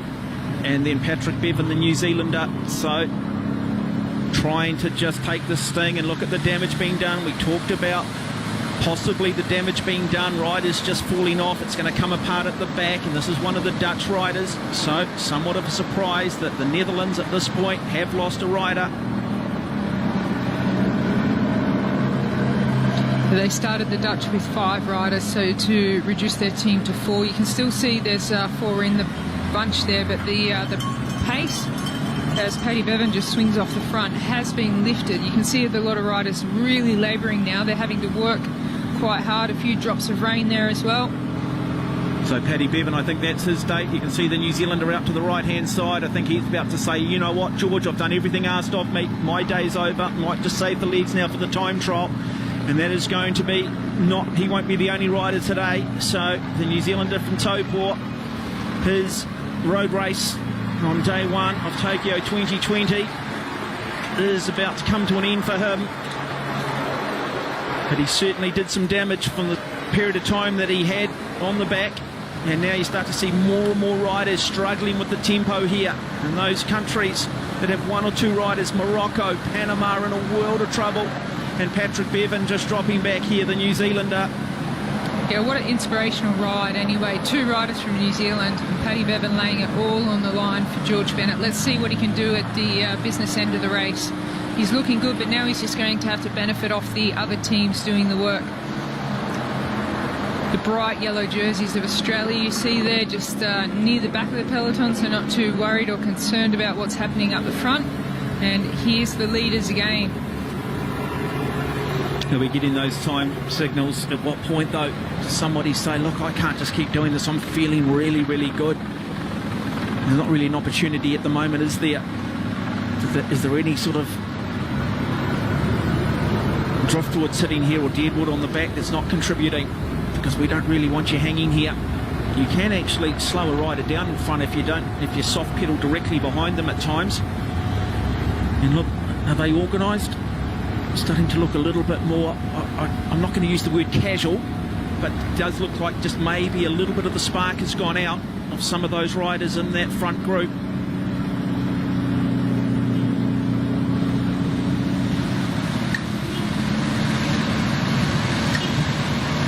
So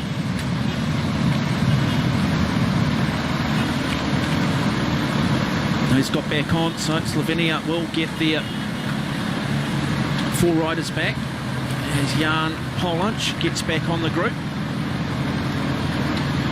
He'll probably just look to try and conserve a bit of energy and see if at some point he can then go assist the likes of Tadej Pogačar and Primož Roglic.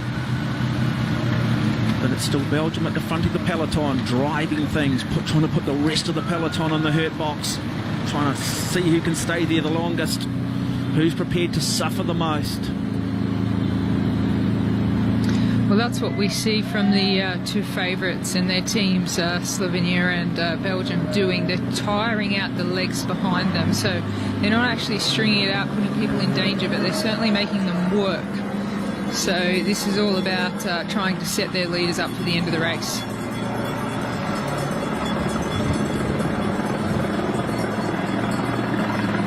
Greg Van Avermaet, what a warrior, what a weapon. He's been on the front for 130 kilometres of this bike race. And one by one, you can just see the peloton slowly disintegrate. We see Geraint Thomas from Great Britain just towards the back there. He's never really looked comfortable since that crash, so perhaps his injuries are a little bit more severe than first expected, but he's just kind of sitting back for now. Well, look at Fraile Mataraz. So Mataraz Fraile Omar, he is one of the Spanish riders. He didn't look in great shape either. And no real talking going on. You can see the focus, you can see the concentration. This is brutal. They are in a world of trouble. George Bennett, the New Zealander there, looking comfortable as the two Brits. One of the Brits come alongside. The Swiss athletes in the mix. Switzerland still there. They've got critical mass in the peloton. 10:53.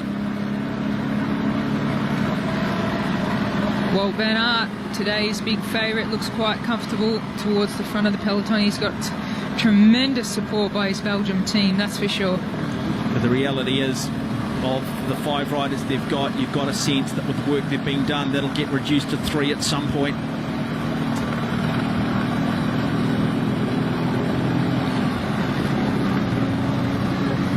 I've said it before, a small team for Ireland, 3 riders, but they're certainly looking after each other, working as a team, all for one. The Australians are a bit interesting. They're all over the place. They're not together. Richie Porte's right at the front, and then the 2 other Australians look like they might be just trying to hang on, which is interesting because Richie Porte is in the top 10 up there. But there was word before today that Lucas Hamilton might be in a little bit better form at the moment. But so Greg Van Avermaet, wearing the number 1 jersey, I think his day is over too. I think he has popped. Shot there of the man in the number 1, the Olympic champion. So Greg Van Avermaet, he's done the work for him. So Belgium, by the looks of it, just looking at that shot we saw earlier, 5 has now come down to 4 in their group. When you go in the sport of bike riding, there's not a lot of comeback, particularly at this level. It's a terrible feeling when suddenly you're sitting there and you have a massive, what we call sort of a glycemic breakdown. I don't know if that was a smile there from Sagan, but I think, like I said earlier, I think he is the strongest of this group. I'm going to go with the grimace, unless he's playing the psychological warfare with the other 5 in this group. I think he's done the majority of the work on the climb in this break, so he's trying to get everybody to work, everybody to roll through, but he might actually have the better legs of the other guys. It's great to see talent emerging out of Africa as well. Fantastic, out of the continent. We saw the rider from Namibia earlier up the road doing a lot of work. And, as we talked about, not quite sure what contracts or necessarily the trade teams that some of these riders do ride for, but it's a great audition, wonderful audition for the big teams around the world. I'm getting a few messages coming through too that don't underestimate Sagan in this group. That is the word I am hearing. Do not underestimate Sagan. Yeah, I'm thinking he's feeling a lot better than we're seeing. Yeah, time will tell. 10 minutes 30 now back to the peloton.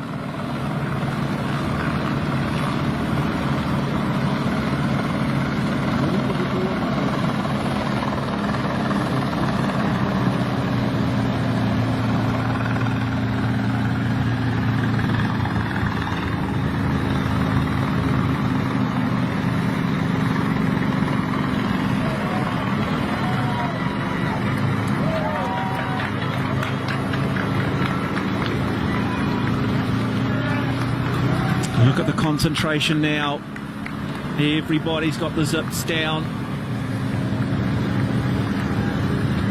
It is still Belgium on the front, still controlling the front of the peloton. Yeah, they certainly want to set a precedent. They're taking control of this race. They're marking all the mans that come to the front, just trying to keep control. Oh, look at that. It's been strung out now, isn't it? There are gaps starting to open up.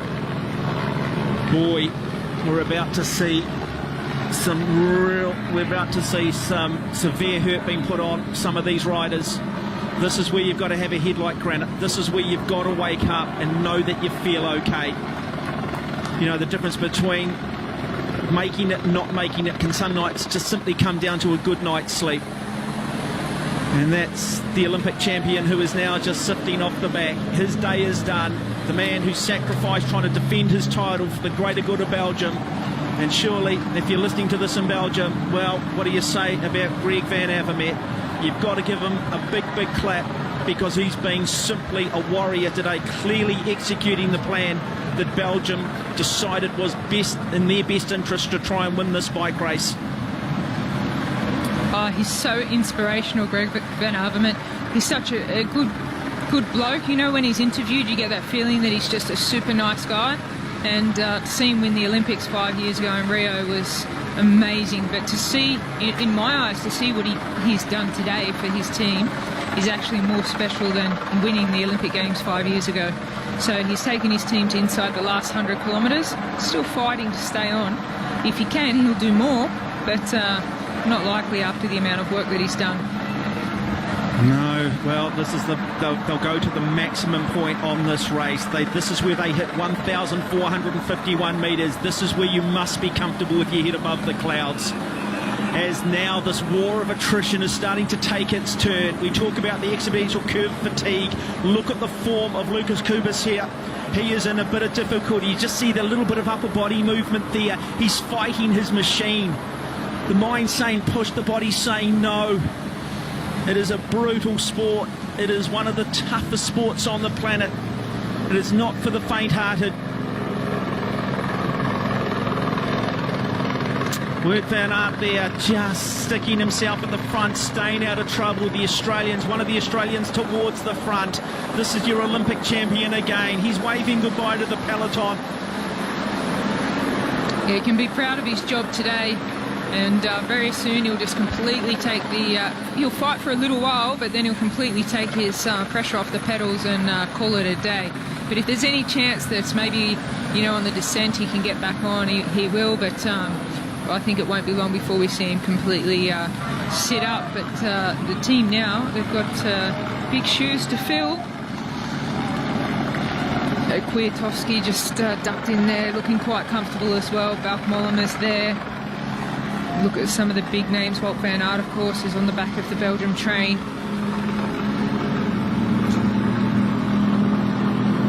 Well, third in position behind two Belgium riders. We see some Great Britain riders coming up to the front as well. Ireland still there. Denmark. So they're there. The question is, how are they feeling though? Where are the energy levels? The Australians just starting to come into picture. Yeah, and Michael Woods, the Canadian, sitting in that mix. The two Brits even further out to that left-hand side. Geraint Thomas fighting, hoping that somehow we can find something after a bad crash. Well, interestingly, Luke Durbridge has brought Lucas Hamilton up to the front. Richie Port's already there, so now they're three back together after two of them spent a little bit of time down the back, but now just getting in position for some explosions potentially on this climb. I think they might wait, but it'll be very exciting to see. Look, this is where this is the damage where it's in. This is where they're cutting down the tree, aren't they? And then once they get to that Mikumi Pass, which is around about sort of 40 to 50 kilometres to go, it's only 5k, but it's 5 kilometres long, but it's 12% gradient, peaks at 17%. That's when the tree and the entire trunk's going to snap, and I think you'll be left with a very, very small group, and then that is going to be fascinating, because I tell you what, if there is a puncher in this, if there is a classic rider who's good at descending, who knows they can sprint, which very much plays into the hand of Belgium and Wout van Aert, it's going to be a wonderful last 10 to 15 kilometres. Well, this is super impressive from the breakaway, 9:32. So they've still got a handy lead heading towards the top of the Mount Fuji circuit of this course. You just see their poker face as well. Goes a long way in cycling. It does. You can internalise it, don't you? That ability just to say, I am hurting like I've never hurt, but I'm still going to smile and let everybody think that, you know, I'm holding the royal flush, where in fact I've got nothing in my hand. Sometimes that rider next to you might just pop first. And we see more riders just popping. No, in fact, this is that chase group. You can just get an idea here, one of the steeper parts on this climb. TV never really gives you an idea of the steepness of some climbs.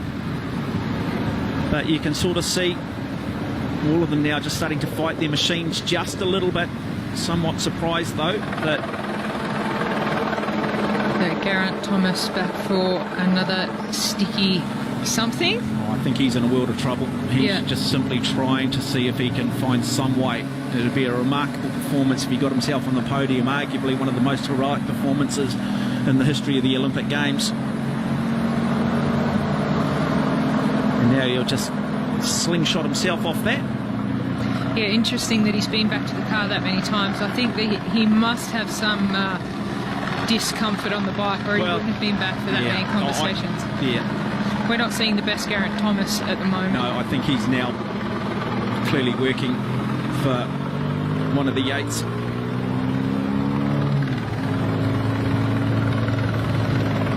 So 97 kilometres remain. They've done getting close to 140 kilometres of this 234 kilometre journey. There is a threshold which comes at about 180 kilometres where those that are feeling good will survive, and those that aren't, are just slightly off, will implode.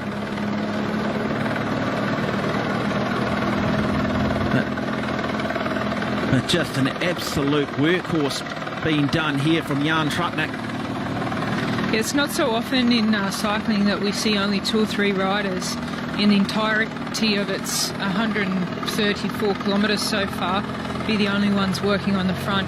No other players have come up and said, yep, want to get amongst this. And this is where I said the teams of the 2 favourites in the race, which is Pogačar and Wout van Aert, their teams are doing all the work, and no one else has come up to the front to give them a hand. So this is where I'm saying that it could fall apart for those favourites if there's some riders that have just been benefiting by sitting in the peloton, just staying relaxed, and they'll just decide with 50 kilometres to go, well, I've got pretty good legs, I've not had to do much today.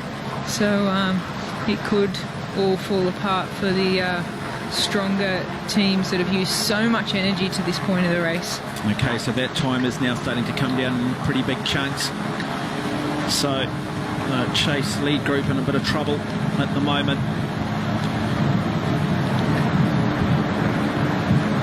And I would imagine anybody within that group of 5 that is feeling good at some point is going to have to make a decision.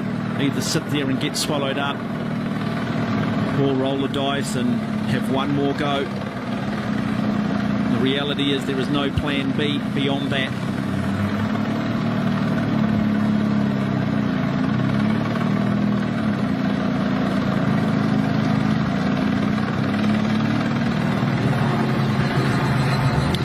So back with the leaders, and they'll know with the last time check that it is coming down.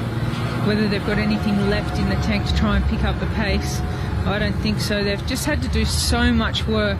They've probably been doing close to equal turns on the front, but it's got to be quite taxing. So when the peloton decide they want to explode and they want to put the hammer down, I don't think these guys out front have got too much more. Yeah, Nicolas Glamini is the South African on the front. We've got Alberto Ola Zambria of Venezuela, Sagan of Slovakia, and Polykronos Zourtzakis of Greece in that group. Nicholas Lamini, he's not a name that we don't know, certainly down under, because he has won the mountains classification at the Tour Down Under. This year's Tour de France he rode, but missed the time cut on one of the stages, so could have been a blessing in disguise to have a bit of recovery, so he could come here and do what he's doing now. As we said, they're not likely to stay away for the finish and be the contenders for the medals, but what they've done today has been very impressive. Well, Ola Sanabria, his first-time Olympian, the man from Venezuela. As we go back to the chase group, or the main peloton, slowly being whittled away, slowly, more and more riders just falling off the back.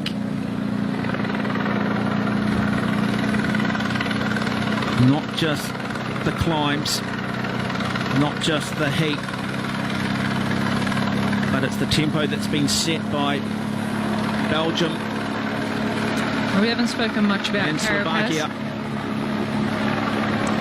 Carapaz, he's not got too much support, opposed to when he's in his trade team, Ineos Grenadiers. He's quite alone out there today, but Carapaz is definitely one that will have a chance.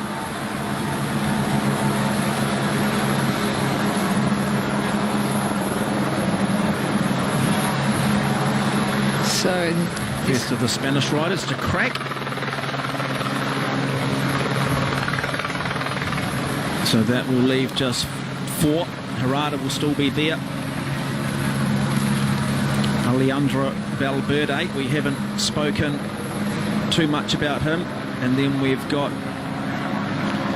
the Izagirre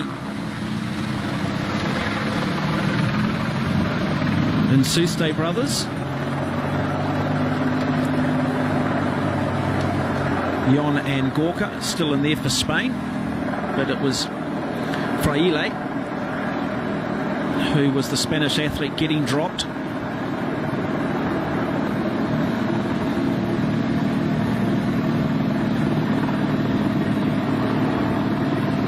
A lot of focus on the front of the peloton there, and we just saw one of the Polish riders jump out to the side and stretch his back. That's never a good sign, but it always feels good to give the back a little bit of a stretch. Wout van Aert, his facial expressions haven't changed, but his teammate looks like he might be just about to pop. So that'll be another Belgium. So they are burning their matches, as you said. Great Britain's role has changed now to Gegenhardt, clearly by himself up near the front without the support of Geraint Thomas. And the Dutch, they've been quiet, they've been hiding away. They've got Tom Dumoulin, they've got Wout Mollema, big favourite as well. Kwiatkowski's been sitting in there comfortably, you can see him there from the Polish team. Well, we haven't talked about, have we, Bauke Mollema of the Netherlands? We haven't really seen him all day. We haven't talked about George Bennett, Richie Porte, some of the riders who are very good in the heat, very good one-day riders, do well in the classics. Primoz Roglic is very much who the Slovenians are riding for. Well, the reason I think Richie Porte might have a little bit of a chance to stand on the podium today is because the Mykonos Pass has been described as very similar to Willunga Hill, which is raced in the Tour Down Under, and he has been the king of Willunga Hill for a long time. He's won many times there. So the last climb, Mykonos Pass of significance, I think would really be a good climb for Richie Porte. It's just a matter of, we haven't seen his best performances at the Tour de France this year, but he did win a Tour before that. So it's just a matter of how well he's recovered after the Tour, and, you know, how he's feeling today and what position he's in coming into that climb. So this climb now taking a toll on a lot of the riders, just slipping off the back. Yeah, you just start to see what we call the bungee cord effect. It just starts to stretch, and then it sort of comes back together, and then it starts to stretch, and eventually it just ends up snapping, and you just say, you know what, enough is enough today. So Roglic, we just wonder, Roglic, where he is, whether in fact he is still in this main group, because just trying to try and pick him out there. Well, I'd be surprised if he wasn't there, but we'll try and see if we can pick up some confirmation on it, just in regards to where Roglic might be.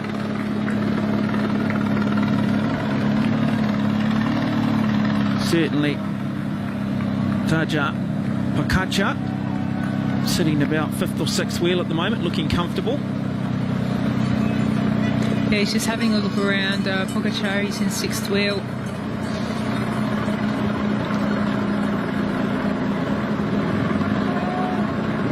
And maybe he's looking for Roglic. There's Roglic, who's a little further back in the last quarter of the peloton. So we've got the 3 Australians there who finally come together.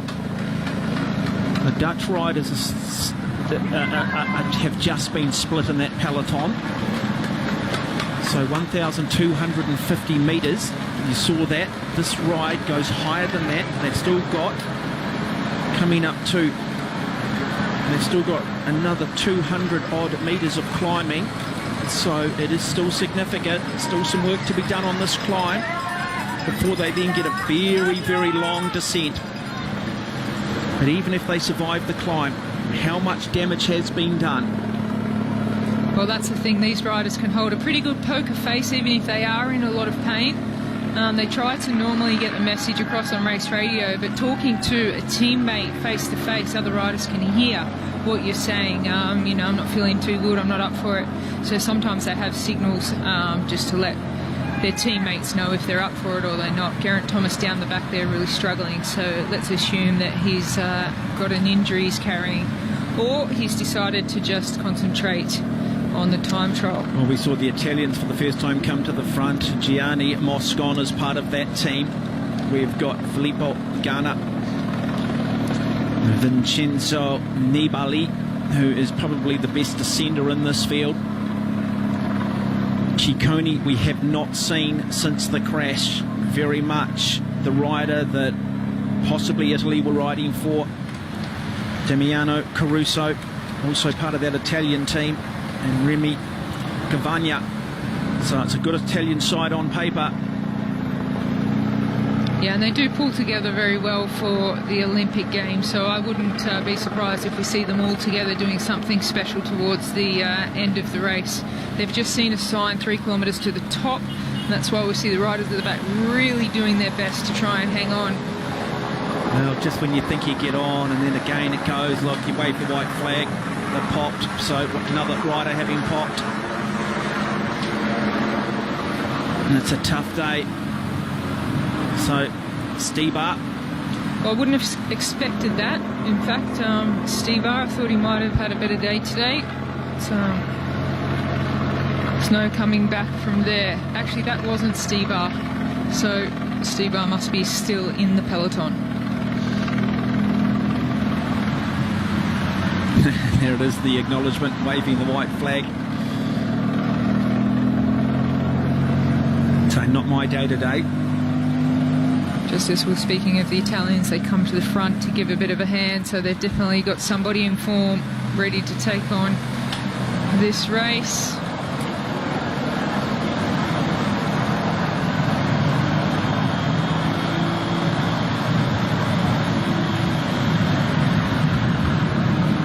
No, not such good news for Japanese fans.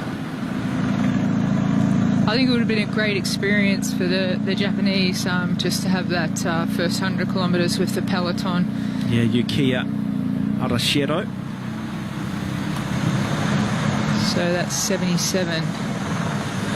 Boivin from Canada, just slipping off the back.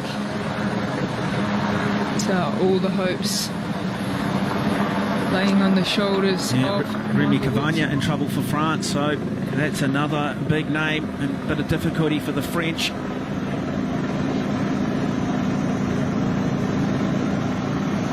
Oh, look at it.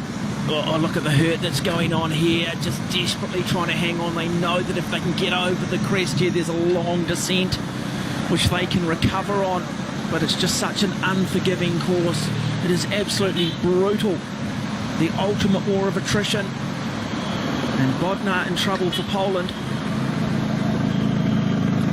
Zakarin from ROC also in trouble. Yeah, the pace is really picking up now. You can see the riders increasing their cadence. Shoulders are moving a little bit more. Some of the riders looking better than others, but yeah, the Italians really coming towards the front now. So 6 minutes out to the leaders. So Yuki Arashiro, another one of the Japanese riders.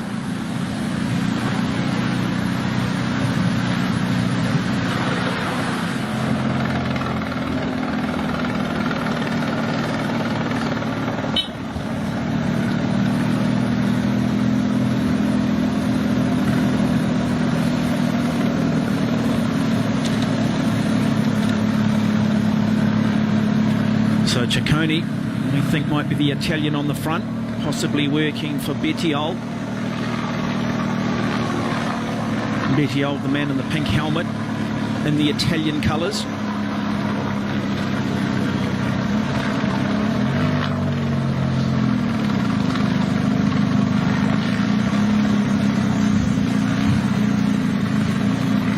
And look at that, one big long line now. Yeah, see a few riders at the back. The Australian struggling, that would be Luke Durbridge, not your pure climber, but he has a very strong time trial, so he may be able to get back on 400 metres. Alejandro Valverde in trouble. Well, there you go, the experience. That is a big loss for Spain's chances. What a reputation he comes with, one of the greats. But Valverde, he waves the white flag. That's his day done. Boy, Spain have lost two. They've only got 3 riders remaining in it. Yeah, that'll be disappointing for Valverde. I'm sure he would have wanted to contribute more towards the end of the race. But the Spaniards now still got Harada in there. Izagirre brothers. But disappointing for Valverde. One of the big names. He's always capable of anything. Well, I think that just gives you an idea of just how fast, just how much the pace is on. Too, when you see riders like that falling apart with such big reputations that come in here, you know, they're good one-day riders, they're good punchers, they are riders who do well in the Spring Classics. Now, another feed station. So this particular feed station for the riders is the Yeti Ski Pass, 136 kilometres.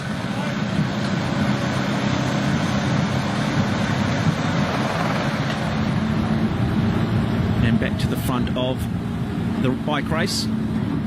5 now enjoying this descent, trying to recover as much as they can. They'll want to stay together though, it's in their best interest to do so. Not a particularly technical descent, nice smooth roads.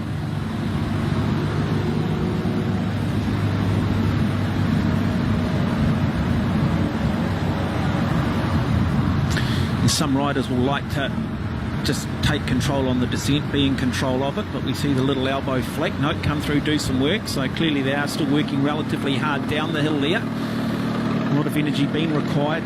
Boy, now we've seen Great Britain come to the front.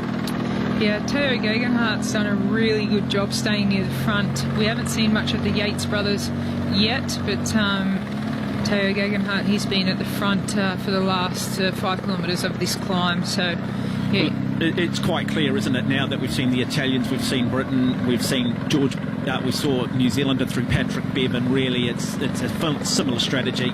Let's just hurt everybody as much as we can, and boy, we'll just see who's got the legs closer to the end, and let's get our number 1 rider in the back of the peloton and just make sure they're not burning too many matches. And if you're wondering why we use that terminology, best way of looking at it, every bike rider, if you're looking at energy, we use the metaphor that it's a box of matches. Some riders clearly will come with bigger boxes because they win the Tour de France, they win the Grand Tours, but it's about making sure you don't burn too many too early. You've got to keep some left. In fact, you've got to have a lot left for the last 50k of this bike race.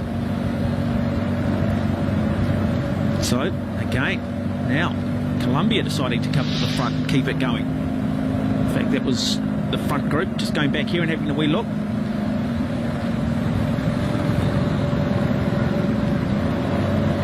So, Roberto Uran is one of the Colombians that has decided to maybe try and come to the front and do a little bit of work and try to light it up even more. A little bit of gap opening up, but I don't think it's significant at this point. I don't think it's worrying too many. Simple case of just getting through that feed station.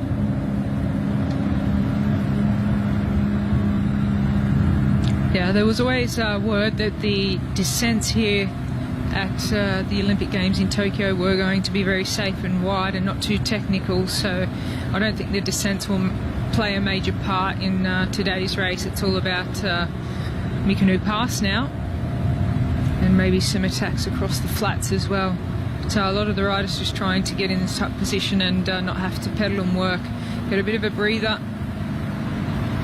And they'll take it too, so they know that they don't have to be too concerned now about the leaders with just 5 minutes. They know that that's not going to last. But they've got to concentrate. That's the other thing they do need to worry about. When you are fatigued and you're tired, it doesn't take much to lose your concentration. But look, it's just a nice downhill climb. They can use every aspect of it, just cut the apex. Interesting too, just to talk about the evolution in wheels. A long time ago it was just the pure spoked wheels. Every bike now seems to come with deep carbon rimmed wheels. Yeah, stiff.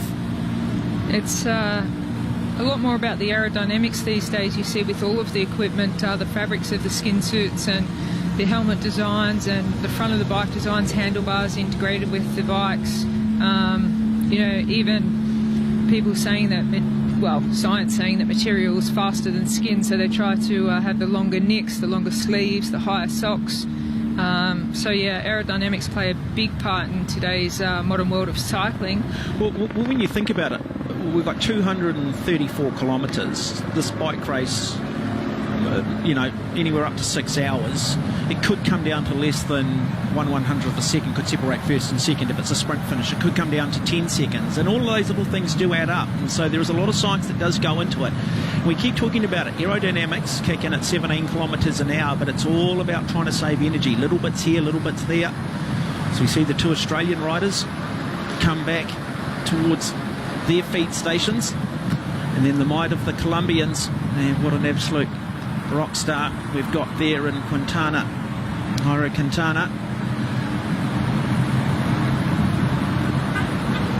A veteran these days in the world of professional bike racing. Yeah, he's another rider you can't count out for a result. On any specific day he could pull something out of the bag. So Quintana, if he's still there when we get to the Mikunu Pass, he'll definitely try to do something.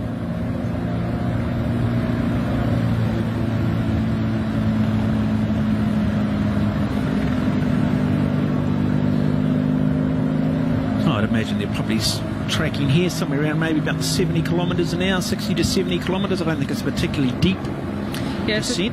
And therefore they are working reasonably hard still. They're actually having to keep the power on. As we said, they'll be in their big chain rings on the front and their little chain ring at the back, which will be their hardest gear, the gear that will give them the most power.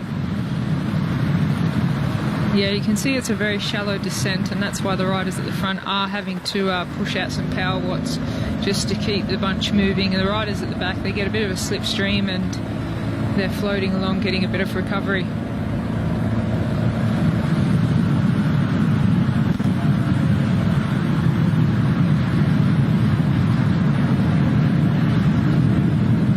So that's Luke Durbridge at the back, and we said that he'd probably be able to get back on the peloton after losing a little bit of a gap on the climb. He just slipped back, but he's back in the peloton now, and if there's a job to do along any of the flat parts of the race, he'll be the man to do it. But the Slovenians just passing around a bit of food. Yeah, the orange cones there on the side always just give you a little bit of a heart palpitation, don't they? These riders do like to try and cut those corners, take the apexes, but you've got to be a little bit careful. This is where sometimes we deep in the peloton, those things can be a hidden distraction. So Yeah. a lot more speed through this part of the course. You see immediately they're into that aero tuck position. Now our riders are going to come back towards the Fuji International Speedway, famous for Formula One. And then eventually they will start making their way back up the slopes of Mount Fuji to the Mikuni Pass, which is make or break in terms of probably the overall outcome of this race. So the peloton now 4 minutes 55 back. But you can just see here in that big chain ring, keeping that cadence at about 95 revolutions per minute. So they're absolutely just maxing out here on this sort of slight downhill, which is very shortly going to become flat.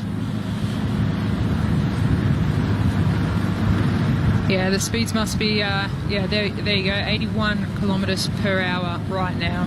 So you can see when they spin out, they've got no more gear to push, that the speeds are pretty high.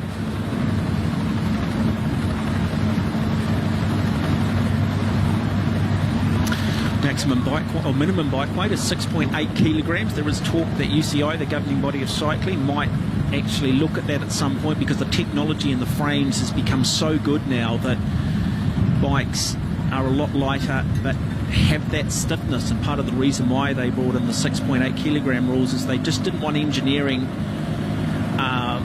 testing the boundaries of safety, I guess, getting on a light frame that suddenly disintegrates on you because it's too light, that it's not stiff enough in key parts. But the technology is suggesting, hey, we can go lighter.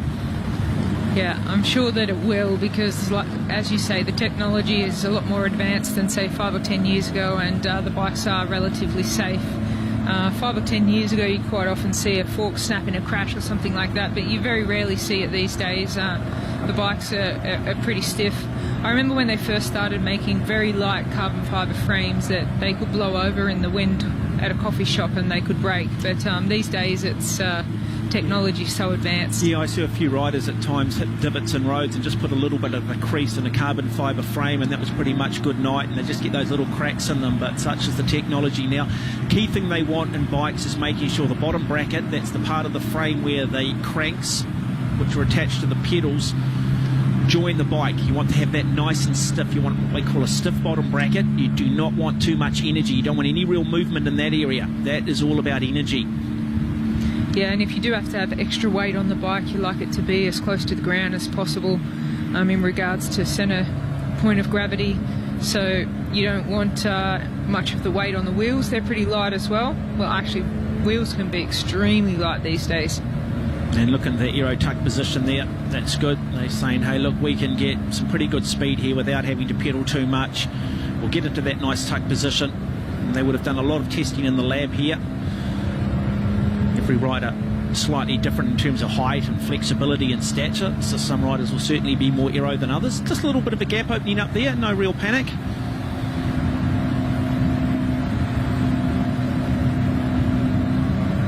But again, that second group, it's still energy to claw back up, and you might not think it's a lot of energy, but I tell you, when they do get to the Mikumi Pass, every scrap of energy will be vital if you're to survive it, if you're to be a player at the end of it.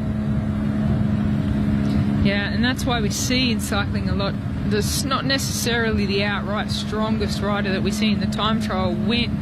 You've got to have race tactics, you've got to have skill, you've got to be able to get out of the wind and just preserve that power output, keep it as low as possible until you absolutely need it, and use it at the right time. So much strategy comes into play in road racing, and that's why I personally love it, because it's not just about brutal strength, it's about teamwork, it's about the way you flow in the peloton, how many watts you can save, and what you've got left at the right moments where you really need it. Yeah, and the thing is, the best bike rider doesn't often win because of all of those factors that you've just mentioned.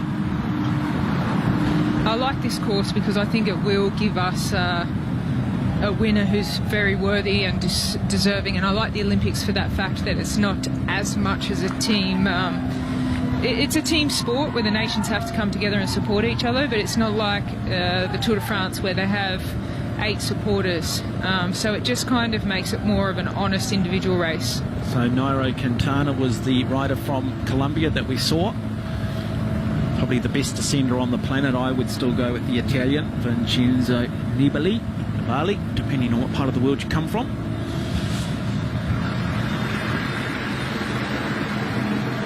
So through the rice fields, the rice paddies. 4:24, so the gap's still coming down. We didn't expect them to take much on the descent, did we? The reality is they're not going to really take a lot of time on the descent, so they'll take more out once it flattens out a little bit here and they come back into the Fuji International Speedway. We've talked a lot about gear ratios, the big chain rings on the front, which might have 53 teeth, and the small one on the back might have 12, and we call a gear ratio 53-12. The other thing that the riders don't want to do is run a bad chain line. They want to try and keep the chain as straight as they can. So you don't want to be on the big chain ring on the front and the big chain ring on the back. There's too much of an angle on the chain, too much stress if you put pressure on the pedals. And we do see that a lot when riders are trying to change gears to go onto a climb and stuff like that, the chain is just on too much of an angle and you can see it drops the chain. But the technology with the electric gears now is also quite advanced, where it can adjust the position of the chain at the front to make sure it's in line with what position you're in the back. So technology's come a long way, so we see a lot less drop chains on the climbs or coming into climbs. So yeah, bike technology has just gone really a long way in the last, say, 5 to 10 years. You see how aerodynamic the front of the bikes are too. That frontal surface area is where they want to get those benefits from aerodynamics.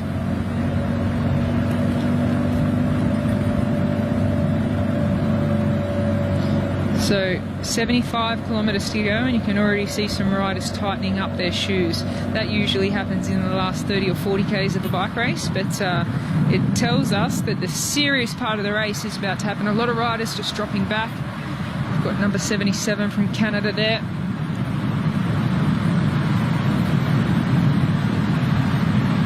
He was dropped at one stage, but he's got Michael Woods to look after, so some motivation to get back and help his teammate out.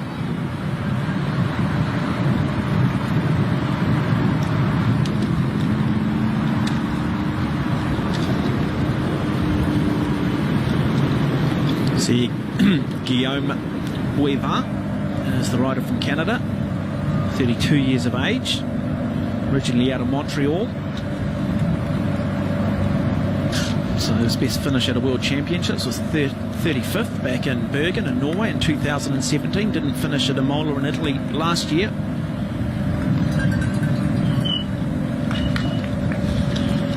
And this is where those teams, those riders that don't have fellow teammates in the peloton are going to have made sure that they were well and truly stopped. In the case of, say, George Bennett for New Zealand.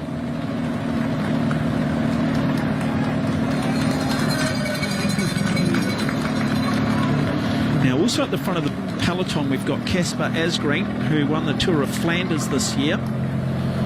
So the Danish rider starting to make a little bit of a presence as well.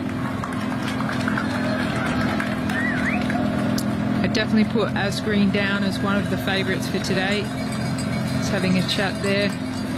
Belgium riders, and as we said, some of these riders actually ride together on trade teams, so that also can come into play. We heard Bradley Wiggins talking about that this morning, that you could quite often see national teams pay off another rider that rides on the same trade team as they do. So a lot of things come into play.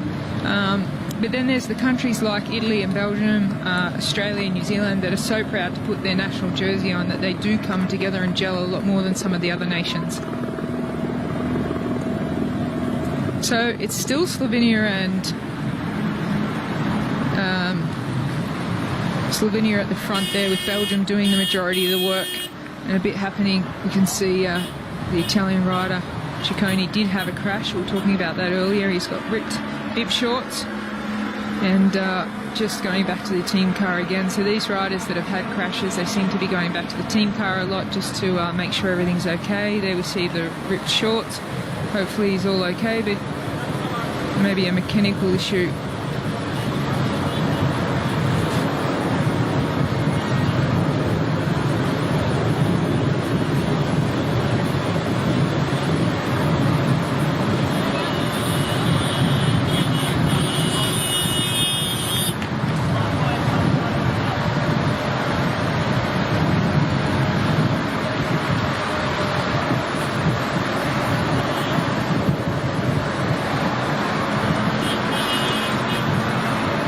So Ciccone's looking quite relaxed, wants to spend some time at the car.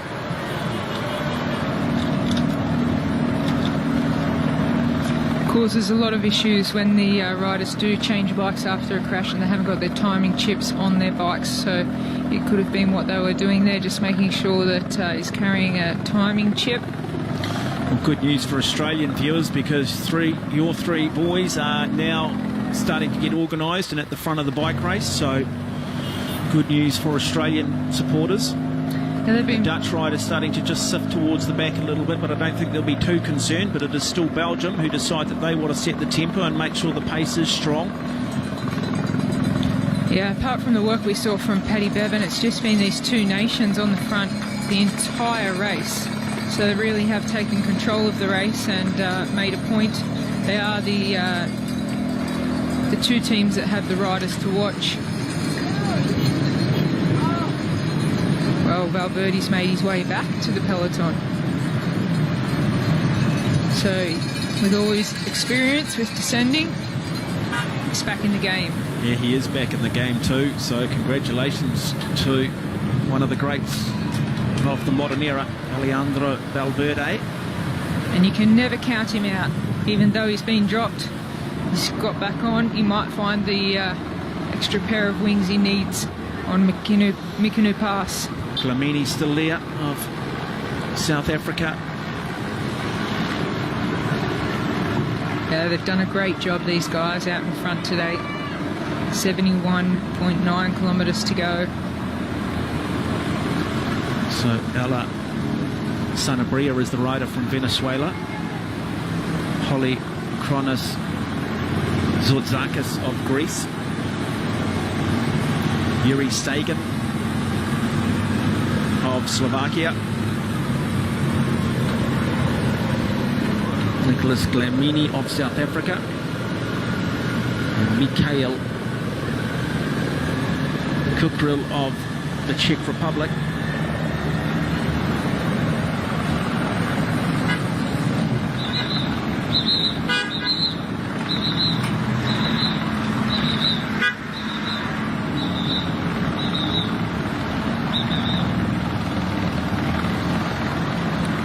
South Africa, fantastic ride.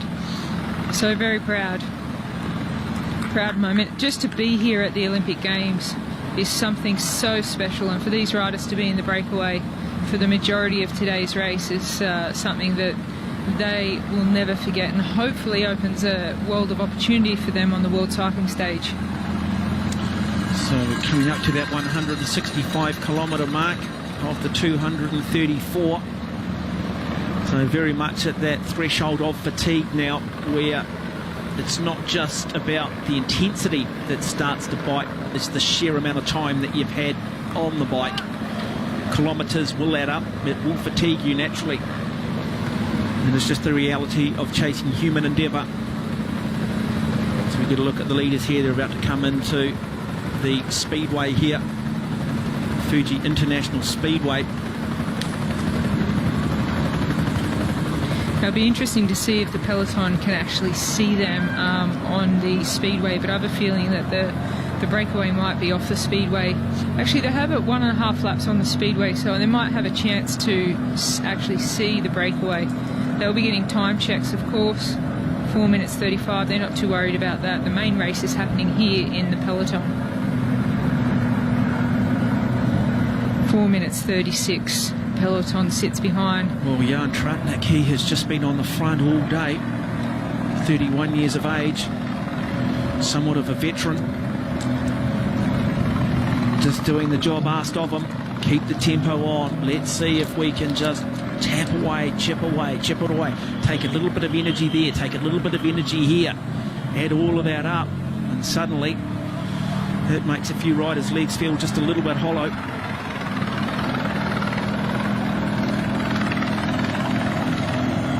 Now we're seeing the riders from Kazakhstan come to the front as well. Of course, Alexander Vinokurov winning the road race in 2012 for Kazakhstan.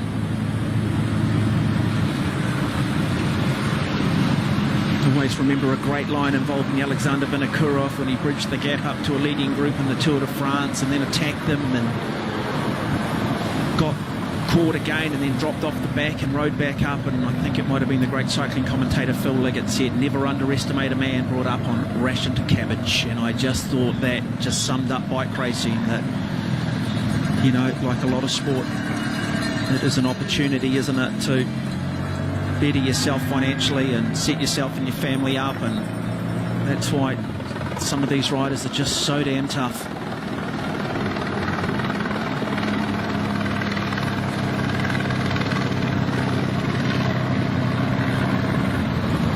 There it is, the Fuji Speedway, built in the early 1960s. It's been used for the World Sports Cars Championship, but it was the home of Formula One.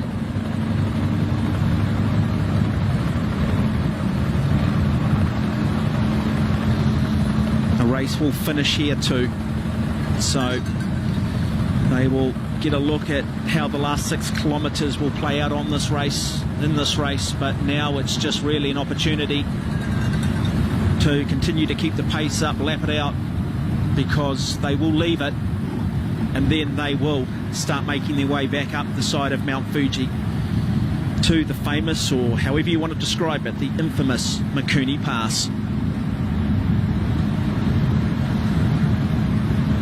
Actually, I was reading a little bit about the Speedway here, and the fastest lap time done in a car was actually the Brazilian Formula One driver driving a Ferrari, Felipe Massa, who did a time of 1 minute 18.426. I'm not quite sure we're going to see speeds like that today from our riders. Well, I'll tell you what, this Breakaway group is doing a fantastic job on the flat sections to hold the gap on the peloton. So it only seems to be on the climbs where they're losing time. But when we go back to the peloton, it's really just 1 or 2 riders, isn't it? But we have talked about it. It is unique, the peloton. The riders at the back do push the riders at the front, and the riders at the front pull the riders at the back. So based on that, these 5 riders, fantastic. Yeah, they've done so much work on the front as they roll over and do turns, that there's so many legs back in the peloton that would be a lot fresher. So when they really want to put the hammer down, I think the gap will close pretty quick. But the peloton's been pretty steady with just a couple of riders, like you said, doing the turns on the front. They will get an idea just in the distance of somewhere up there. This bike race might just be won. So peloton's still considerable, still plenty of what we call critical mass in the middle there. Yes, yeah, I would have expected more fireworks on the pass of Mount Fuji, but the pace was just held so high coming into Mount Fuji by Greg van Avermaet and then taken over by the Slovenian team, that it just wasn't possible for any of the riders to explode and attacks to happen. So obviously the teams know their strategy and what they want to do. The Dutch have been very quiet, just sitting comfortably in there with Balk Mollema. You see the Danish team there, the Irish are still there as well. And the Polish riders, so Mikhail Kwiatkowski is one of the Polish riders in that group. And Rafael Majka. Yeah, they look good too, they look comfortable. Bodnar is the other one, so they are the big 3 from Poland who have decided that they want a little bit of piece of setting the tempo at the front. Good to see the 3 Irish riders still in the mix as well, so that's fantastic for Ireland.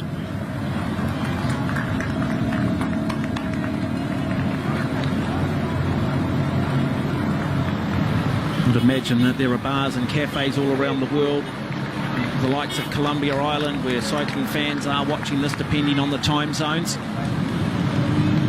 Certainly I know in New Zealand and bars in Devonport there are a large group of cycling fans hoping that their guy George Bennett can get the job done.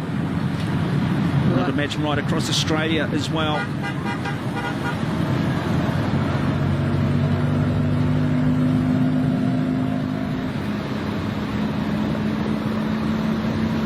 And this is that chase group. Oh, they're still 4.5 minutes in front of the peloton, and they do look like they're tiring, and that's what we expected this far into the race after the amount of work that they've each had to do on the front, that the peloton could close in pretty quickly when they decide to get some more riders up the front to pick up the pace a little bit. They've just been letting the same 2 or 3 riders do the turns on the front, which means the Breakaway's had a little bit more of an advantage because they've had 5 riders swapping off turns, but certainly will be taking a lot more toll on their legs than those riders who have been protected in the peloton.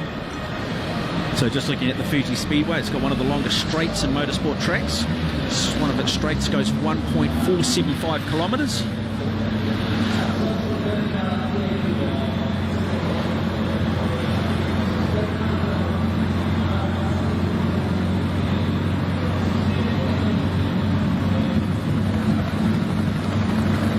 So 1976 was the first time that Formula One race came to Japan.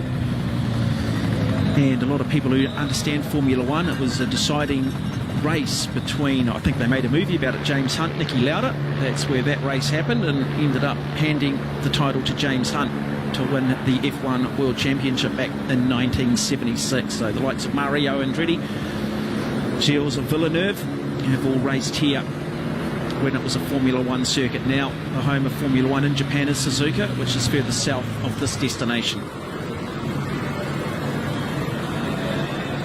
Well, riders trying to look over their shoulder to see where the peloton is never a good sign, and they do look like they're fatiguing. They're just holding their gap at the moment, but some tired legs and faces. Yeah, you can just see the Greek rider here just starting to struggle a little bit. Zortzakis, Polyankris, Polychronos, Zortzakis, just fighting that machine. You just see the knees just starting to just fray out a little bit. His form's just starting to go. That's always a good sign of fatigue. And I think once the peloton does get onto this motor circuit, I think we'll start to see it get spread out a little bit more. And once they get these bike riders in sight, well, it will be game over. That's a feeling I get too when they get onto the motorway, the speedway, that they're really going to pick up the speed, and just that feeling of being on a nice surface. And if they can see these riders out in front, it would just give them that little bit extra motivation. That was close. Okay, so another one of the feed stations that they are coming through. This is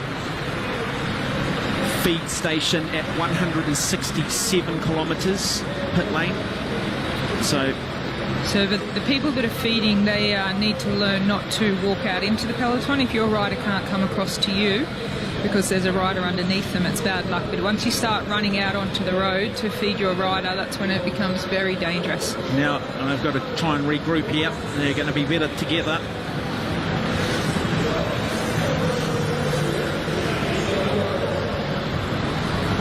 And we talk about Sagan maybe looking the best of the riders in this group, and it might just be Sagan that has just gone to the front and saying, look, you guys catch me, I'm just going to keep going.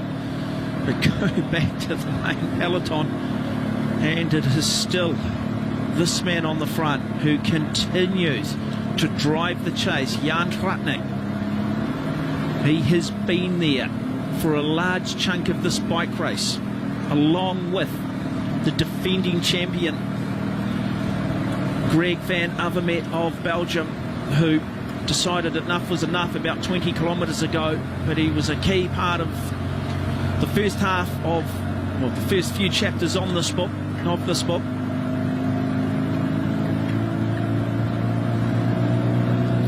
Kwiatkowski looking quite comfortable there, and also we saw some shots of Tom Dumoulin. He's certainly going to play a role for Bauke Mollema coming into Mykonos Pass, but we see more of the favourites now just moving towards the front as they enter the speedway. It'll be interesting. I wonder too, those riders that feel they might be in contention at the end of this bike race, how much of an environmental scan are they doing? They do have to come back and do a lap, minimum a lap of the, I think it's a lap and a half to finish this particular bike race.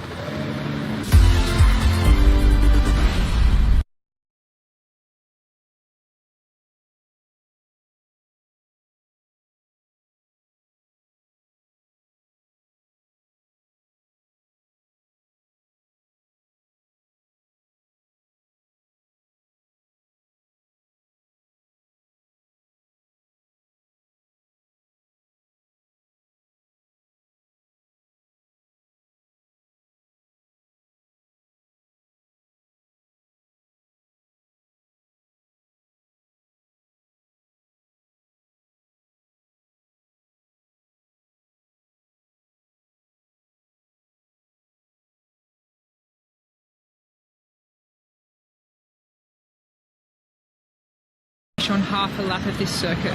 So you can see Geraint Thomas at the back really struggling, which is not normal. There he is, or is it not? So just the dynamics of bike racing, just simply remarkable. Just so much to think about, so many things that can happen, so many things that are out of your control. You've got to be smart as we go back through the peloton.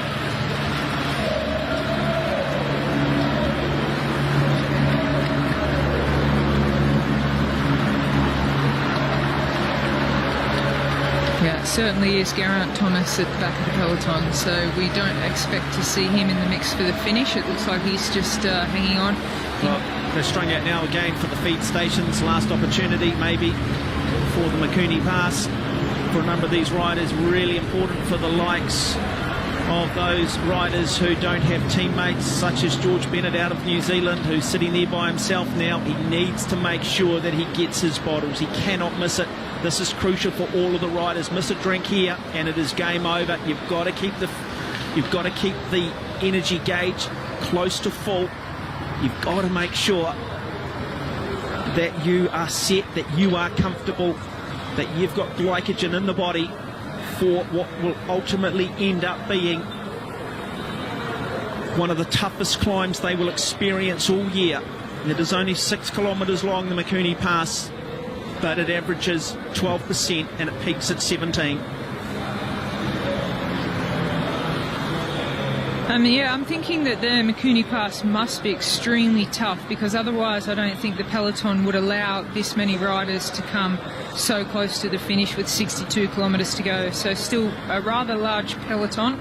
These are the leaders we're looking at the moment. Time is coming down and they are tiring, but the main race will happen back in the peloton on that climb, and it's still a very large peloton.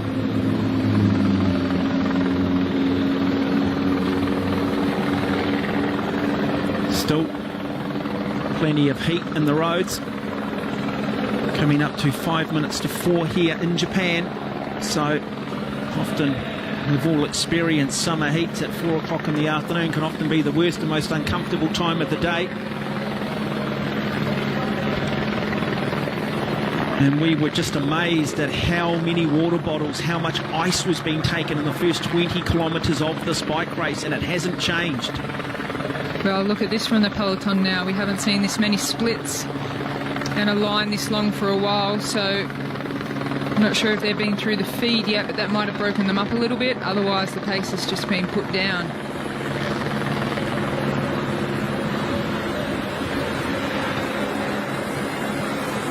Oh, it's so important now that they do work together. Big turn on the front, just moves to one side. They're working through in a rhythm. You can't eat an elephant whole, but you can eat it in small pieces. They'll be playing that game now.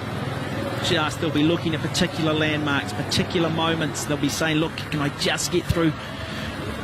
Can we just get ourselves out of this particular raceway, out of the speedway here? That'll be the next target for this group.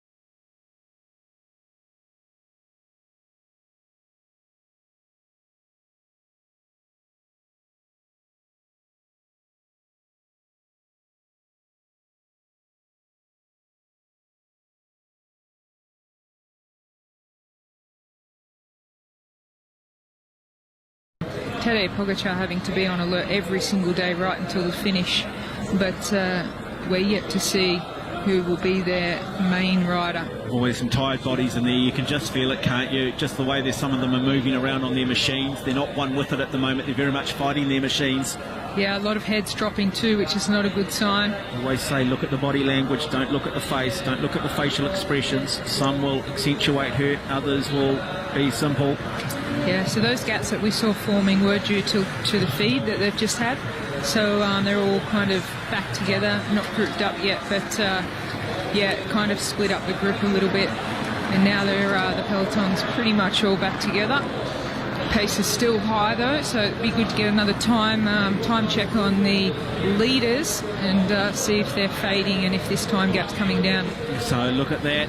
Pain train well and truly in effect at the moment, and it is not a place for the faint-hearted.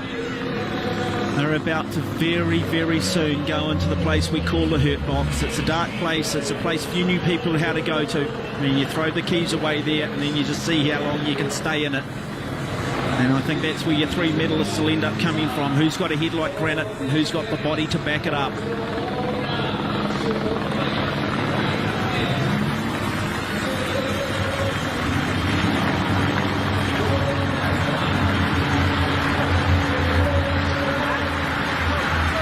So George Bennett, the New Zealander, just stuck at the back there. 3 Australians in the mix, Kazakhstan, Germany, Spain. Yeah, it's really an open race at this point, with the under 60 kilometres to go as they pass through the finish line. And they'll do another half a lap and then exit the course. But so many riders still in contention. And that is where they will finish this race in around about an hour and a half's time. Who will be crowned Olympic champion? Which one of these riders will have a life-changing moment?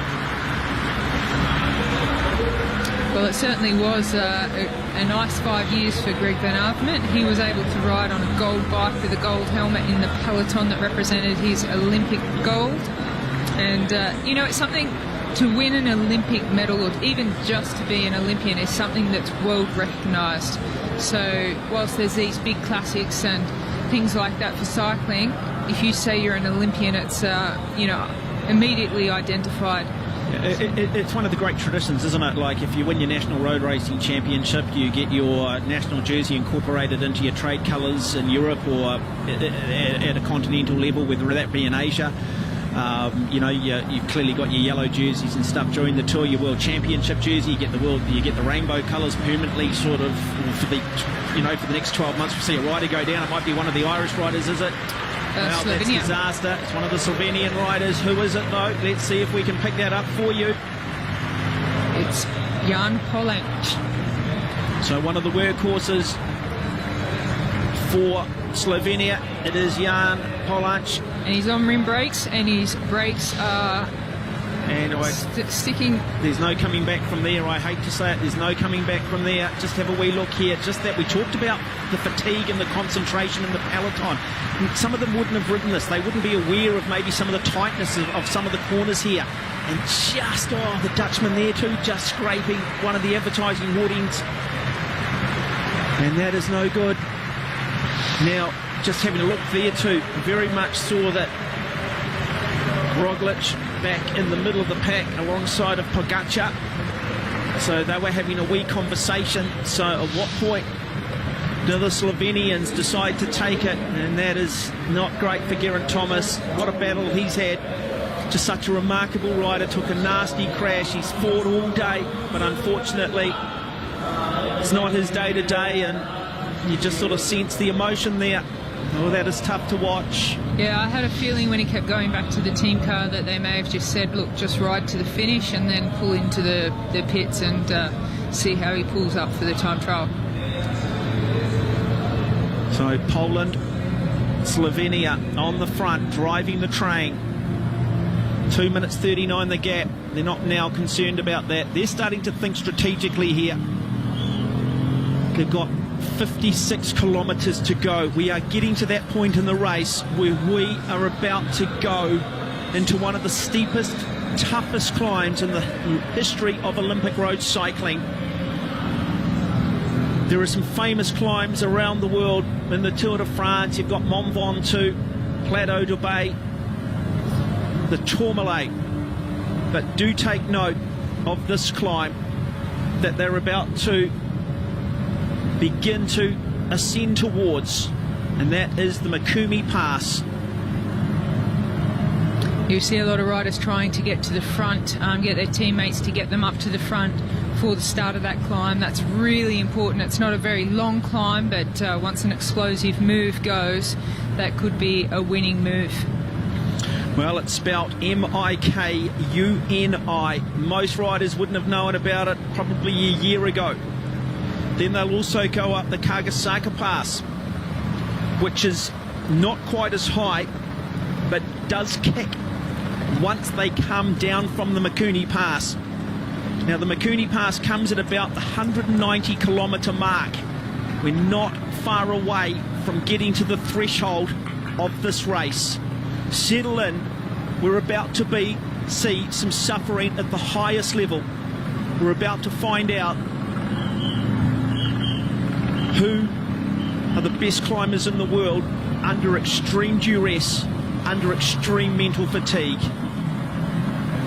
Yeah, that's the thing about this climb, that it comes so far into the race that there's already 200 kilometres in the legs of these riders when they hit that pass. So it's the riders that really can excel with their power to weight ratio towards the end of a really long race. They would have been burning a lot of energy with the heat, hydration, all these things that come into play, and how much support they've had from the teammates. But it's certainly all going to happen on Mikunu Pass. You know the Australians well. How does Richie Port, how do they play this? Well, look, I've been watching him pretty closely, and he's been stuck to the wheel of Luke Durbridge when he can, just out of the wind and staying protected. He hasn't looked as comfortable as some of the other riders, big players from other nations, but he's been there and he's been protected. So it's got his legs as fresh as they can possibly be. Obviously, after the Tour de France, he might not be in his absolute top form, but the climb suits him, that's for sure. Boy, I tell you what, this is just reminiscent of some of the, it almost looks like they are riding through some of the little villages in France, but this is just, it's such a beautiful country, Japan, and this whole Fuji, Mount Fuji area is yeah, simply beautiful. It's funny, 70% of the population live in 30% of the land, and so there is so much of Japan to see. Well, I've got to say, large crowds on the side of the road, and the COVID restrictions are put in place for Tokyo. Oh, look, now we start to see it go. So, okay, some real fireworks now starting to go. It's the Italians who look to try and light it up. Settle in, buckle up, here we go. We've talked about it. We always said from the start that of this 234k that it was going to be 180 kilometres of hope and 50 odd kilometres of truth. Well, now the questions are about to be asked of some of the best bike riders in the world, and look at the damage that has been done. The Olympic champion just sits back. He waves the white flag. Here we go. The attacks have started, and they're not going to stop here. So the Italians ignite it, and they are a nation that can pull it together for the Olympic Games. We've seen it before, and very closely followed by the Belgians and the Slovenians coming across now. So this is going to be fireworks until the end of the race. Well, here we go. Suddenly an attack has come from the Italians. They've taken everybody off guard. And now it's up to the Netherlands. It's up to some of the team riders from the likes of Spain, Switzerland, Denmark, who we haven't seen all day, to come to the fore, to come and do their work for their team leader. One by one, they will just pop. They will come off the back of this bike race.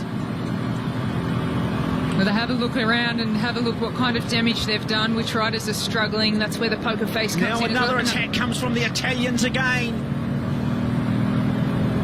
And it's the Belgians again that are chasing. So looking more like they're lining up. It's almost looking like they're trying to start the break. You often see this at the start of a bike race. Look at the ugly face. And I mean that with the greatest term of endearment, as they're just trying to get that oxygen. At this point, they are basically breathing razor blades. The Belgians are under so much pressure after so much work has been done until this point, that the desperation to get across to that wheel and close the gap. Netherlands there as well, and it's Slovenia trying to chase back the peloton. They put the pressure on the Slovenians because of Pogačar and Roglic, so that's why the other teams are just sitting back saying, you've got to close this gap. Well, it's Damiano Caruso who is the man who is attacking. Now he's joined by one of the Dutch riders. As we go back, and big round of applause to the defending Olympic champion. Boy, he's worn that well for the last 5 years. Remarkable athlete. And three riders now looking to try and go clear. Do they feel that this is their best chance of trying to win this bike race? Then this group up front, well, that's just been decimated now. This is the lead group. Fatigue has got them. 5 has now become 3 by the looks of it. Yeah, and we thought Sagan was the strongest of that group, but he may just be aware that the peloton is going to catch now, so it's game over for that lead group. They're still out in front, but, well, the Belgian rider, no, he's not going to take a turn.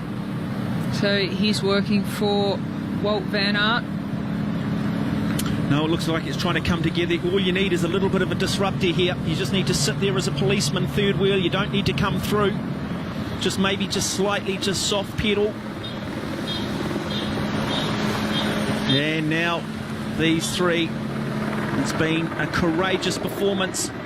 Oh, so inspirational to watch these riders today. They put it all out there, and there's some of them not giving up yet either, so they're still pushing on. Nicholas Glamini is the South African rider. We did see great effort from him. Yeah, another shake of the head. Yeah, and Kelderman, the Dutchman, I think is this gentleman here. So it is Kelderman, Wilco Kelderman, who's deciding that he just wants to maybe just slow things down, give an opportunity from Bauke Mollema to get back on. They want to take control. They don't want it sort of up and down. They don't want these quick shots. They want to deliver their riders at the bottom of the Mikumi Pass and allow that hill to dictate to the riders. But this is what we talked about, the mechanics of this race. Tom Dumoulin now, he's putting the pressure down on the front of the peloton. So the veteran, wow, what a bike race.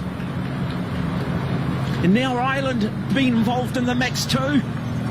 Looks like it could be Eddie Dunbar there for the Irish. Boy, courage under fire, remarkable.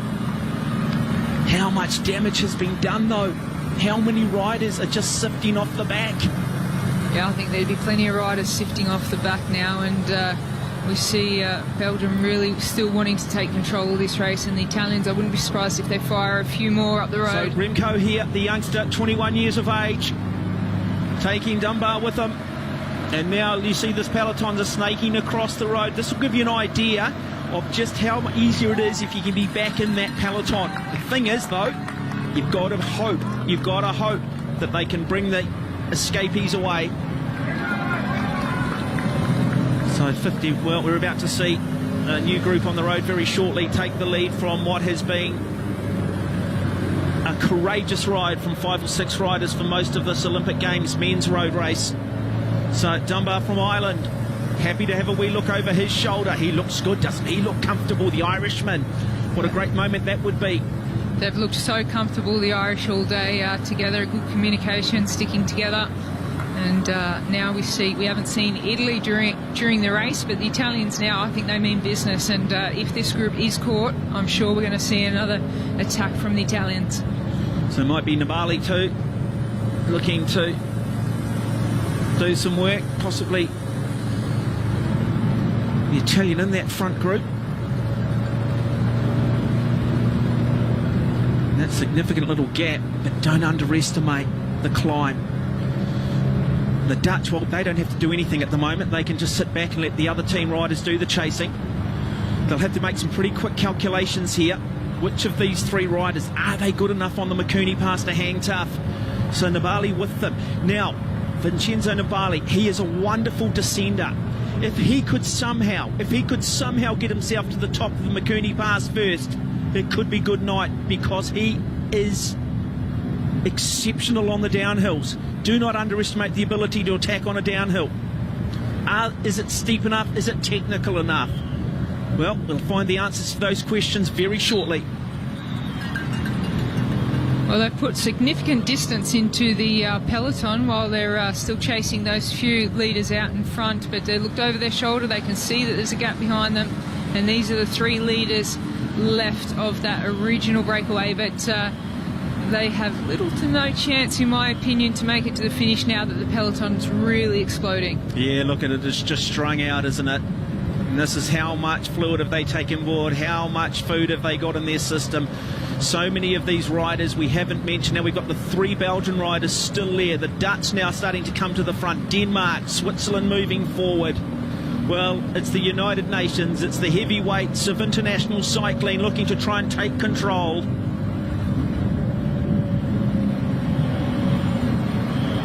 Yeah, this is an interesting break because they are very strong riders.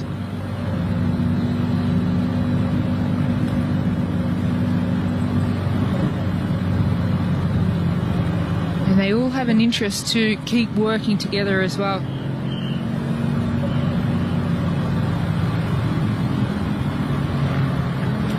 So Vincenzo Nibali, Eddie Dunbar and Evenepoel, someone that they really want to have up the road to set things up for Wout van Aert. If it doesn't work out for Evenepoel, they've still got Wout van Aert back in that peloton.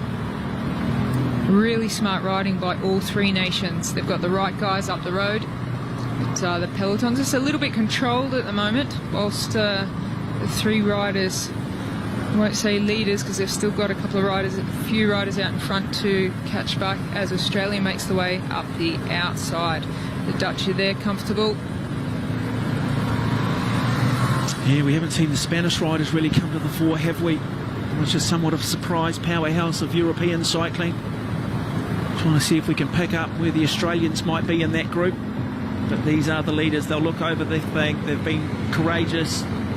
They've taken their opportunity. They really had no choice. Certainly gone out there and given their country something to be proud of.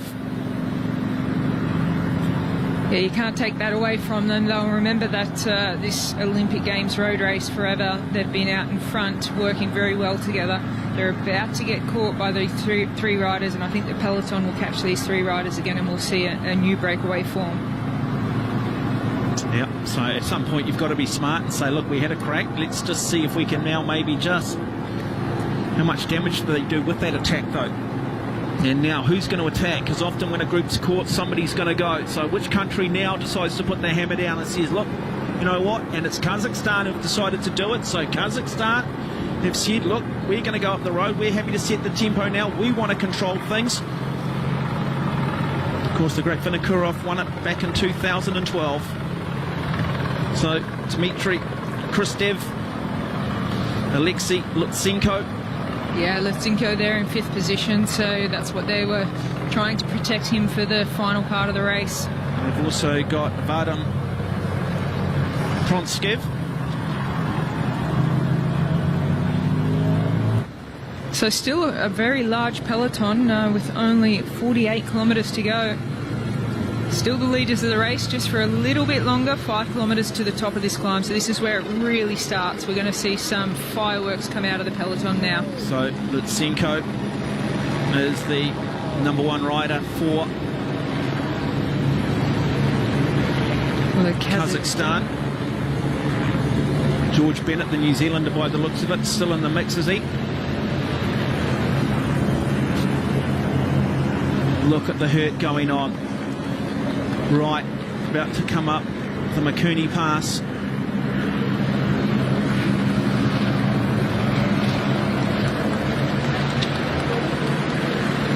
Oh, there's Belgium, 1, 2, 3, 4. So still got 4 riders there. A couple in the hurt box.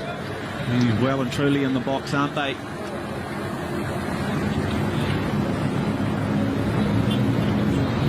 Australia's got Lucas Hamilton up there.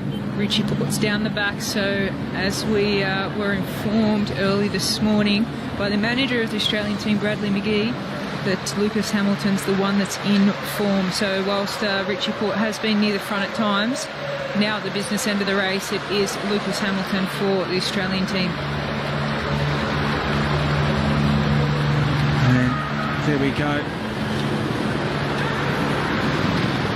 We just saw Teo Gegenhardt off the back for Britain, so they're down to both Adam and Simon Yates. They are Great Britain's hopes. They'll come through this feed station, and this is the feed station at the 185 kilometre mark. So last chance for these riders to top up the fuel gauge and hopefully have enough time to absorb the electrolytes, to absorb the salt, possibly the caffeine, whatever it's going to be required now to get them up the Makumi Pass. Well, I don't think we've even had a glimpse of the Yates brothers yet. They've been so well hidden and protected in the peloton. Unfortunately, Geraint Thomas has had to withdraw from the race. Nasty crash, just pulled into the pits last time past, but it's now down to the Yates brothers for Great Britain.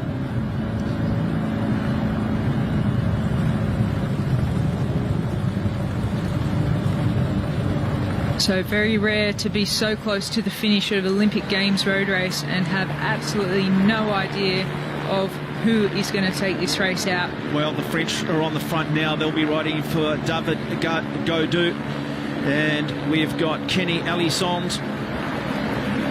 We've got Benoit Confoy and Guillaume Martin. 3 French riders still in this bike race. And the Dutch riders protecting Mollema.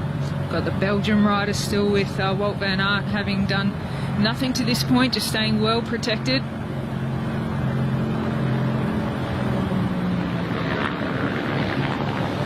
I like the fact we haven't, as you mentioned, talked about the Yates brothers from Britain, but we haven't really talked a lot about the Australians, and we've always said this, that it's the riders we don't talk about in the first half of the bike race are often the riders we end up talking about in the last hour of a bike race. There it is, beautiful Japan in the background. Day 1 of Tokyo 2020. They said it's the best field assembled arguably in the history of the Olympic Games. You've got Tadej Pogačar, you've got Primož Roglic, you've got the Yates brothers, you've got the likes of Bauke Mollema of the Netherlands still in this group.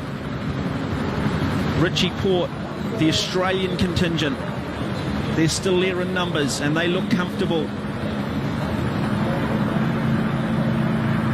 The Italians are all together too, so we're going to see some action from the Italians. They've been very relaxed throughout the race, but now we see them all come together near the front. Just see Michael Woods, the Canadian there. He looks comfortable, comes from a running background.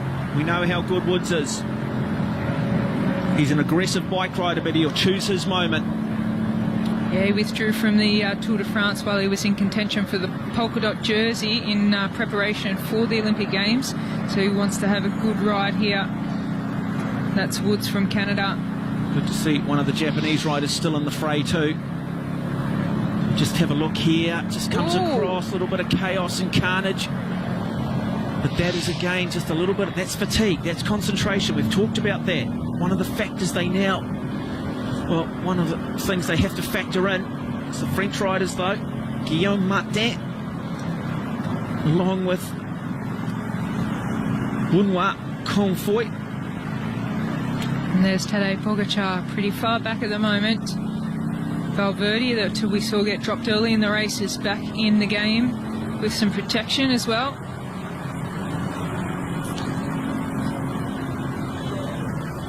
David Gaudu, we saw wearing the number 13. He is the hopes of France. So it has just come back. It has just dropped off again. And this will be good for those riders that have been struggling just a little bit. At what point does there come another attack, though? Because the Mikumi Pass is not far away.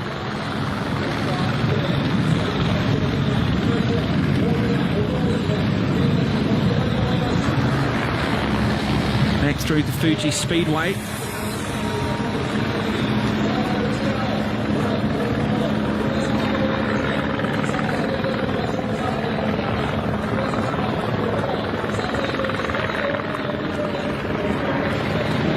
Well, passing through the finish line, this time they're going to hear the roar of the crowd as they pass by, and they're going.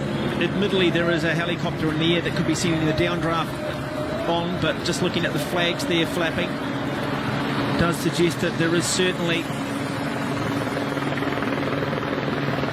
some wind here in Fuji Speedway that they will need to factor in if they find themselves in the mix for medals.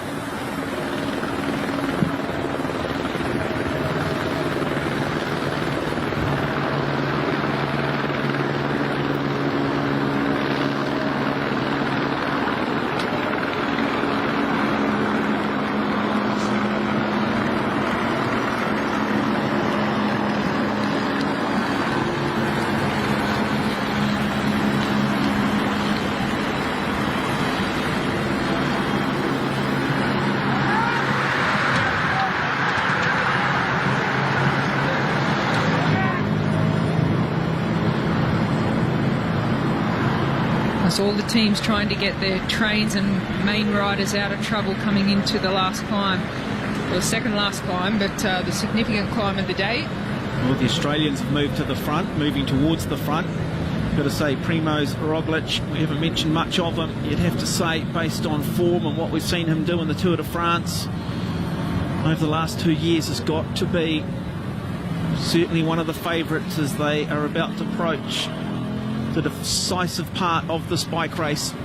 Equally, Tadej Pogačar, he just looks incredible every time he gets on his bike, no matter how difficult the landscape in front of him, no matter how difficult the scenario might be. But it is the French who, no, in fact it is the Italians that are trying to set this up now. So Vincenzo Nibali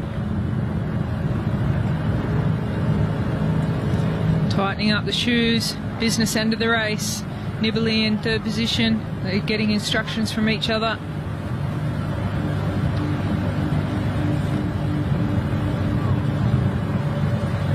A lot of communication going on between the Italians.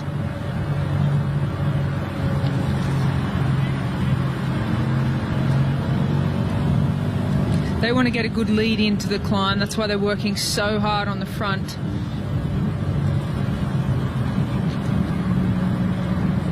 They know this is the business end. You can see now the Italians, we've not seen much of them all day, but as I said at the start of this program, they're one of the nations that can lay it all on the line for one rider, and how much pride they take in representing their country, how much a medal means to each rider from Italy at the Olympic Games. So they are really desperate to get one of their riders on the podium today.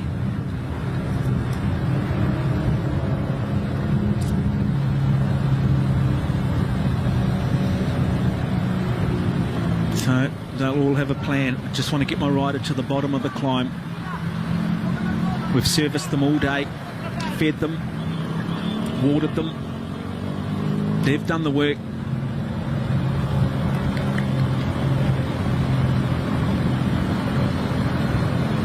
Michael Woods of Canada, set and poised like a coiled spring, just waiting to explode at the right time. One of the hardest things in a bike race is being patient, having faith that it's going to come together.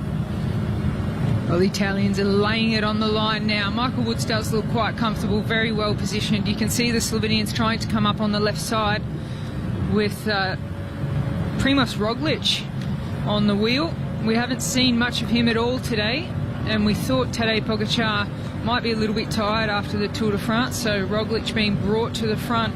He'll be one to watch there in the white helmet. And Michael Woods right there. The Italians swing off. They've lost control of the front as the Slovenians try to put Primož Roglic in position for the climb. They will dance on their pedals very, very shortly. They are gearing themselves up for one of the toughest climbs in all of sport. For arguably one of the toughest, 15 to 20 minutes in all of sport. Such is the steepness of this, and it's not just the steepness, it's where it comes. More and more riders just falling off the back now. They've said enough is enough, we can't do this anymore.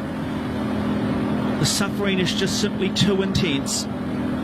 Yeah, with nearly 200 kilometres in the legs today, it's been quite smooth but very taxing as well, with the pressure that's been applied by the Belgium team and the Slovenians as well. So it has been quite a demanding race for these riders, but it all comes down to this climb.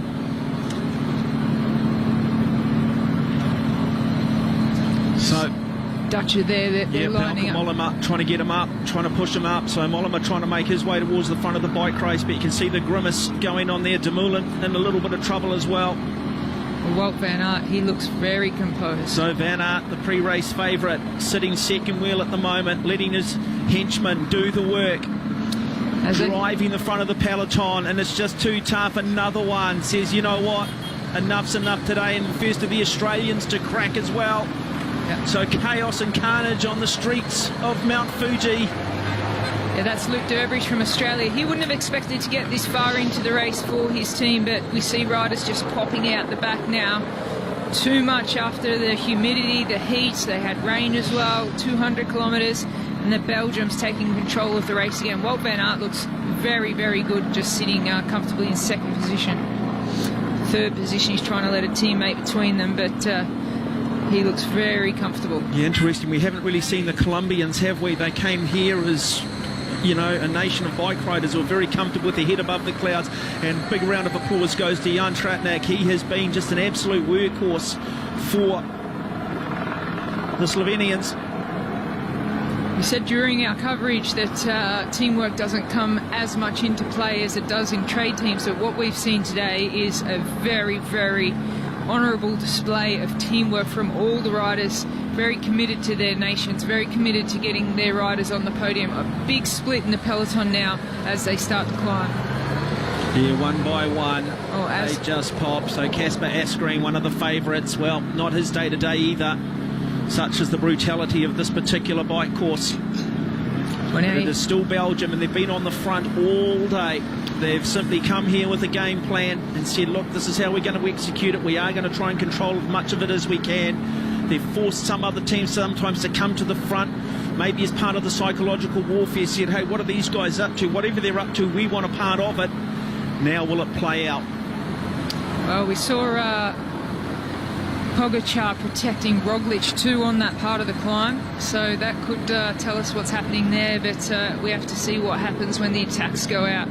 Pogačar might be one to throw out an attack and put pressure on Wout van Aert to chase it down, and that puts Roglic in a very good position. And we need to see the Yates brothers for the first time. One of them, most likely Adam Yates, I would say. Very well protected today. Not having, we haven't even seen anything of them. So it'd be good to see what they can do when the attacks go down.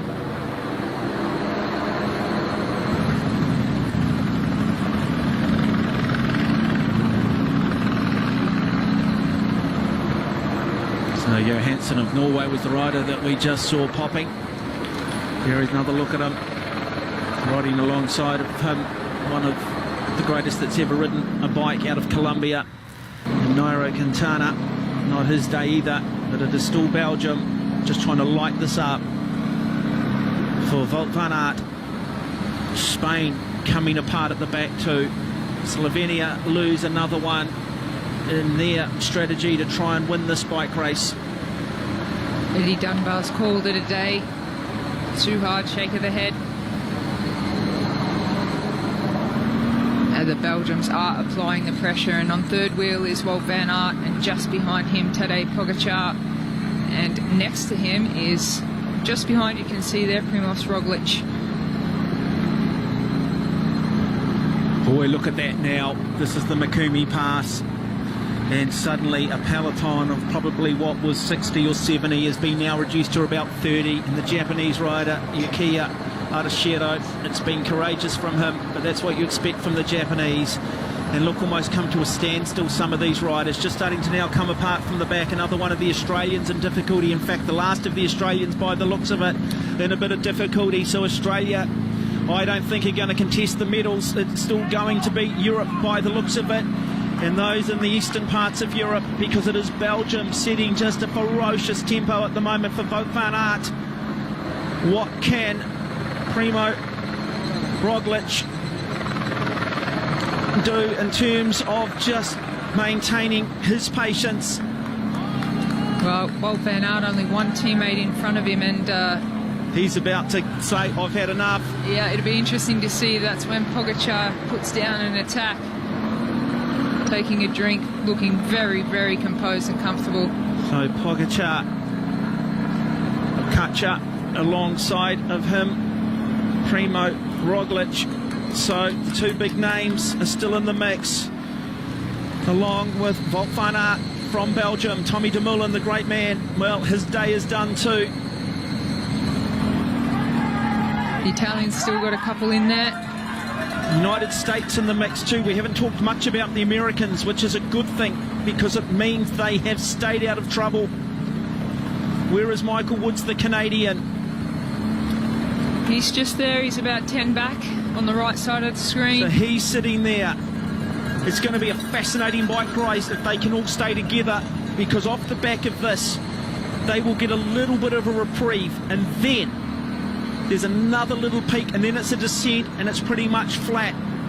Who comes into play there? Well, the complete all-round bike rider is Wout van Aert. He won the final stage of the Tour de France. So they're setting it up for him. He's got to survive the climb, though. And another one of the workmen for Belgium. Last Benoot, he's gone. So there we see Adam Yates from Great Britain just in the screen. As we said, no Australians left. Richie Porte was the last one there. Michael Woods of Canada in the group. Okay, Evenepoel, he was one that we didn't really know where his form was at, but that's the end of it for him. So it's all down to Wout van Aert for the Belgium team. Well, I think he's the end of the throne, isn't he, eventually for Belgium? Just a young man, Remco. Yeah, one rider left for Belgium, though, that puts Wout van Aert in a difficult position. So just give you an idea, this is a very, very steep climb, and now the first of the attack, and it's Pogacar. Pogacar who decides to go. Tadej Pogacar decides to go. He's just simply trying to see who's prepared to chase, who's got the legs. But it is the man, the two-time defending Tour de France champion, who has made the first decisive break on the Mikuni Pass. And is it one of the Yates boys that's perhaps jumped across, just trying to pick up some of the colours of their country? In fact, it's the United States. Woods says, can I chase that? Now the challenges are coming.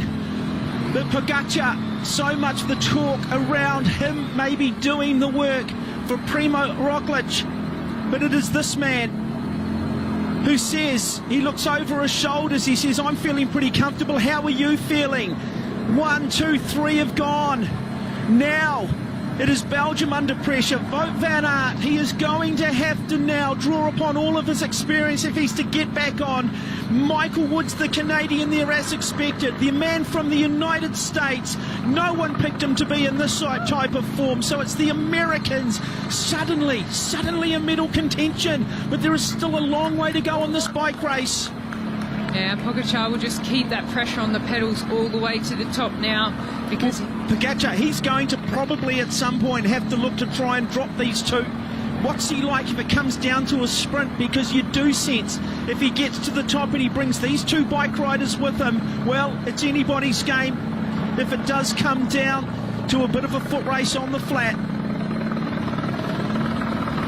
So 3 riders, a Canadian, an American, and the great man himself. I think he'll be happy to see those 2 riders behind him, because he knows that he's got the climbing talent to drop them if he just keeps... Well, I think it might be Brandon McNulty, the American. Yeah, Brendan McNulty. And for the so USA. he makes his Olympic Games debut. 74th in the 2018 Under-23 World Championships. Didn't finish Liège-Bastogne, but here he is in the fight, in the game, and he comes to the front. He's sending a psychological message to the American. He's saying to arguably, well, certainly, potentially, I don't know, are we looking at maybe the greatest bike rider in the history in 10 or 15 years from now when we look at Pogacar? Perhaps. But the American, a little bit of psychological warfare here. Michael Woods, the Canadian, he's been smart all day. Wow. See Wout van Aert, he's not getting much help. They're putting the pressure on him to do the chasing, but he's just slipped into 3rd position there now, trying to take a little bit of a rest. Well, he'll just be hoping. He'll be hoping that he can get back on the descent. He's going to need to give everything he can. Look at some of the Italians, the likes of Nibali, if he's still in the mix, and say, look, jump on your wheel, let's go. But the 3 medals at the moment are up the road. And it might be, we've talked very much about the Europeans dominating so much of this race, but it could end up being the North Americans. Well, look at this, Wout van Aert having to do all the work to chase this back down, and he's carrying along some good bike riders as well. We see Yates in there from Great Britain, just spinning the pedals at a very good cadence. But where is Primož Roglic? Because he was the backup if Pogacar couldn't make this happen. And then we go back, and just as we mention it, yeah, he's not been able to hold on. That was Roglic, so it's all down to Pogacar for the Slovenians. And now another little attack here goes from the Tour de France champion. So Pogacar now starting to just put a little bit of attack, and now here comes the Belgian challenge of Wout van Aert. And look at this peaks here at 17% gradient. Look at the brutality of it. They are well and truly in the hurt box. Boy, it's a dark place just to be able to stay there. Look at the carnage on the Makuni Pass. Wow, the noise. They won't want the noise at this point. They'll be irritated by it. Such is the level of fatigue. Look at the gradient, and television doesn't capture it. Oh, it's steep, very, very steep. You can see how much height elevation they've done from being down there on the Speedway. Wout van Aert changes side of the road, see if he can get some help from somebody. 15 seconds out to the group of Pogačar in the lead. Yates looking comfortable. And it's McNulty on the front. Pogačar in second and Woods in third. And they'll see the peloton just behind them. They've only got 14 seconds. It's not a lot. Fascinating stuff. Wonderful, wonderful race. The North Americans. And tonight, Pogačar.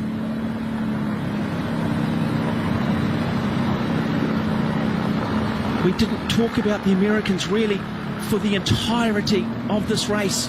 No. It was just the two of them on the start line. And it's easy when there's just two up against teams of five to sort of suggest that perhaps the lack of numbers would work against them. Well, 3 kilometres to go to the top of this pass, and Pogačar's group is putting time into the Wout van Aert group. So Wout van Aert, the Belgians have ridden brilliantly for him. I think maybe they thought that Pogačar would go. I don't think they thought, though, that an American would accompany him and that Michael Woods would be having the ride. Remember, it was Woods who came down with the two British riders earlier today. We sort of was a little bit concerned that perhaps he was out of the bike race, but he rode himself up through the vehicles. Yeah, this is what I said earlier about this race. It is going to see the strongest riders win of the day, and everyone knew that Pogačar would attack on this climb, so they were watching him, and it was only the Canadian and American that was able to move with him. So they are the three strongest at this moment. So the peloton now bringing them back a bit. 10 seconds between, we can't really call it a peloton, but chasing group. And that may be because we haven't seen Pogačar on the front. He might have something left just to really dig it in the last 1.5 kilometres.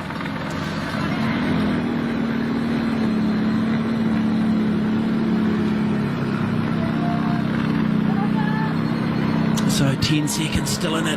Now they're looking over their shoulder. Wow. Still a number of scenarios that can play out.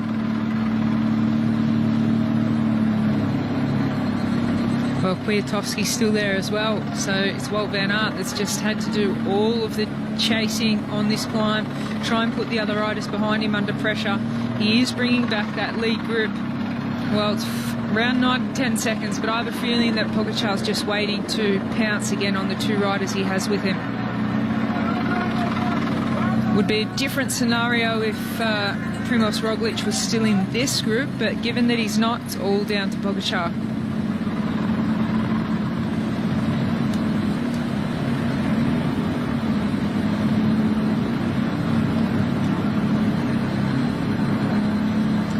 And just look at that, we started with just over 130 odd riders, and now we are down to a handful, and another attack goes, looking to try and bridge across. So this time it is one of the Polish riders, is it? It's Kwiatkowski. And he has looked good all day. Yeah, he really puts the pressure down. Wout van Aert's lost contact. Well, he's in a bit of trouble, isn't he? Yeah, after all the good work from the Belgian team, they did burn all of their matches a little bit too early, but now Pogačar's back on the front and they're still not gaining time. They're losing time to the peloton. Wout van Aert, though, he won't give up. He'll fight. Bettiol, the Italian, there too. So we talked about them riding for him. So Alberto Bettiol, 27 years of age, from the Lugano region. No, he lives in Lugano. He's a Swiss resident representing Italy. Now be pleased to see the summit. So Michael Woods, the Canadian who started as a runner, through injury picked up a road bike, realised that, hey, he had an aerobic system, he had the build, and it just felt natural for him. So a group of 3 is about to become a group of 6 by the looks of it. But Wout van Aert, the big Belgian hope, currently off the wheel, just hoping that he can find another gear, and it is about to come back together again. Yeah, so we've got this group here, and you can see just in the background the Wout van Aert group. They might be able to get it together on the chase on the descent and into the finish, but would have expected a little bit more from Pogačar before the top of this climb.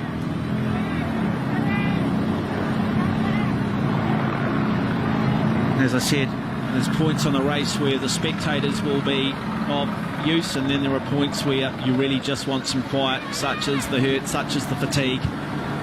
We come back now to this group, and Wout van Aert, well, he is in a bit of difficulty. It's still not over. There is still a long way to go on this bike race, 35 kilometres. A lot of that is downhill and a lot of it is on the flat, but he is going to need to be able to descend very quickly, and he's going to need to hope that this group somehow starts looking at each other, because you sort of get a feeling that perhaps the 3 medals are going amongst these 6 riders.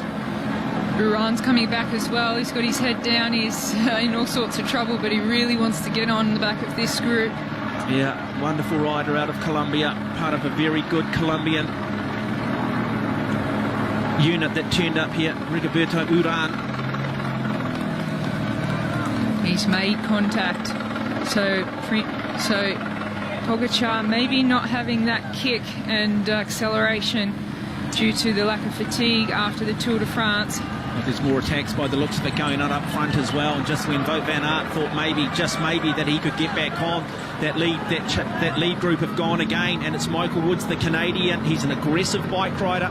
He likes to be aggressive, but he's got Pogačar sitting there on his wheel. Bettiol, the Italian, there sitting on 3rd wheel. And then we've got representation by the looks of it. I think Roberto Uran has got back on, so Colombia in the mix. So a real mix of continents in this group of 6. Well, it's interesting. Pogačar's not happy with this makeup, this group, because he knows that there's some faster riders in there than him at the finish, but this is just going to allow Wout van Aert to come back, and if he does, he'll be very hard to beat. So well, we know you don't win the sprint on the Champs-Élysées unless you, on the final day of the Tour de France, unless you've got an incredible kick on you, and they'll be aware of that too. But they'll also now be starting to factor in the fact that they need to descend well here. They need to stay organised. Yes, they want to grab their food. Yes, they want to make sure they've got the energy, but they won't want to open the door for the Belgian rider. And it does look just a little bit pedestrian at the moment on this descent. That can be deceptive though. Maybe that perhaps it's still a little bit of false flat here. And fascinating to see how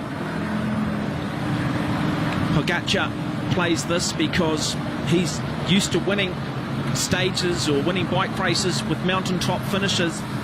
He's not a rider who's really expected to try and win a bike race in a sprint finish, which couldn't end up being the case, because they will finish on the Fuji Speedway circuit that they have already had to navigate 2 or 3 times prior to this climb. And there we go, it's Bettiol, Uran, Hartmann of Germany. First time really we've talked about the Germans, and you've got big raps on the Polish rider. Yeah, I think the Van Aert group's going to come back. He's got Fuchslang with him, he's got Mollema and one other rider, so they could definitely get back, and then that changes everything again. But Pogačar's got to have another attack left in him. We would normally think, without the fatigue of the Tour de France. So here comes the Belgian rider. He's having to work really hard to get back in the race. Mollema trying to hold on. It's Gadu and it's Fuchslang. So these riders are going to make contact with the lead of the race again. And it's all because of Wout van Aert. He has done all the work to pull them back. Well, he's asked a lot from his Belgian teammates who have suffered incredibly for him, and I think he's saying at least I can do is suffer just as much to get back on. Wow, what an intriguing race. Very rarely do we sort of see this play out in terms of having so many riders possibly still in contention. They've still got this little peak they still need to negotiate. Who has a go here? Who attacks? The American happy to sit on the front and dictate at this point.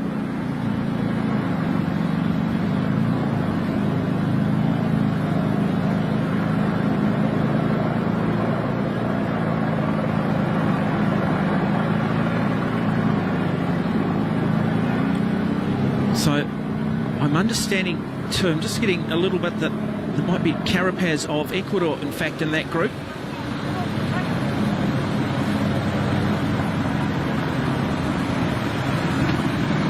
So, silver medalist from 4 years ago. There's in a bit of difficulty at the moment. And that is Jakob Fuglsang, who won silver 5 years ago, in fact. Well, these are the cream of the crop, and they are looking at each other. Kwiatkowski, the Polish rider in that. Michael Woods, the Canadian. Mollema from the Netherlands. Yeah. Belka Mollema, he is very much the Netherlands' hope. And now the attack does come from Michael Woods, the Canadian. He says he's an aggressive bike rider. He's not going to leave anything to chance here, so he goes. This will probably get rid of one or two, maybe. Look at the Canadian dancing on those pedals. How big would this be for bike riding in Canada? A nation who tend to probably put greater emphasis at times on the Winter Olympics. How impressive is it that it's Wout van Aert chasing Woods? I mean, Woods has had so much practice at doing this at the top of the climbs during the Tour de France, going for the polka dot jersey, and pulled out early to get a bit of recovery for this Games. He really wants to stand on the podium, but Wout van Aert, he has been absolutely amazing. And more damage at the back of the race, at the back of the bike race. Boy, some world-class bike riders in this. Yeah, they said it was the toughest Olympic race in history in terms of its geography. Then you throw in the quality of the field. Fuglsang and Kwiatkowski on the back. I don't think they're in any type of trouble. I think they're just hanging off the back, staying relaxed. Belka Mollema just in front of them. Yeah, Fuglsang. He blamed his lack of Tour de France form on the second COVID jab that he received after the Tour of Switzerland. And he's hoping to find his legs for this race, and he was second in that race in 2016, fifth at the World Championships in the road race in 2020, so he's a complete bike rider too. It might just be the biggest challenge to Wout van Aert, as we see Michael Woods, the Canadian, deciding, look, I'm going to try and go clear here. I've seen a little bit of disruption in that peloton. There's been a little bit of indecision. I might just see if I can jump them here. He certainly has taken advantage of his power on the top of that climb. These riders behind, they can't afford to look at each other and let Woods go. They need to close this gap together, and it's in all their best interests, so it would be unusual if they keep looking around at each other and let Woods stay away, but he's certainly got the form.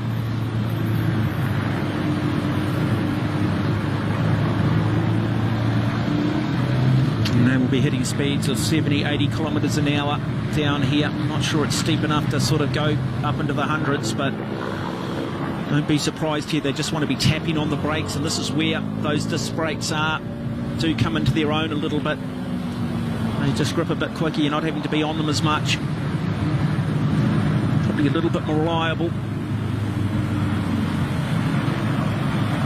So Kwiatkowski, the Polish rider there. Yeah, Mollema just taking it a little bit easy on those descents. And it is still Wout van Aert of Belgium who is chasing Michael Woods. Nothing ventured, nothing gained from the Canadian. I just wonder at what point does he maybe just sit up and think, you know what, I might just grab a drink bottle. I'm not really doing too much here other than hurting myself. Yeah, or is he just sending a psychological message to those chasing, saying, I'm feeling pretty good, I'm feeling pretty good? Yeah, I think it's now at this point of the race that any move that goes, Wout van Aert's going to jump straight onto it. Well,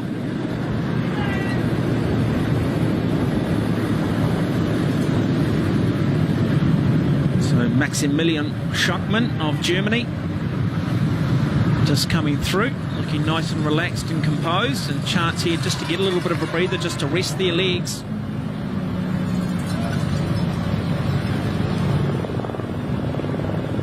Yeah, well, it did take us by surprise to see Brendan McNulty being one of the major forces in this breakaway. He's had an extremely good race today. Obviously, USA, they really want to do their nation proud. They only came in with 2 riders, so an exceptional ride by McNulty to be in that group.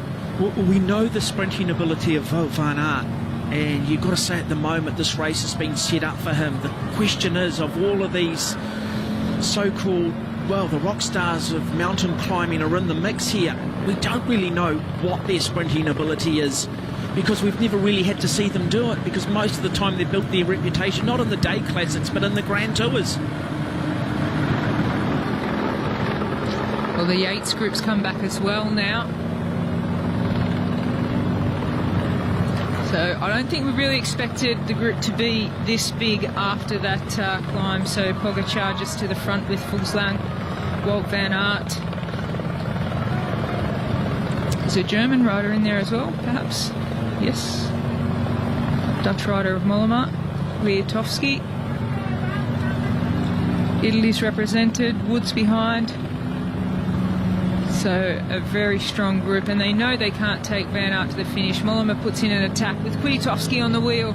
Can Wout van Aert just keep responding? McNulty there as well. Well, it's his race, isn't it? And they know they need to shake him. You're 100% correct. Now, fascinating. Another chapter being written in what could become one of the great bestsellers in the history of the Olympic Games and bike racing. But it'll come back. But how many more attacks before some of these riders in this peloton will simply say, look, I can't chase that. I simply don't have the legs. I'm just simply out of matches. And it is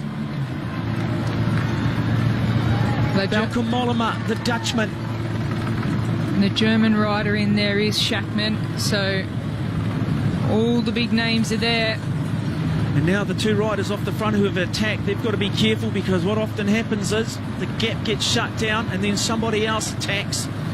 And you can only do that so many times. So it is still the American having arguably the ride of his life, Brendan McNulty.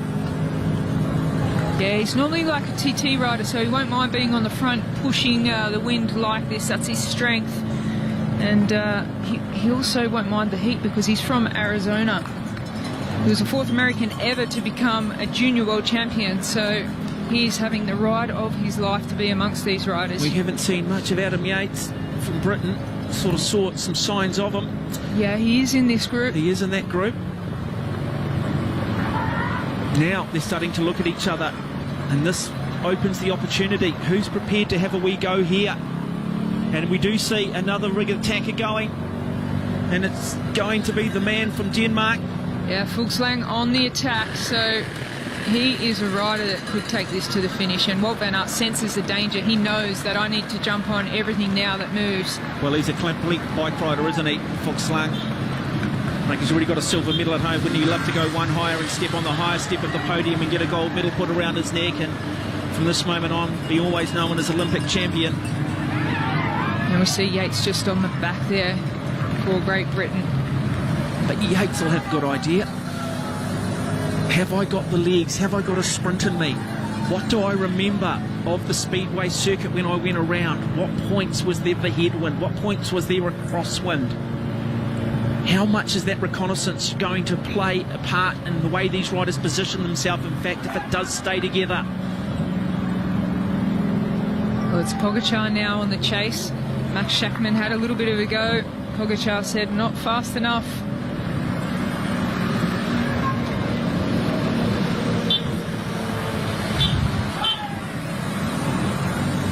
Well, 26.2 kilometres to remain. Looking at the gradients, a map that I have sitting here in front of me. Well, if they start looking at each other, because they are putting in big efforts on the front, but they're looking around at each other. There is still, according to my calculations, another little climb to come, which is Kagasaka Pass. 1,111 metres, so there is still one more little opportunity to try and burn a couple of these riders, to try and drop them. But Fuchslang has gone up the road. I wonder whether there is a plan B for him. Is he committed? Now who takes up the chase? Looking very much like the Polish rider. Yeah, they've got Kwiatkowski there with Pogačar on the wheel, so there is that little rise still to come. Wout van Aert knows that he's got to be in this move. Kwiatkowski taking up the charge, and he will shut down Fuchslang. Pogačar says that's what I needed to do. Wout van Aert's just coming back, making contact. He's got Schachmann on his wheel. But Pogačar not willing to sit up. He wants to keep the pressure on. And now we do just start to see the hurt on the face of Wout van Aert. Bauke Mollema. And now another attack goes. It's the American once again, Brandon McNulty. Maybe he senses his best chances going some way out. He sat back, he survived the initial attacks. At some point this bungee cord might just break and one of these attacks might just stay away. Well, as we said, McNulty is relatively unknown. I mean, he is riding with UAE, Emirates in the Pro Peloton now, but spent a lot of time in the USA, but his forte is time trialling, so this is a dangerous move for the rest of the riders. Brendan McNulty, he can take this all the way to the finish. Now Carapaz is chasing too. And what people should realise with Fuglsang is he soloed in the Tour of Lombardy. He won that race, so he knows how to go along. Now the Polish rider, Kwiatkowski, he's got a very good kick on him. He does have the ability to sprint if it does come down to a sprint finish. So this is the feed station that comes at 208 kilometres. Well, Carapaz obviously doesn't really need his Ineos team because he is in the move with Brendan McNulty. Very strong time trial rider. Looks very relaxed too, doesn't he? I'm all right for drinks, thanks. So Carapaz.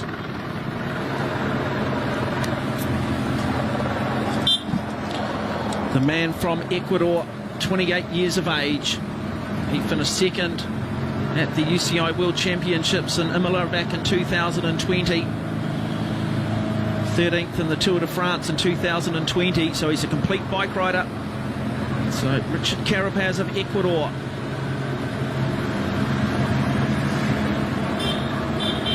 Now 19 seconds, that gap's gone out.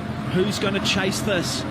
Wout van Aert, well, they're all asking him to go and do it. Come on, you've controlled the front of the bike race, they're saying to him. You guys have dictated terms all day.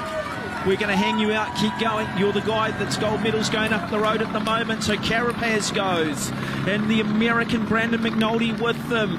Quality bike riders. And they know that they are not too far away from reaching the summit of the Kosaka Pass at 1,111 metres.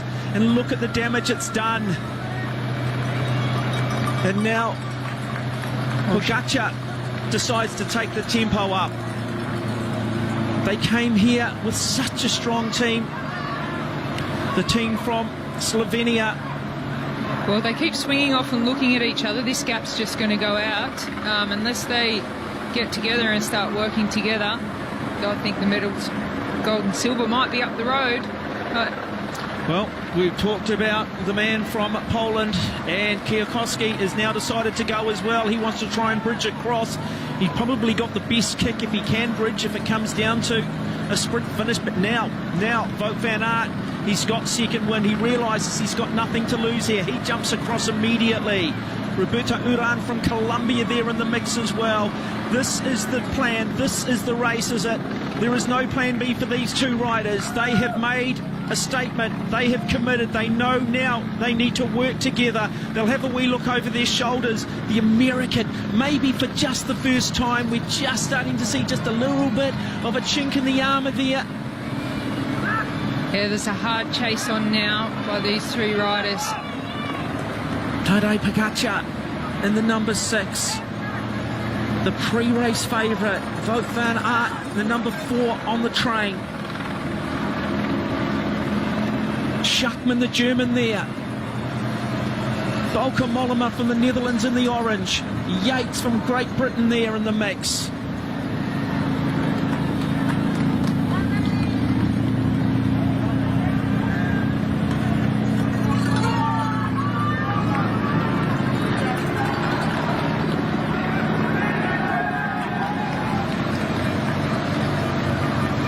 So no one has any teammates left in this race. And Michael Wood says enough is enough. I want a piece of the action. I want to try and go across. And he is going across. The Canadian, who was part of that initial break on the Mikumi Pass, who set a blistering tempo alongside of Tadej Pogacar.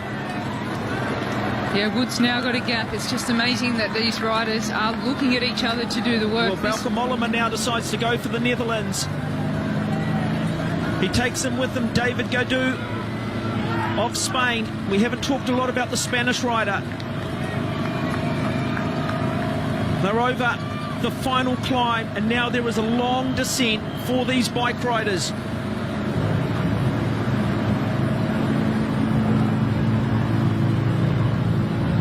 They will not take a lot of time, if any time out of these two guys. In fact, these two riders might just take more time out on the downhill. Yeah, they've got a clean run on the downhill. They've got Brendan McNulty, a very strong time trial rider with Carapaz, so it's a strong, and look at that. Well, if Brendan McNulty, he knows he's probably the stronger rider. He probably knows he can push a lot more watts on this downhill. It's not a particularly steep downhill. So he says to Richard Carapaz, hey, look, I'm happy at the moment for us to do this. The smartest thing is I do more work on the front than you. Yeah, Wood's still got a little gap on these guys, and they are putting all the pressure on Wout van Aert and Pogacar, the two favourites before this race. So the rest of these guys are happy to just sit back, and you can see Yates there very comfortable, Shackman on the back. Yep, Bettiol sitting there too, the Italian.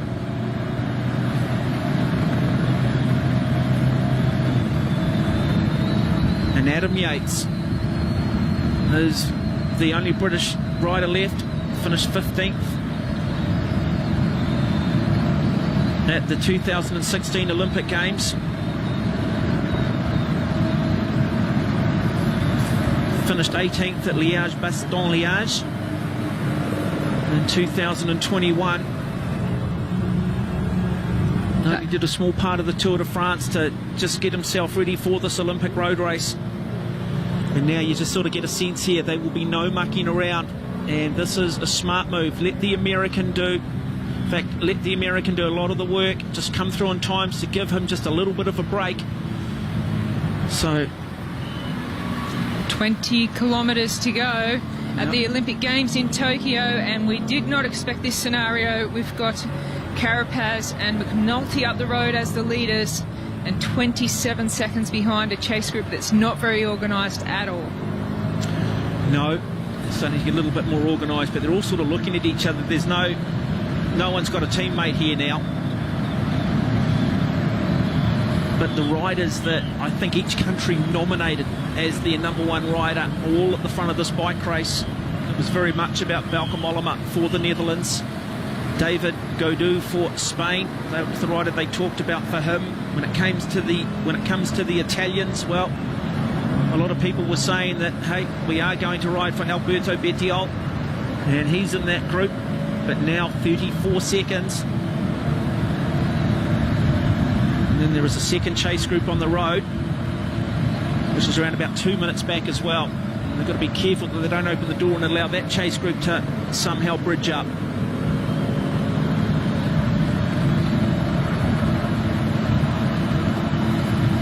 Well, 33 seconds. They are still taking time on the chase group. Chase group's full of big names, but not much cohesion there in the chase group. So Richard Carapaz and Brendan McNulty, they are riding their way to the medals here at the Olympic Games, and they are putting everything on the line.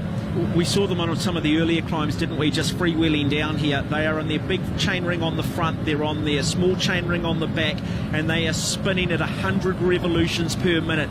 They are going as hard as they can possibly go here. Downhills, well, it's an opportunity normally for a little bit of recovery, not for these two riders. There is no plan B for these two. And then look at the contrast here of Wout van Aert. They are sort of more into that aero position. Now we start to see them dance a little bit more on the pedals.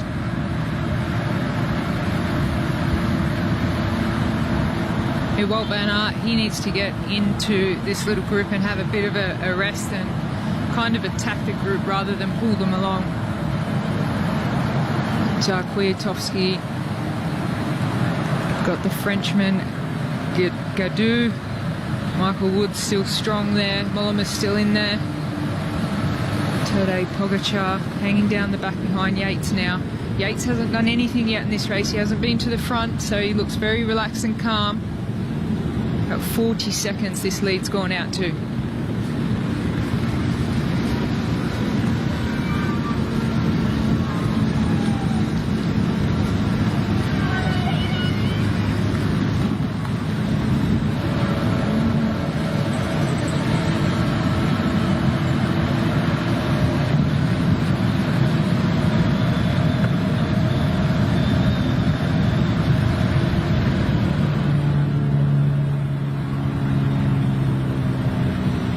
So great to see the aero attack positions. Yeah, Max Schachmann, he takes to the front with Yates on the wheel. And then it could be Gaudu, Kwiatkowski, Tadej Pogačar, Fuglsang on the wheel, Bauke Mollema, and Wout van Aert just taking the rest that he needs, and Woods on the back. Oh, 42 seconds now, starts to get out to a minute. Then we start to see the vehicles come through, and then that allows for opportunities for feeding. And now Richard Carapaz,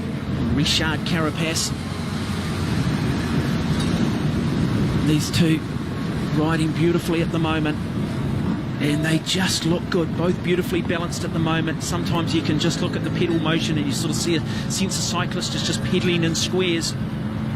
Well, unless there's a rider in this pack that's got a lot left to try and jump over, I don't think they're going to catch the leaders. I think we might have our gold medal riders. You can see this chase group is still looking at each other. Well, Betillon, the Italian, is it? Yeah, he's got a cramp, so he's out. Game over. So Alberto Betillon, that is the Italian hopes. Such has been the heat, the environmental factors. It has just slowly worn these athletes down. They're disappointing for the Italians. Still a bronze medal up for grabs in this group, unless, like I say, someone's got some phenomenal power left in the legs. Well, you just sort of get a sense, at what point does this group say, hey, we're now fighting for the bronze medal? Because they are starting to run out of road. There's only 14.3 kilometres to go, and that gap is still going out. We're starting to see a little bit more organisation now. Fuglsang, he's coming through, and now the great Pogačar coming through, looking to try and do his work. But they all need to buy in it, because otherwise they are reducing their odds, and they will get bronze, and that will be it for them. And I know for a rider like Wout van Aert, he's here to win a gold medal, and the Belgians have controlled this bike race. Well, it's interesting because the chasing group has now realised they have to work together to try and bring this back. So a lot more organisation in that chasing group, as these two riders are holding around 43 seconds lead for the gold and silver medal at the Tokyo Olympics. Richard Carapaz on the front now, followed by Brendan McNulty. And they've just got the 13 kilometres to go mark. They're so close to the finish, 44 seconds. They're both very, very strong time trial riders. They're putting 100% in. It's going to take a very cohesive effort. Well, I've got a sneaky feeling too. You just look at it and you think about the power and the ability to sprint, and if it does come down to these two riders, you sort of just get a sense that American might just have too much. Brendan McNulty, when you go back through and have a look, you've got to go right back to 1984. Alexei Gruel winning the race in 1984, the only American male to win the Olympic Games road race. Well, Yates, first time on the front, doing some work. I think he might be thinking about the bronze medal, because he has been sitting in pretty relaxed most of this race, and now he's doing some work along with Wout van Aert. And just cutting the apexes here. And at one point, Wout van Aert will be saying, you know what, I maybe can't win the gold medal right now. I'm going to line myself up. I'm going to look for this bronze medal, but he's not giving up yet. 12.2 kilometres to go. Another little kicker here. But both of them look good. Carapaz, the form. He looks over his shoulders. He's not fighting his machine, is he? He's out of the seat. He's dancing nicely on those pedals. The American probably in a slightly harder gear here, but that's his style of bike riding. He feels more comfortable when he's got to press just a little bit harder.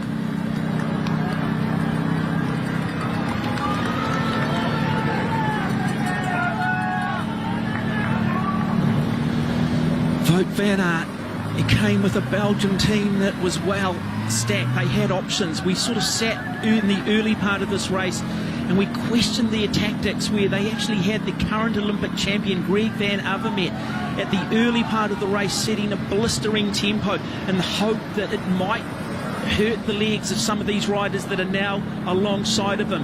It hasn't paid off, but he owes it to his team to go down fighting, to make sure that he chases this, and he's giving it everything, but he's going to need to have some others buying into it, as we see Fuglsang, the silver medalist from 4 years ago. He pops, he implodes. Oh, it's an incredible ride by Wout van Aert. You know, it's unfortunate that the team burned the matches, that Kwiatkowski can't hold the pace anymore. It's one of the greats, one of the pre-race favourites out of Poland, Michał Kwiatkowski giving it up. Yates flicks the elbow and says, I can't come through. And now we've seen Bauke Mollema, the great Dutch rider, in trouble. And this is on the downhill part of the course. Yeah, Wout van Aert, he's the only man here that's interested in the gold. The rest of them are just saying, you know, if we can get a bronze medal out of this, we'll be happy. So Wout van Aert, he's got all the pressure, and that means he might not end up with the bronze medal because he's doing so much work. David Gaudu of France still in that chase group, but it is now starting to just come down a little bit. 25 seconds is what we are hearing. 25 seconds. Well, that's Berger Uran significant. Of Colombia looking now to give them every chance of getting back on. Michael Woods, the Canadian, there. What a bike race. Yeah, it's not over yet. We saw it just drop from about 45 seconds down to 23 seconds. And once they get those leaders in sight, more of these riders will be interested in trying to chase them down and be in the running for the gold medal. It's coming down even more, so they really mean business now in the chase group. And with 20 seconds and 10 kilometres to go, it's very likely that they could catch the leaders. Well, it is game on, isn't it? Look at the determination now. They are organised. They looked at each other for a little while, and then suddenly they've got this collective buy-in. Gaudu of France sitting there fourth wheel at the moment. It is the American, and it is Richard Carapaz of Ecuador. They are just hoping that somehow back there, someone within that chase group is a disruptor who is somehow just going to put just a little bit of doubt into that chase group. And now it is Richard Gaudu who decides, or Richard Carapaz who says, look, I will maybe just have a little bit of a go myself, but he takes with him the American. It's gone back out to 16 seconds, but Wout van Aert, what an amazing rider he is. Incredible. Well, if he wins this gold medal, he deserves it, because he has done much of the chasing off the back of the Mikuni Pass, where so many of these riders were put into a world of hurt from Tadej Pogačar. Well, if Wout van Aert does win the gold medal, then that's just another level. I mean, he's already another level, what he's achieved in the last couple of years. So a former cyclocross world champion 3 times, I believe, and then in the Tour de France this year, he won mountain stages, he won time trial, and he won on the Champs-Élysées. He's done all the work in this chase. You can see Yates there just comfortably sitting on the wheel, the Frenchman Gaudu as well, and they're 14 seconds away from catching these leaders. And once they get them in sight, well, that'll be the incentive to shut it down, and then these two bike riders are going to have to start to think what plan B is for them. But how much energy have they burnt in doing this? I would imagine that the Fuji Speedway, International Speedway, where they finish this bike race, it'll be a lonely place. It's quite exposed. There will be a little bit of breeze in that. it's not surrounded by the trees. Well, the gap looks a little over 15 seconds to me. They're coming pretty fast. Well, Belgium will be happy with this. Wout van Aert, he's got buy-in now. Yates sits there. Schachmann of Germany still there. This is the problem. Nobody's really willing to help or hurt themselves. They want to be in the running for the medals when it comes down to the finish. 13 seconds. They're so close. You would think that they'd be able to catch the two riders out in front. They just can't afford to be playing cat and mouse.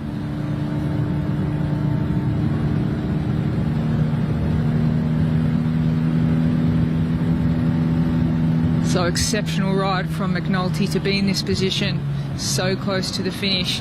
Only 7.2 kilometres to go. They're really going to have to work together to bring this back. Well, they're coming on to very close to getting back onto the Fuji International Speedway, the home of Formula One in Japan, before Suzuka took that mantle from them. And now we will see that chase group in the distance. But as long as they're out in front, they will believe. They will believe that they have a chance. Richard Carapaz of Ecuador, the man leading this bike race. And it is the very impressive American who has sat there all day pretty much on his lonesome with not a lot of teammates, who has been simply remarkable, who has a chance of winning himself a medal.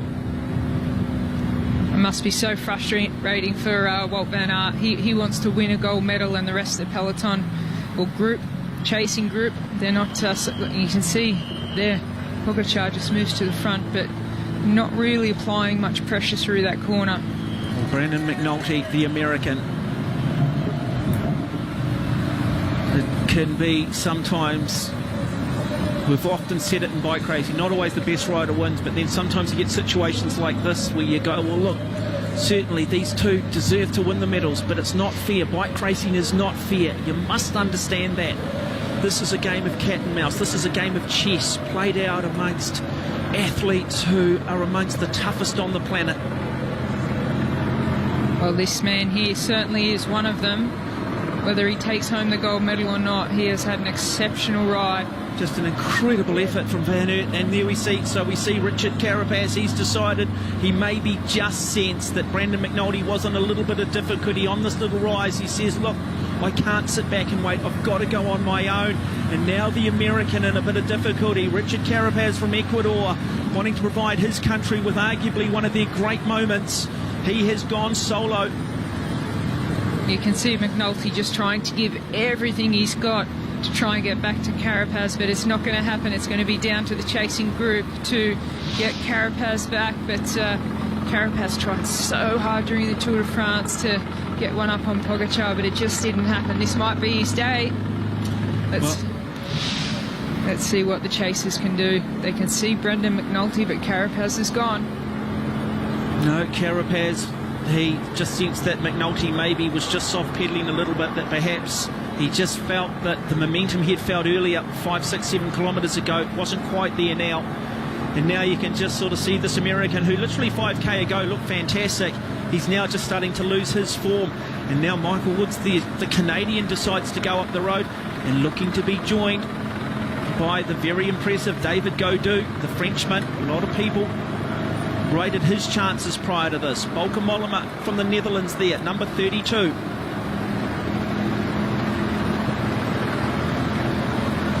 Five kilometres to go, and it could be anyone's race. Richard Carapaz, he's out alone in the front. He's holding about 15 seconds, and the chasers are all over the place. Well, Carapaz, gutsy, courageous. There's some of the metaphors you can use. He only had one other teammate with him. Yeah, he was. Narvaez Prado. And so he was like a number of the riders. He didn't have critical mass in the peloton to help him. And it's his first Olympic Games too. He finished 22nd at the 2020 World Championships. Finished first in stage 5 at the Tour of Swiss in 2021, so recently. So he's got form coming in, Carapaz. Yeah, third at the Tour de France, and he wants redemption here at the Olympic Games. Look at Roberto Urán there from Colombia. And now David Gaudu. Volkan Mollema, and the first time Tadej Pogačar is in trouble. How often have we seen Pogačar in trouble in a major race? He has arguably popped. He can still climb back on, but just that little attack has splintered this chase group. And Wout van Aert, I think, is in that group as well. So Wout van Aert in trouble. Michael Woods and Roberto Urán have done some serious damage. And what was a group of about 7 is 4. It might come back together. Yeah, it's Carapaz with the advantage. They've got him in sight, but he's going to fight all the way to the finish. Carapaz, he wants this one. He knows he can. So close to the finish line, 4 kilometres to go, and it's a very tired chasing group behind. Yes, look at him, absolutely committed. What is going through his head here? Absolutely suffering, not just physically, but it's now mental. I've had a number of people, I've asked a number of riders, what does it feel like at this level? And I've had a number of descriptions. The one that probably stuck with me the most, I was simply breathing razor blades. That's how much I was hurting. You hear the metaphors, bonfires in the legs. They're not just about sprucing up and exaggerating the sport. That is the feeling these riders are enduring. Well, Wout van Aert still chasing that gold medal, which means it puts him in a weaker position if there's a sprint for the minor placings. We already saw once the pressure was applied, just a little way back, he did get distance, but he's a stronger man on the flat. Here's Carapaz riding his way to a Olympic gold medal. Was third at the Tour de France, but he comes to the Olympics in top form with a lot of ambition. He's on a beautiful new bike as well since the Tour de France, so he is really flying on the Speedway. Yeah, well, you know, he's won at one stage 4 at the 2019 Giro d'Italia. Richard Carapaz, Yeah, I think 28 years of age, so he's sort of in the prime, isn't he? Now we start to see more of it. Michael Woods of Canada again in that mix. But Wout van Aert now, he asks for Tadej Pogačar to come through. And Pogačar, he looked a little bit worn on the last little climb on this Fuji International Speedway circuit, but it's 2.3 kilometres, and I'd imagine the nation of Ecuador are on the edge of their seats here. I certainly know that the dozen or so Ecuadorians in this stadium will be holding their breath, but the millions in Ecuador will be on the edge of their seats. In fact, they might be on their knees praying at this point. What a moment it would be for Ecuador if they can win one of the most prestigious gold medals at the Olympic Games, the men's road race, steeped in such history and tradition. Well, looks like he's going to take it. With only 1.8 kilometres to go, he's got nearly 40 seconds. The gold medal is most likely to go to Richard Carapaz, and he has deemed his redemption from the Tour de France. He really wanted to do better than third. He had the strong team of Ineos there. He had no team here to support him, and here he is about to take a gold medal in the Tokyo Olympics. Well, we didn't talk about him, did we? We didn't talk about him. And Wout van Aert, he's going to now be thinking, they are looking at each other, hey, you know what, second, third's good enough for me. That's often the case. At some point they say second and third is good enough. But Carapaz, he's now just riding on energy. He'll be visualising this. This is the dream come true for this man. There would have been days in his cycling career where he would have had terrible days and questioned his very existence, but he stuck with it. He believed in himself. He remembered the good days, and now the man from Ecuador is just over 1 kilometre away for possibly might be one of the great moments in the history of Ecuador sport. I think he knows he's got it now. It's just 1 kilometre to go. He had a look over his shoulder, and all he's got to do is maintain this to the finish. It might come down to a little bit of a smaller gap, but he's still going out. He's still putting time into the chasers. So the chasers are now racing for the silver and bronze as Richard Carapaz rides his way into gold medal victory. Well, Urán here, he's just going to want to try and shake. Well, the chase group have given up. They're now racing for second and third. So Ecuador, congratulations, a proud moment for you. What a performance from this man, Richard Carapaz. He only had one other rider in the peloton. That's like getting into a boxing ring and you've got the Spanish who have got 5 and you've just got 2 fighters. The Italians are throwing and swinging at you, the Netherlands. But you're patient, you sit back, you wait. We talked about riders being basically their energy levels as a boxer matches, not wanting to burn too many too early. Calculated, precise, simply brilliant. Wow, thoroughly deserved. Oh, he's going to enjoy this ride into the finish now. He's got time to put his hands in the air, 500 metres to go. And there is an amazing crowd there. Richard Carapaz. Richard Carapaz, the winner of Stage 4 at the 2019 Giro d'Italia. He won Stage 8 in that event in 2018, but has there ever been a bigger moment for this man, Richard Carapaz of Ecuador? Will from this moment on be forever Richard Carapaz of Ecuador. Richard Carapaz, Olympic champion in one of the great performances and arguably the toughest race in Olympic history. Oh, what a fantastic victory to come into the finish alone and to be able to celebrate. And now we see the sprint for second and third place. Wout van Aert, he'll want somebody to lead this out, but they're all sitting on him. They know he's probably got the best kick in here, having won the final stage of the Tour de France on the Champs-Elysees. And Mollema, 2 medals. And we've got 7 riders in contention. So, 4th for many of these athletes with a big reputation will be failure, I would imagine. Woods will be desperate to get a medal, a Canadian. Who's prepared to take the sprint out first? Who's going to jump to the far side of the track? Yates will probably have to go early. He won't have the cack, and it is Yates that does go. And now they look to try and come across. Wout van Aert, though, the Belgian rider, simply says, I will go myself off the front. I'm going to try and ride you off the wheel. We'll try and pick it up. Wout van Aert from Belgium will get it. No, in fact, it will be. Oh, we'll have to go to the photo finish. It might have been Pocaccia. Might have been Pocaccia on the left-hand side, but from the angle, we cannot confirm that for you. But what a finish. But look at the emotion of the man from Ecuador, Richard Carapaz.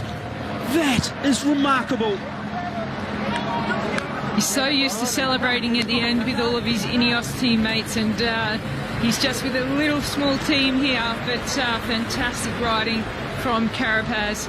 And Pogacar to take silver and Wout van Aert third. So what an exciting race, and so unpredictable as well. Unofficially coming up on the system here, they've got Wout van Aert the silver and Tadej Pogacar the bronze. We will just wait, get that confirmed for you. I think you could see that at home, not that easy to pick up.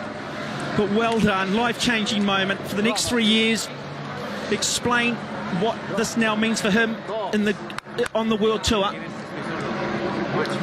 So he'll get the gold helmet, Olympic champion. He joins some of the great names of the sport over the years. Well, Ecuador wins their 2nd gold medal at the Olympics. So Wout van Aert the silver medal, Tadej Pogacar the bronze, and the silver medalist now from 4 years ago comes down and crosses the line. Jakob Fuglsang, so he had a good ride as well. He was up there in the mix. Michael Woods just congratulating Carapaz. Yeah, good to see the South American nations sharing it. What an engine on Wout van Aert.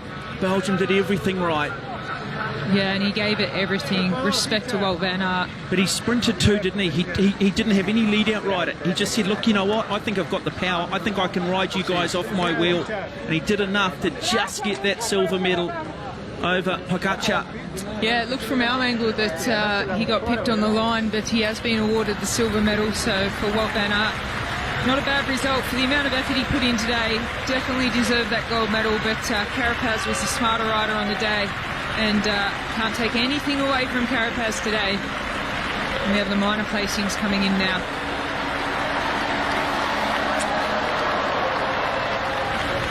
So good to see plenty of spirit from all the riders, understanding the importance of going top 10, top 15, top 20 at the Olympic Games to put it on their CV. ¿Quieres ir allá a la carpa? Sí, ¿dónde es? Toma la mascarilla.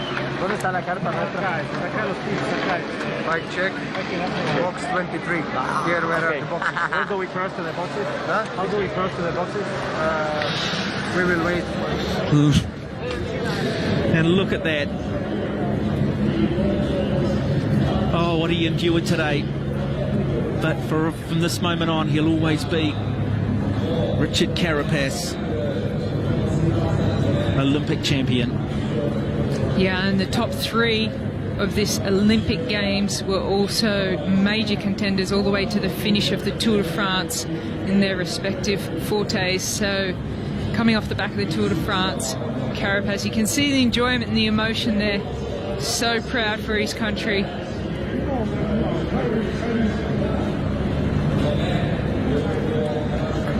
Richard Carapaz, I think he might put that result down as the biggest one in his palmares.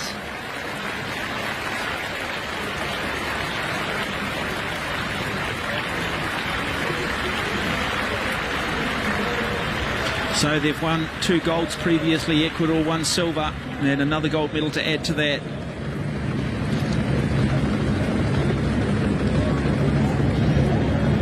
So Yates kicked early, but he never actually edged in front of Wout van Aert. And you see that how long Wout van Aert had to go. Pogačar comes off the wheel, and we see how close it is at the finish. Oh, it was in the throw from Wout van Aert. It looked like Pogačar came over the top of him, and then in the throw, Wout van Aert has taken it by... And as we said, human eye couldn't get it, so... Look, and now just the race within the race now. This is just more for, hey, we shared this together. Big crowd have turned up. We're still racing for our country here. We still want to put on a good performance. They've all played a key part in this race, these bike riders.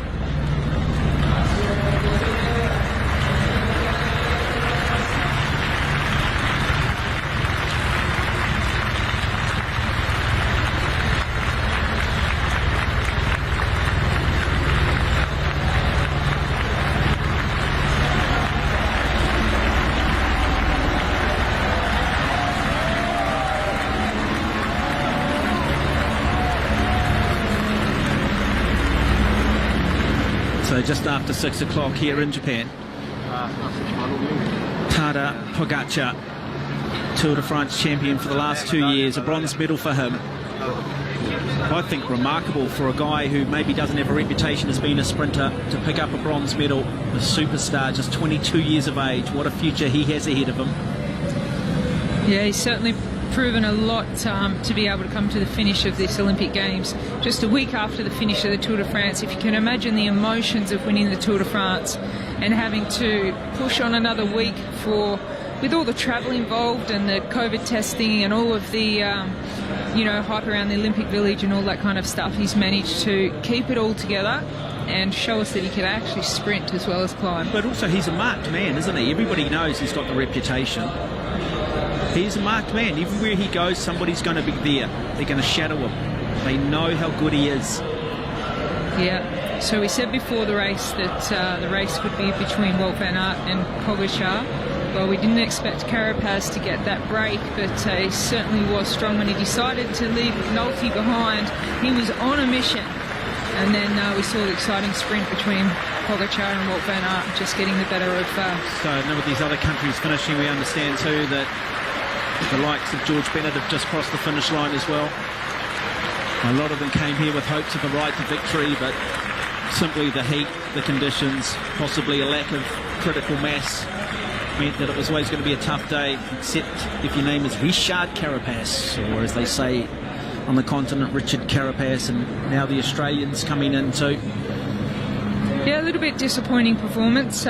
Richie Porte, I mean, he won a big tour before the Tour de France, and he had a hard Tour de France as a domestique, so not in the best condition and form. I think the course could have really suited him, but we'll see how Australian hopes go in the time trial with Rowan Dennis. It's not a bad thing, is it, to have Richard Carapaz, finishing third in this year's tour and winning the Giro in 2019, a number of those stages that he's also won, and suddenly you add an Olympic Games gold medal to it. It's a pretty good CV, and Ecuador should be incredibly proud, and boy, what a moment for them. And you'd imagine that everybody in Ecuador tomorrow is probably up buying road bikes, because that's what it does do, doesn't it? It can create and make a sport in a country, and every young kid growing up in Ecuador says, you know what, I can be an Olympic champion because a fellow countryman's done it. That's exactly right, and that's what the Olympic Games is all about.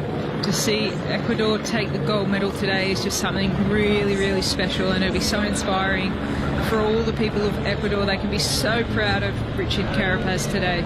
Sensational performance. And the Belgians as a team collectively will be happy. They did everything they could to try and control the bike race. They will come away with a silver medal, gold 5 years ago. And equally too, the riders from Slovenia, bronze medal for them today. And now they get back, and it's a great thing to see it, is that all these countries sharing the love of bike racing and understanding how tough it is. Great to see the Japanese rider in there as well, finishing this bike race. And I wouldn't be surprised if they say, look, go to the front. And they do. They open the door and let them come through. That is wonderful to see. Great sportsmanship. And they decide, no, let's have a little sprint here. No, I think I'm better than you. No, okay, I'm going to buy you a beer tonight. There you go.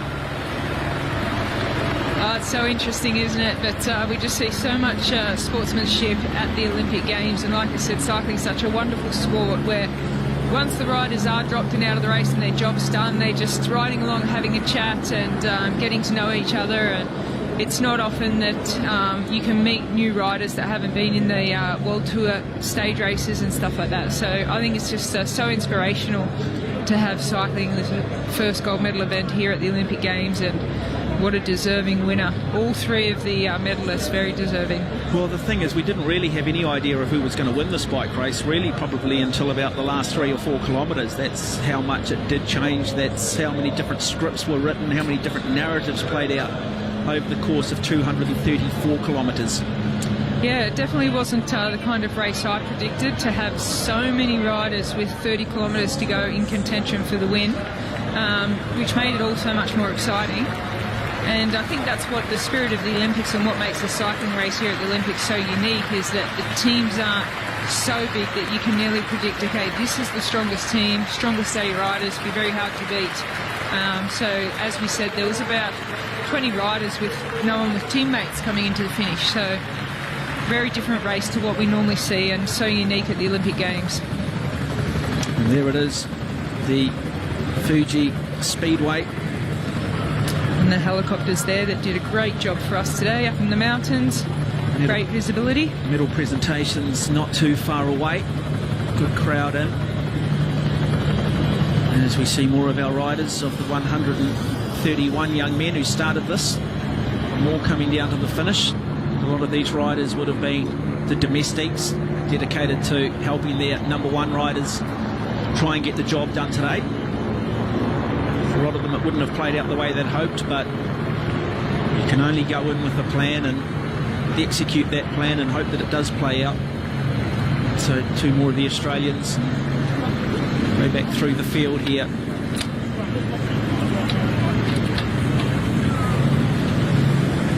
Well, as we said before on this coverage, it's such an honour to be an Olympian. It's something that's recognised by everyone worldwide, so they can all be proud that they're here at this Olympic Games. There's been plenty of challenges, but for many riders to just say I am an Olympian is a massive honour.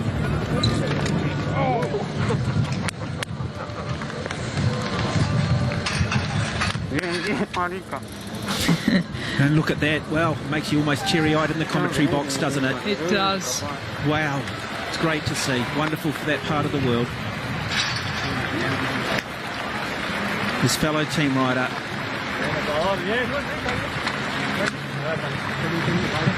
National anthem of Ecuador will ring out shortly. What an emotional moment.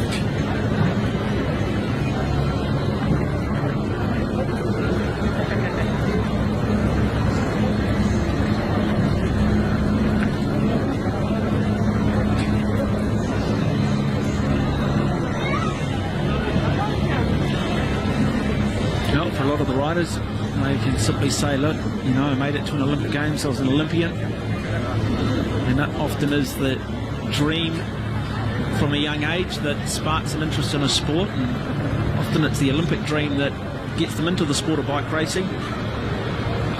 Yeah, it's watching the Olympic Games as a youngster. I mean, a lot of people decide there and then at the age of 5, 6 years old, that's what I want to do. And that's where the dreams all start. It starts, and then as they get on, maybe they take up bike racing, and it was the Olympics that started, then they might dream of winning the Tour de France, but they come back and we're always reminded of what it means to be an Olympian. Few get the opportunity. More of the Australians in that group, the Irish, they've been good today, weren't they? They were very good, the Irishmen. Yeah. With wonderful distinction. I think the younger rider of the group, E. Dunbar, he has a huge future. He's been riding as a domestique until maybe this point of his career. They might start giving him some leadership and some support, but he's actually going to be a really big sensation of the future. Dan Martin, Nicholas Roach and Edward Dunbar, as mentioned, the 3 riders out of Italy. Out of Ireland. And then Canadians, well, they did everything to get Michael Woods an opportunity, and you've got to commend Woods, because he took every opportunity, every little chance there was to try and get himself on the podium. It just didn't quite go his way today. And the Canadian team, Michael Woods, as mentioned, Hugo Houlet and Guillaume Boivin.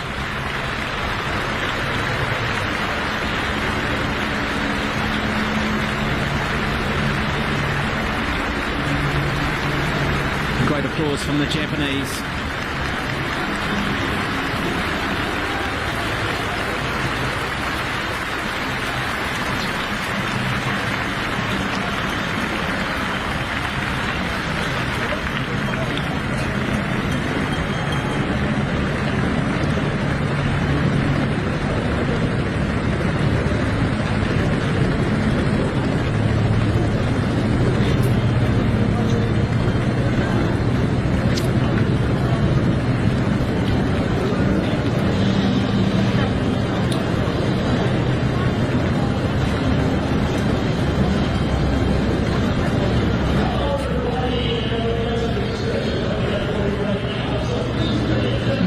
Legs there, 234 kilometres today, and that humidity, the heat at the start. You can see a lot of riders struggling with the heat, but all the finishers today should be super proud of getting around what was called the toughest course of road cycling Olympic history. All the big names present, given to the shuffle of the Tour de France, to make it a week in between the end of the Tour de France and the men's road race. So all riders that have started today's race and finished today's race can be extremely proud of what they've achieved at the Olympics. And this is the last of the race finishers coming into the finish.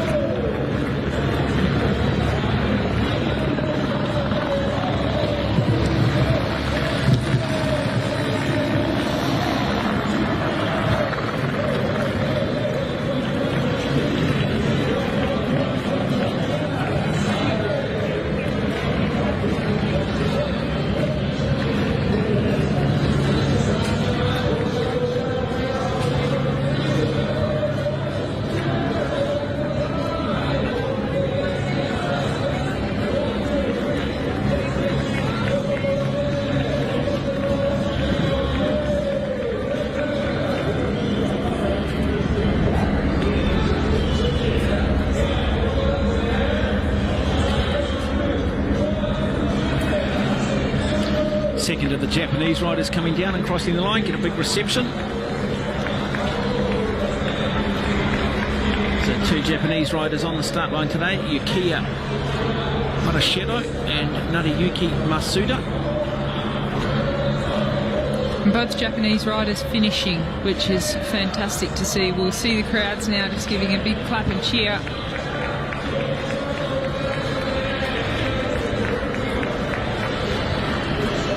I'm not sure that any of these four particularly, or five particularly, feel like having a sprint to the finish line. You can sort of see the grimaces. What was sort of what we consider to be false flat will feel like a 10% gradient at this point in the race. In fact, no, they are going to go. There you go, the commentators' curse. They do decide to put it on for the crowd. And good on them, the two teammates. That's great to see. Wonderful spirit. Just putting a show on for the crowd. Fantastic. And they're the broom wagons at the end of the race. So they were the last riders to come in. So we do have a medal ceremony for you, a very special moment for Ecuador.